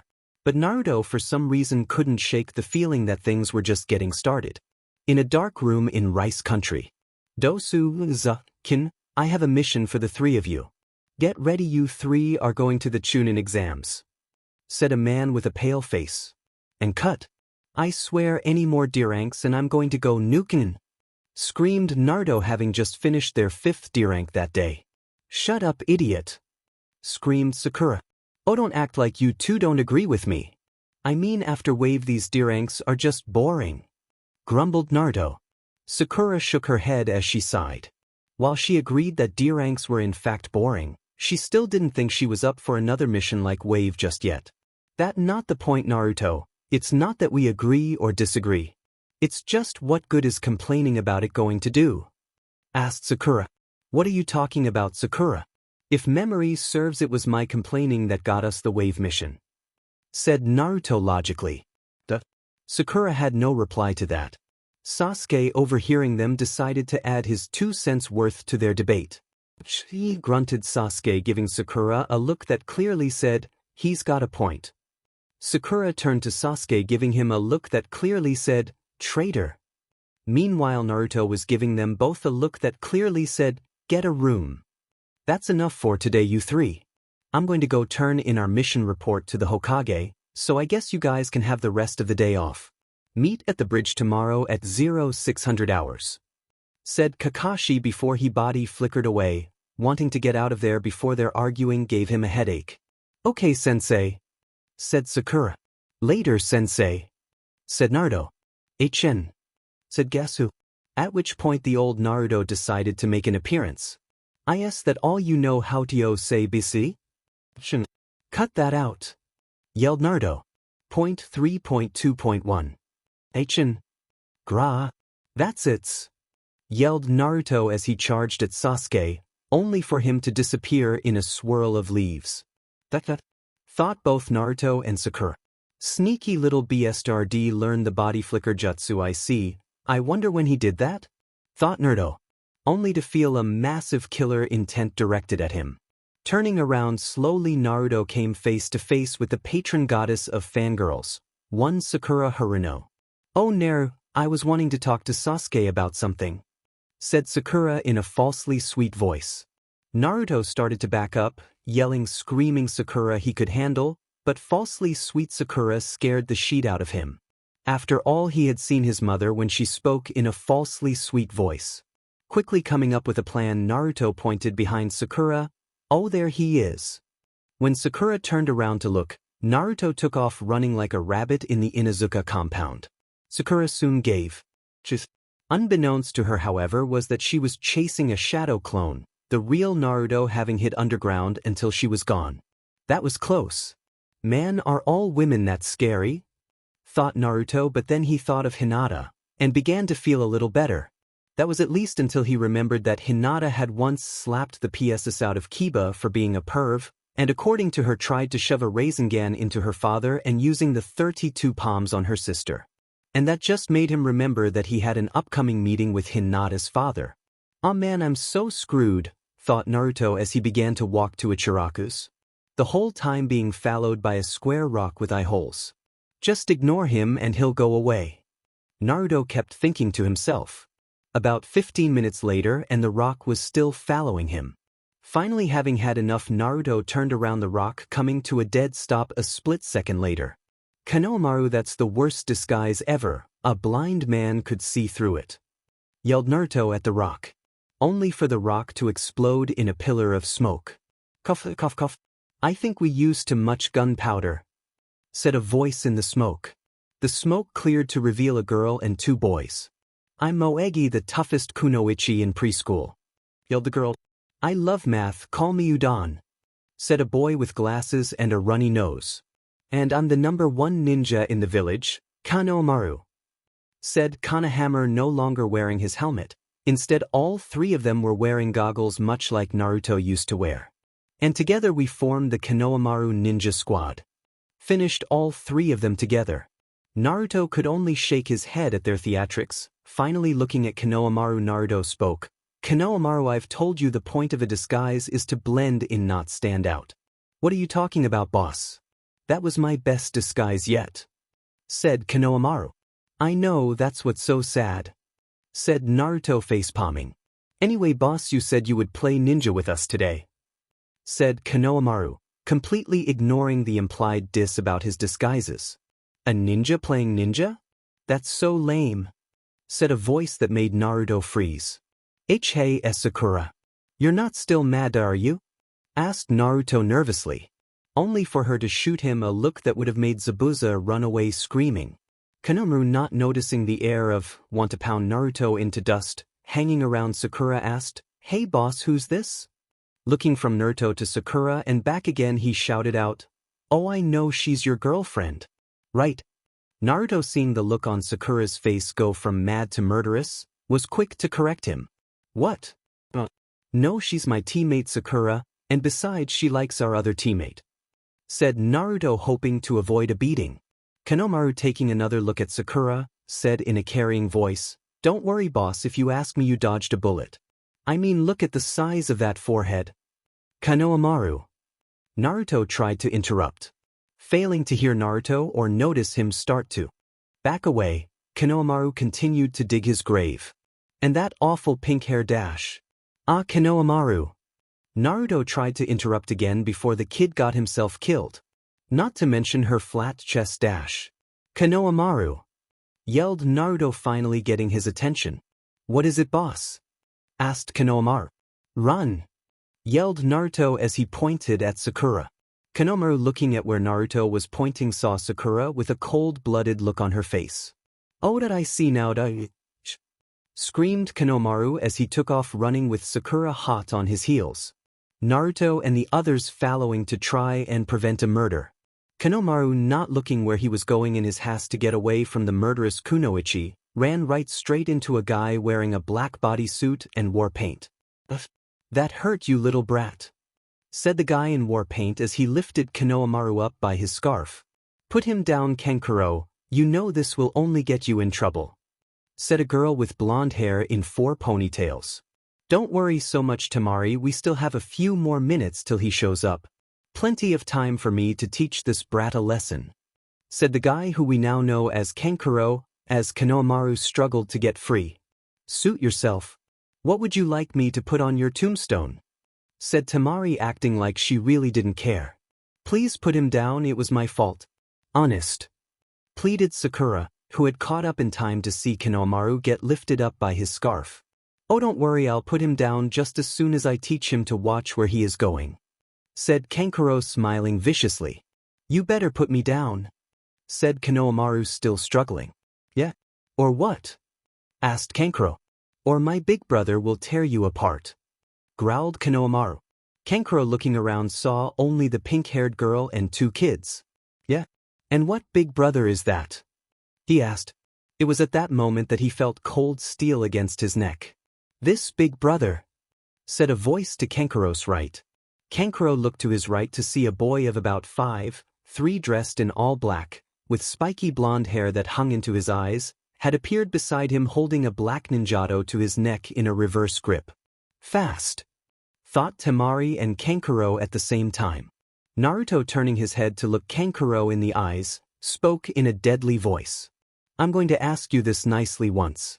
Please put down the Hokage's grandson, before you force me to cause an international incident. Kankuro turned to look at Kanomaru, only to see him smirking along with Udon, Moegi, and Sakura. Hokage's grandson? Said Kankuro in a nervous voice. That's right, my grandpa is the famous third Hokage. Said Kanomaru, sounding a whole lot braver now that Naruto was here. Kankuro gently sat Kanomaru back on his feet. Naruto spoke as he removed his sword from Kankuro's throat. I should warn you, puppet man, my sword can cut through chakra strings. So don't try anything. Said Naruto, making Kankuro's and Tamari's eyes go wide. How did you know I was a puppet user? Asked Kankuro as he stepped back a few feet to give himself room to move in case this turned ugly. Well, for one thing, I saw the Suna symbol on your Hitayate, and Suna is famous for its puppet users. So it wasn't hard to guess what that thing on your back was, and judging from the fan on your partner's back, I would say she was a wind user. In fact, the only one of you I can't figure out is the one in the tree. Said Naruto. Everyone looked in the tree only to see Sasuke standing on a branch. Shaking his head at everyone's obliviousness, Naruto decided to fill them in. No, not him. Said Naruto, pointing at a red-headed boy in the opposite side of the tree as Sasuke. Said boy appeared in a swirl of sand, Sasuke following soon after. Gaara, said Kankuro nervously. Kankuro, you're an embarrassment to the village, said the boy Gaara in a monotone voice. But Gaara they dash, Kankuro started to say, only to be cut off by Gaara. Shut up or I'll kill you, said the red-headed boy. Naruto couldn't explain it, but something about this boy was strange and familiar all at the same time. Hey, what is your name? Naruto asked him. The boy turned to look at him with his cold, dead eyes. My name is Sabaku no Gaara. These are my siblings Temari and Kankuro. Might I have your name as well? Asked Gaara, staring intently at Naruto. I am Uzumaki Naruto of the Uzumaki clan. These are my teammates Haruno Sakura and Uchiha Sasuke of the Uchiha clan. Are you three here for the Chunin exams? Asked Naruto after he had introduced his team and himself. Yes, we are. I hope to see you there, Uzumaki Naruto, said Gaara as walked away, his siblings following after him. That guy gave me the creeps, said Sakura after they were out of sight. Naruto and Sasuke just continued to stare at where the siblings had walked off. I assume you felt it too, Sasuke? Asked Naruto. Sasuke turned to look at Naruto before nodding his head in agreement. What are you two talking about? Felt what? Asked Sakura. That was no ordinary genin, Sakura, said Sasuke. Indeed, even his own brother and sister are terrified of him, said Naruto, backing Sasuke up. Hey, would you two do me a favor? Naruto asked. What do you need? Asked Sakura. Would you guys make sure Konohamaru and his friends get home safe? There is someone I need to go speak to, asked Naruto, getting a nod from both Sasuke and Sakura. After they had left with Konohamaru and his friends in tow, Naruto made a hand sign and body flickered to his house. Sitting on his bed, Naruto entered his seal. I figured you would be coming to see me, Naruto, said Kurama as Naruto appeared in his seal. So you know what that feeling I was getting from that Gaara guy was? Asked Naruto. Yes, I do. What you felt was one of my brothers, Shikaku to be exact, said Kurama. Oh great, just what we need, another Jinchuriki running around, said Naruto. Don't worry, brat, Shikaku ain't got nothing on me. But all the same, you might want to hurry up and get the key to this seal from that old perv, said Kurama before he kicked Naruto out of the seal. As Naruto laid in his bed that night, he couldn't stop thinking about crazy his life had become. First the wave mission, then this Gaara guy, not to mention he still had that meeting with Hinata's father tomorrow. Demon it, can I ever catch a break? Thought Naruto before he drifted off to sleep. The next morning started out just like any other, with Kakashi showing up 3 hours late. The only real difference is that by now both Sasuke and Sakura had caught on to this fact, and had subsequently adapted Naruto's method of showing up 2.5 hours late. So in the end they had only waited around for 30 minutes. My money's on, helped an old lady, said Sakura. Black cat crossed my path, said Sasuke. You're both wrong. It will be lost on the road of life, said Naruto. At that moment Kakashi showed up in a puff of smoke. "Sorry I'm late. I got lost on the road of life," said Kakashi, who then sweat dropped as he saw Naruto hold out his hand as both Sasuke and Sakura placed money in it. "Anyways, I nominated you 3 for the Chunin exams. These are your application forms. Now this is all voluntary. If you don't feel you are ready you can wait till next year. Should you feel like taking them, however, fill these out and bring them to room 301 of the academy. It's at 3 p.m. 5 days from now," said Kakashi before he body flickered away. "Well, I don't know about you guys, but I'll be there. This sounds just like my kind of party," said Naruto. "This will be a good chance to test my strength against foreign shinobi," said Sasuke with a determined look in his eyes. "Well, I guess I can't let you two go off alone. I mean, there is no telling what kind of trouble you might get in without me there to patch you up," said Sakura, getting a smile from Naruto and a smirk from Sasuke. "Well then, it's decided. We got 5 days. I suggest we spend them training," said Naruto, getting a nod of agreement from the other two. With that, the 3 genin went their separate ways to begin preparing for the next step in their careers as ninjas. A little while later, as Naruto was walking to go get some training supplies, he was once again accosted by the brat squad. "Hey boss, are you too busy to play ninja with us now?" asked Konohamaru. "Well, I really should be training. But what the hell? Alright, I'll play for a little bit," said Naruto, getting a cheer from the 3 kids that hero worshipped him. It was at that moment when a Reinin dropped in right behind Moegi, grabbing the little girl and taking off, laughing evilly the whole time. Naruto took off after them. He caught up with them a few minutes later to see the Reinin had Moegi tied to a tree. Coming up with a plan, Naruto created a clone to engage the Reinin in conversation to distract him, while he got Moegi. With everything in place, the fake Naruto dropped out of the trees. "Stay where you are. You wouldn't want to be responsible for this little girl getting hurt, would you?" said the Reinin as he looked at Naruto. The clone Naruto just smiled and said, "What girl? What do you mean, what girl?" "This girl," said the Reinin as turned around to point at Moegi, only to notice that she was no longer there. In her place was a straw doll with an odd-looking explosive tag on it. Was all he thought before the tag detonated, sending out a purple cloud of gas that knocked him out. It was at that point that Konohamaru and Udon caught up with him. "Wow. You did it, boss, you got him," said Konohamaru with Udon nodding beside him.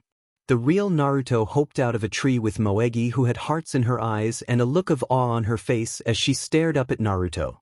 "Hey, why don't you guys go play? I need to have a word with this Reinin," said Naruto. The 3 kids complained about having to leave, but complied nonetheless. After the 3 had left, Naruto tied the Reinin to the tree using the same rope that was used to tie Moegi, and waited for him to come to.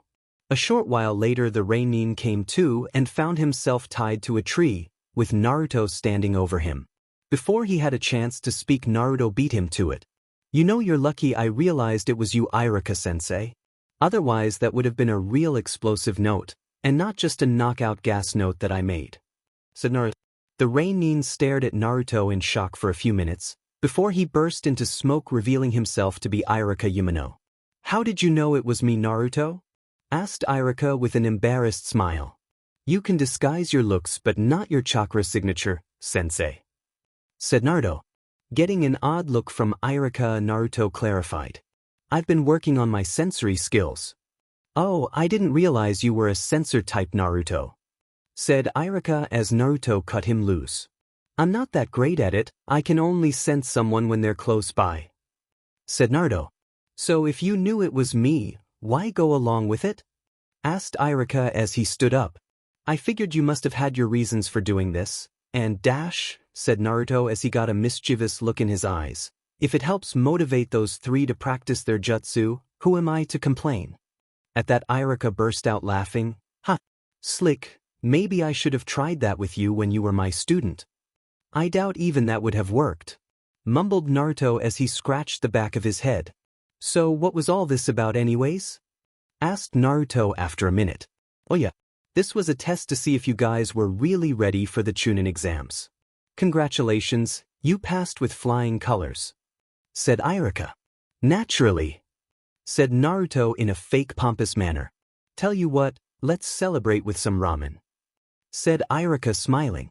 Deal, said Naruto excitedly. A few hours later, a nervous Naruto stood outside of the Hyuga compound awaiting his escort, wondering to himself if it was too late to fake being sick. Naruto-kun, you made it, said Hinata as she walked up with a bright smile that made Naruto's stomach flip for some reason. It had been doing that around her ever since he got back from Wave. But he couldn't for the life of him figure out why. Are you ready? She said. Don't I get any last requests? Said Naruto, only half joking. Oh ha, you'll be fine, you big baby. Just remember what we talked about, look him in the eyes and be respectful, said Hinata as she led him to her father's study. After Hinata knocked on the door, they heard him tell them to enter. Father, Naruto is here for the meeting as per your request, said Hinata, bowing before her father. Hyuga-sama, said Naruto, likewise bowing. Very well, you may leave us, daughter, said Hayashi. Hinata once again bowed before she turned to leave the room, whispering good luck to Naruto as she passed him, which oddly enough didn't really make him feel any better. Naruto stood there for the next 5 minutes waiting to be told to take a seat, indeed waiting to be told anything.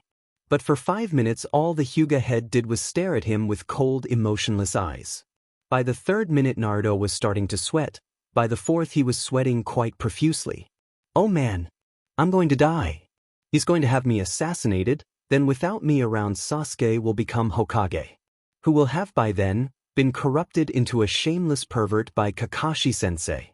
The Leaf Kunoichi will revolt against having a pervert Hokage, and there will be a huge civil war and Konoha will be left in ruins. All because I couldn't say no to Hinata when she asked me to meet with her father, thought Naruto, his panicked mind coming up with far-fetched scenarios.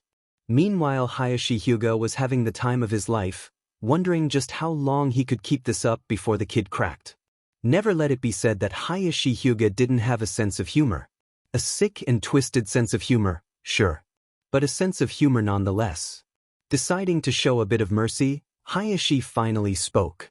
You may have a seat, said Hayashi as he pointed at a chair in front of his desk. Naruto, glad to have that particular torture session over with, was quick to sit down in the chair. A few more moments of silence later and Naruto was about to start getting nervous again. That was at least until the next few words out of Hayashi's mouth made Naruto go from nervous to shocked in 0.1 seconds. So, Uzumaki-san, or should I say Namikaze-san? Said Hayashi, making Naruto's eyes grow to the size of saucers. But it's how what? Was Naruto's intelligent reply. How did I figure out who you were? Asked Hayashi, getting a nod from Naruto. Giving him a rear smile, Hayashi began to explain. Well, the fact that you look like the perfect mix of your mother and father helped.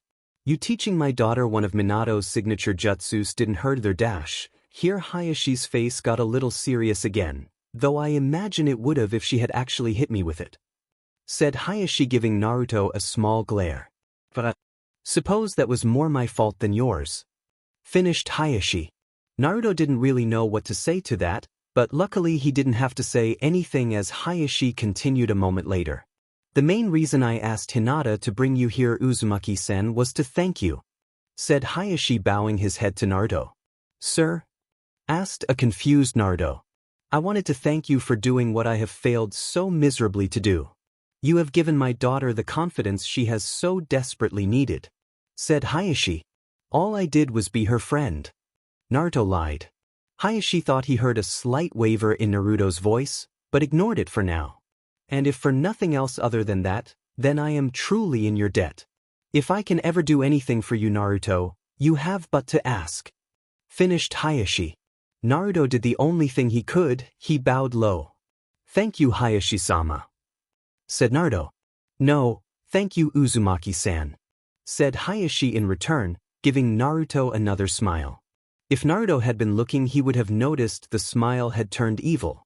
So tell me, Uzumaki-san, what are your intentions with my daughter? Asked Hayashi, watching Naruto's eyes once again go wide. A little while later, Bwahaha.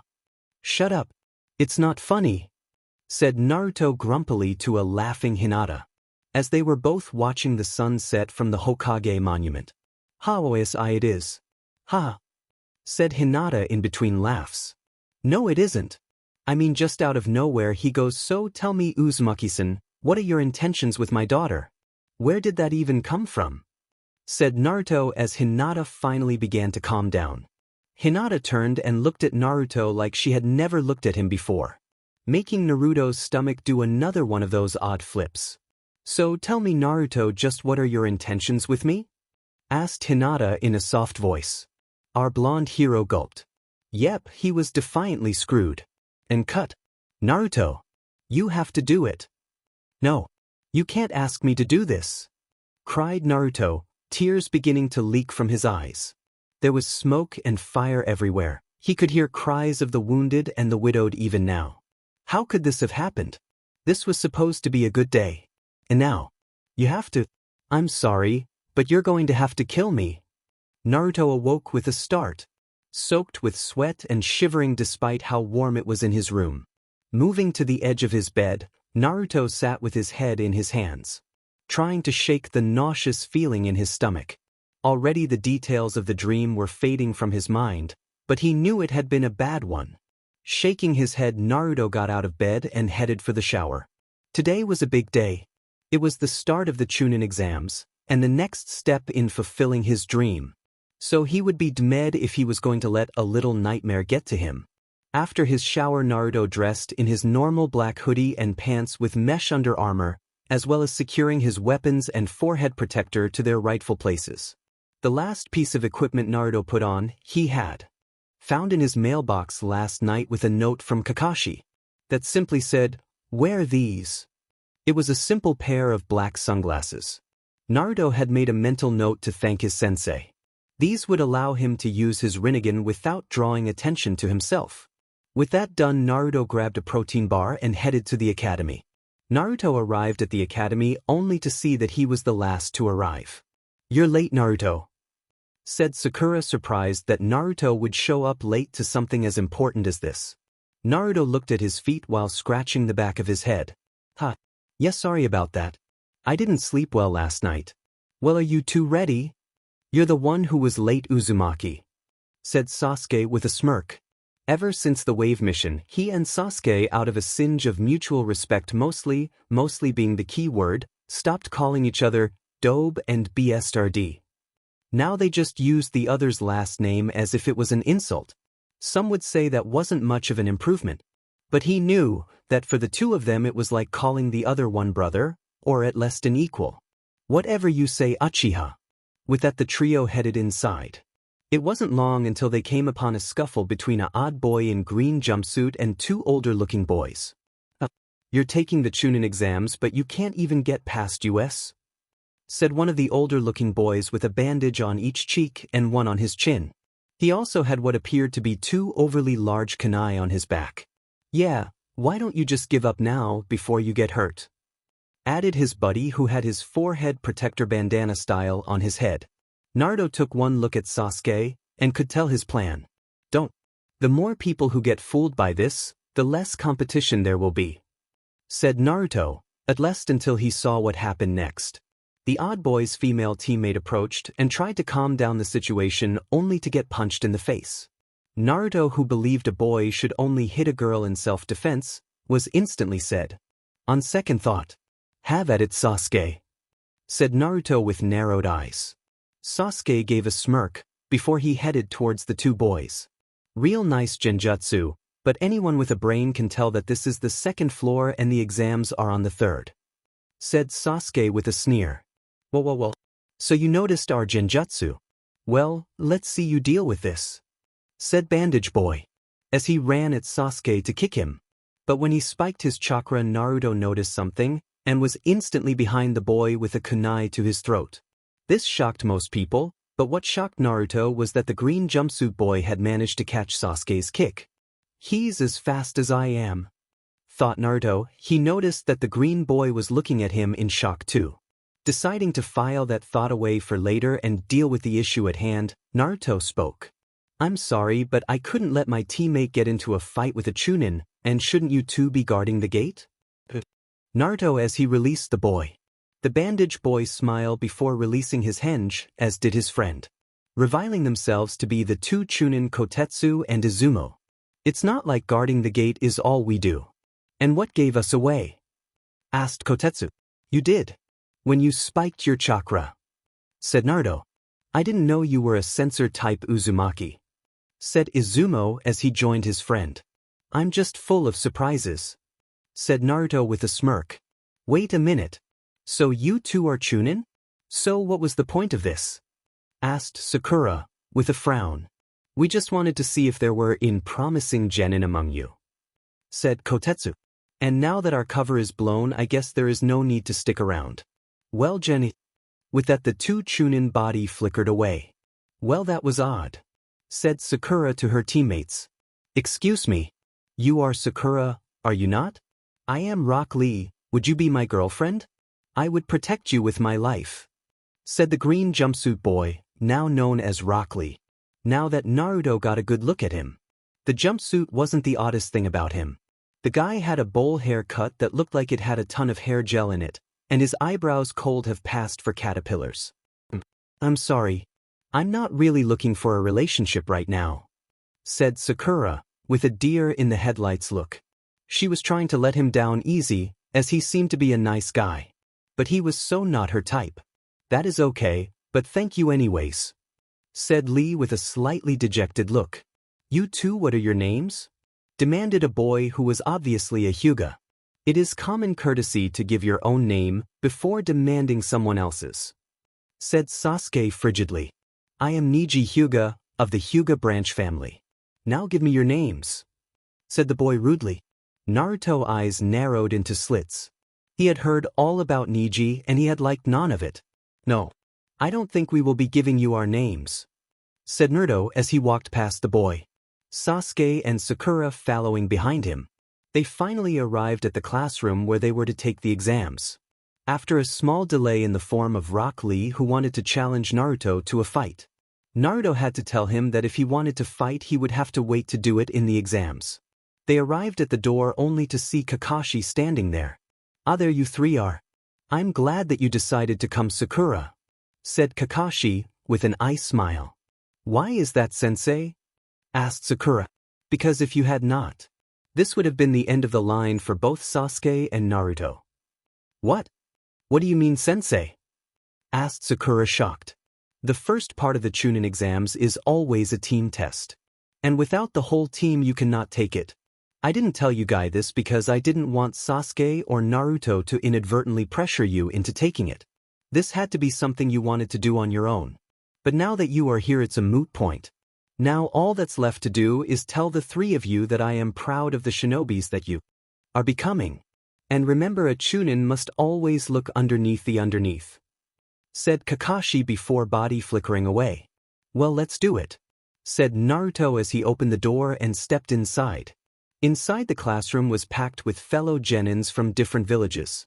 I didn't realize there would be so much competition. Said Sakura nervously. Makes no difference. We won't fail.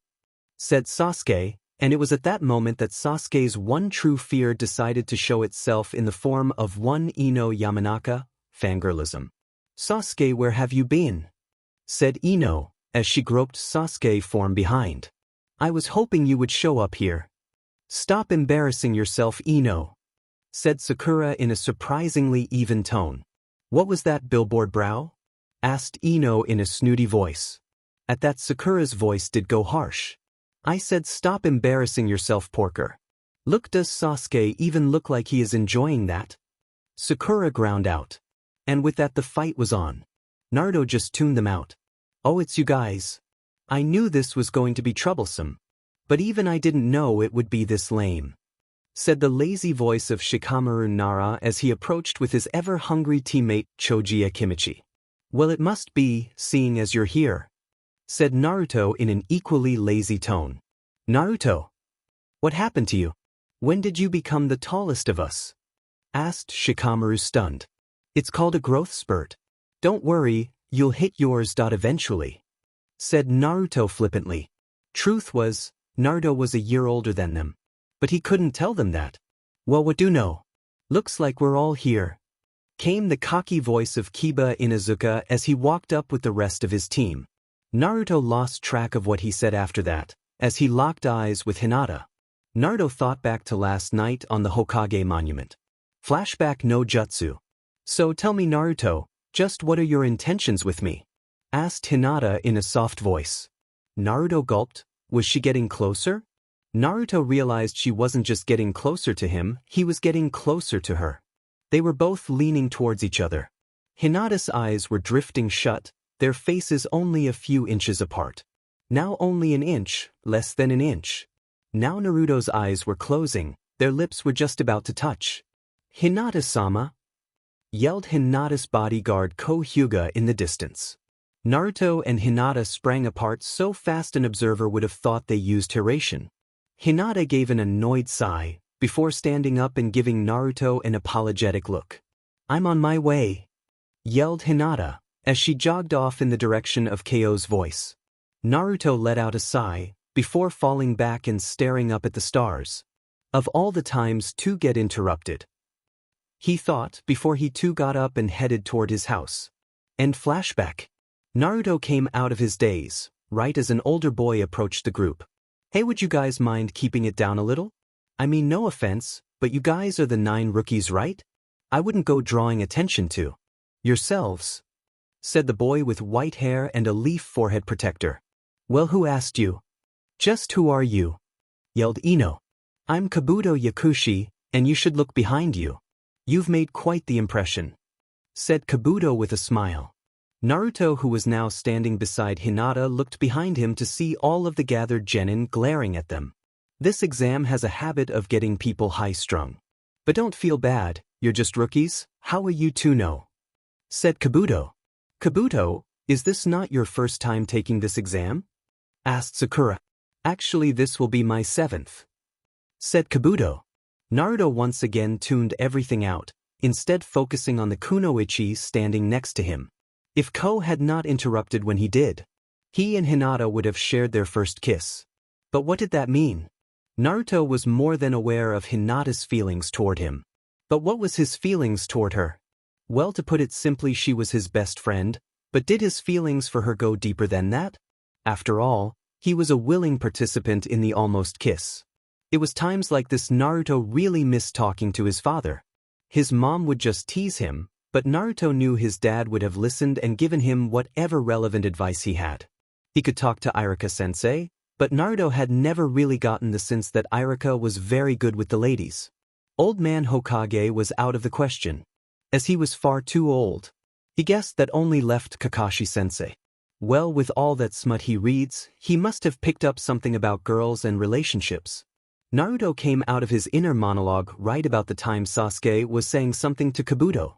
Niji Hyuga and Gaara of the Sand, said Sasuke. Naruto noticed that Kabuto now had a deck blank cards out. You know their names, that takes the fun out of it, said Kabuto, as he wiped out 3 blank cards. First up, Niji Hyuga of the Hyuga clan. Last year's Rookie of the Year. Teammates are Rock Lee and Tenten. Let's see missions: 26 D ranks, 19 C ranks, 0 B ranks, and 0 A ranks, said Kabuto before he picked up the next card. Next up we have Gaara of the Sand. Not much known about him. Let's see, he's had 8 C ranks. And get this, 1 B rank. All without getting a single scratch on him, said Kabuto in awe. Not even a single scratch? Asked Shikamaru in awe and a little fear. Leaf, rain, grass, waterfall, sand, and sound. They have all sent their best genin to take the exam. So the competition is going to tough. Of course, Sound is a new village and not much is known about them. Finished Kabuto. Naruto noticed movement out the corner of his eye. It was the 3 Sound shinobi heading straight toward Kabuto. The odd thing is that Naruto was sure Kabuto had noticed it too. Yet he showed no signs of preparing for it. He let the 3 genin get far closer than anyone would want an unknown shinobi to be. Of course, if he had known about their skills and what they were capable of, that might be different. But a relatively unknown you would never let get that close, if you could stop it. Still, the speed at which he reacted once they were close was impressive. If Naruto had to guess, he would say he was almost as fast as Sasuke. Another odd thing was Kabuto only reacted defensively, dodging the initial kunai strike and the follow-up right hook from the mummy-like sounding. That was when it truly got odd. Kabuto smirked before suddenly doubling over and coughing up blood. His glasses shattered on the floor, and Naruto was sure that punch had missed. Write this on your little card, punk. The gen informed the sound will be Chunin when this is done. Guaranteed, said a boy with dark spiky hair. Before anything else could transpire, the back of the room erupted into smoke and a loud voice rang out. All right, maggots, listen up. I'm Ibiki Marino, your proctor, and from this moment your worst nightmare, yelled a guy covered in scars. There will be no fighting without the permission of the proctors. Is that understood? Good, then we will begin with the first part of the Chunin exams. Hand over your paperwork. In return you will each be given a number. This number will determine where you will sit. We will start the written test once you are all seated, said Ibiki. Naruto couldn't help but smile at the fact that there once was a time when the words written and test put together would have been all it took to break him. As luck would have it, he and Hinata were seated next to each other.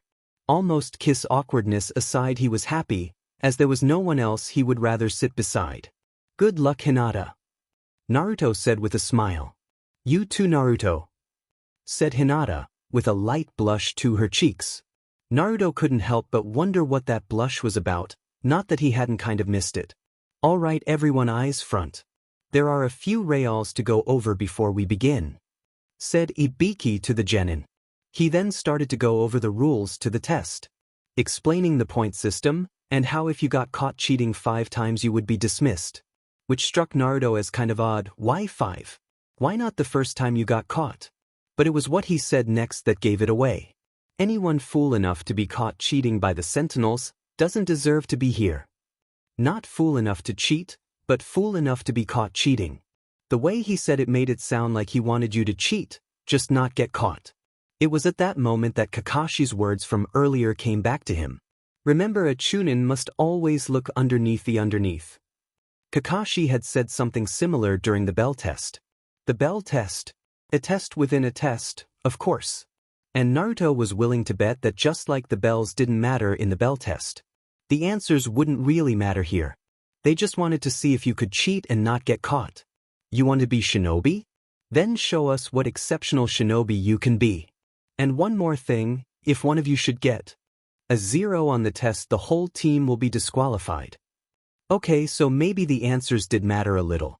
The final question will be given out 15 minutes before the end of the test. Begin. Ibiki finished. Naruto looked down at his test. The difficulty of the questions confirmed his original suspicions. This test was rigged to make you cheat. No wonder Kakashi gave him the glasses. Well, if they wanted him to cheat, he would cheat. A quick glance around the room confirmed that he was not the only one to arrive at this conclusion. There were genin cheating all over the place. Activating his Rinnegan, Naruto began to copy the movements of a genin in front of him, who oddly enough wasn't cheating, yet still didn't seem to be having any trouble. Meaning he was either really smart if he already had all the answers. Pretty soon Naruto had finished copying the answers and turned his paper over to wait for the last question. Looking around the room once again showed him that both Sasuke and Sakura were likewise done, as well as the rest of the rookie 9.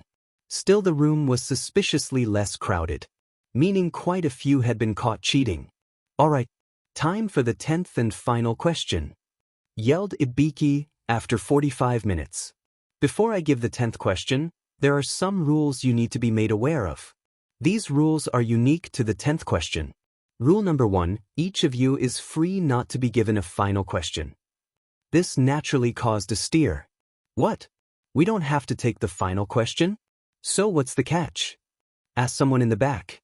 If you choose not to take the question, you will receive a 0. In other words, you'll fail, which means your team will fail too, said Ibiki with an evil smile. Hang on, there is more. If you choose to take the final question and get it wrong, you will not only fail, you will be barred from taking the Chunin exams ever again, yelled Ibiki, stunning all the genin left in the room. Hey man, what kind of bogus rule is that?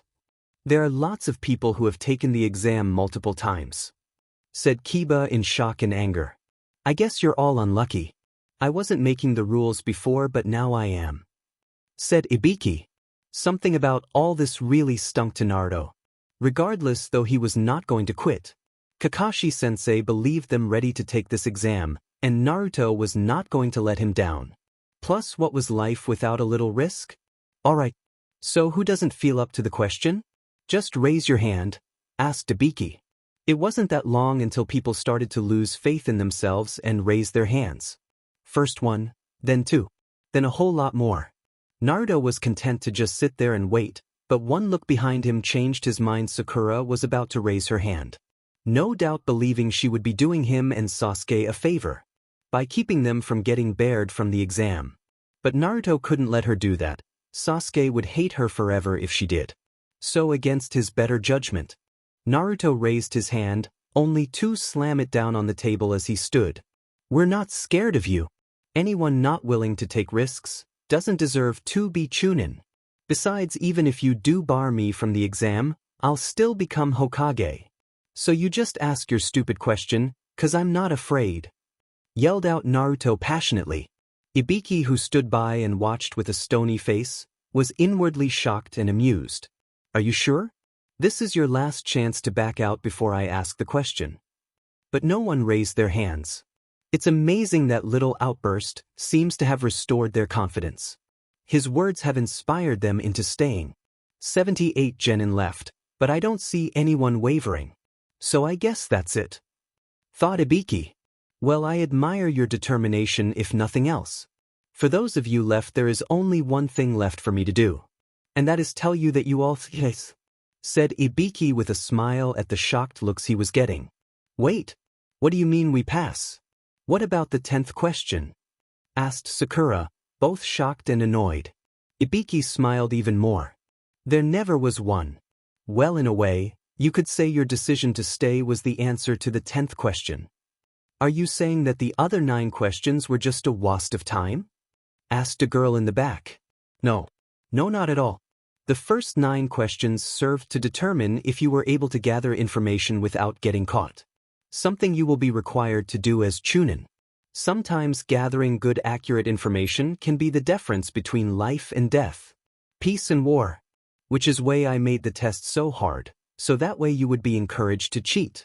And those of you who weren't any good at it were weeded out. Explained Ibiki. Okay, I get that. But I still don't get the last question, or lack of it, said the same girl. The 10th question was to determine whether you were willing to put it all on the line for the sake of the mission.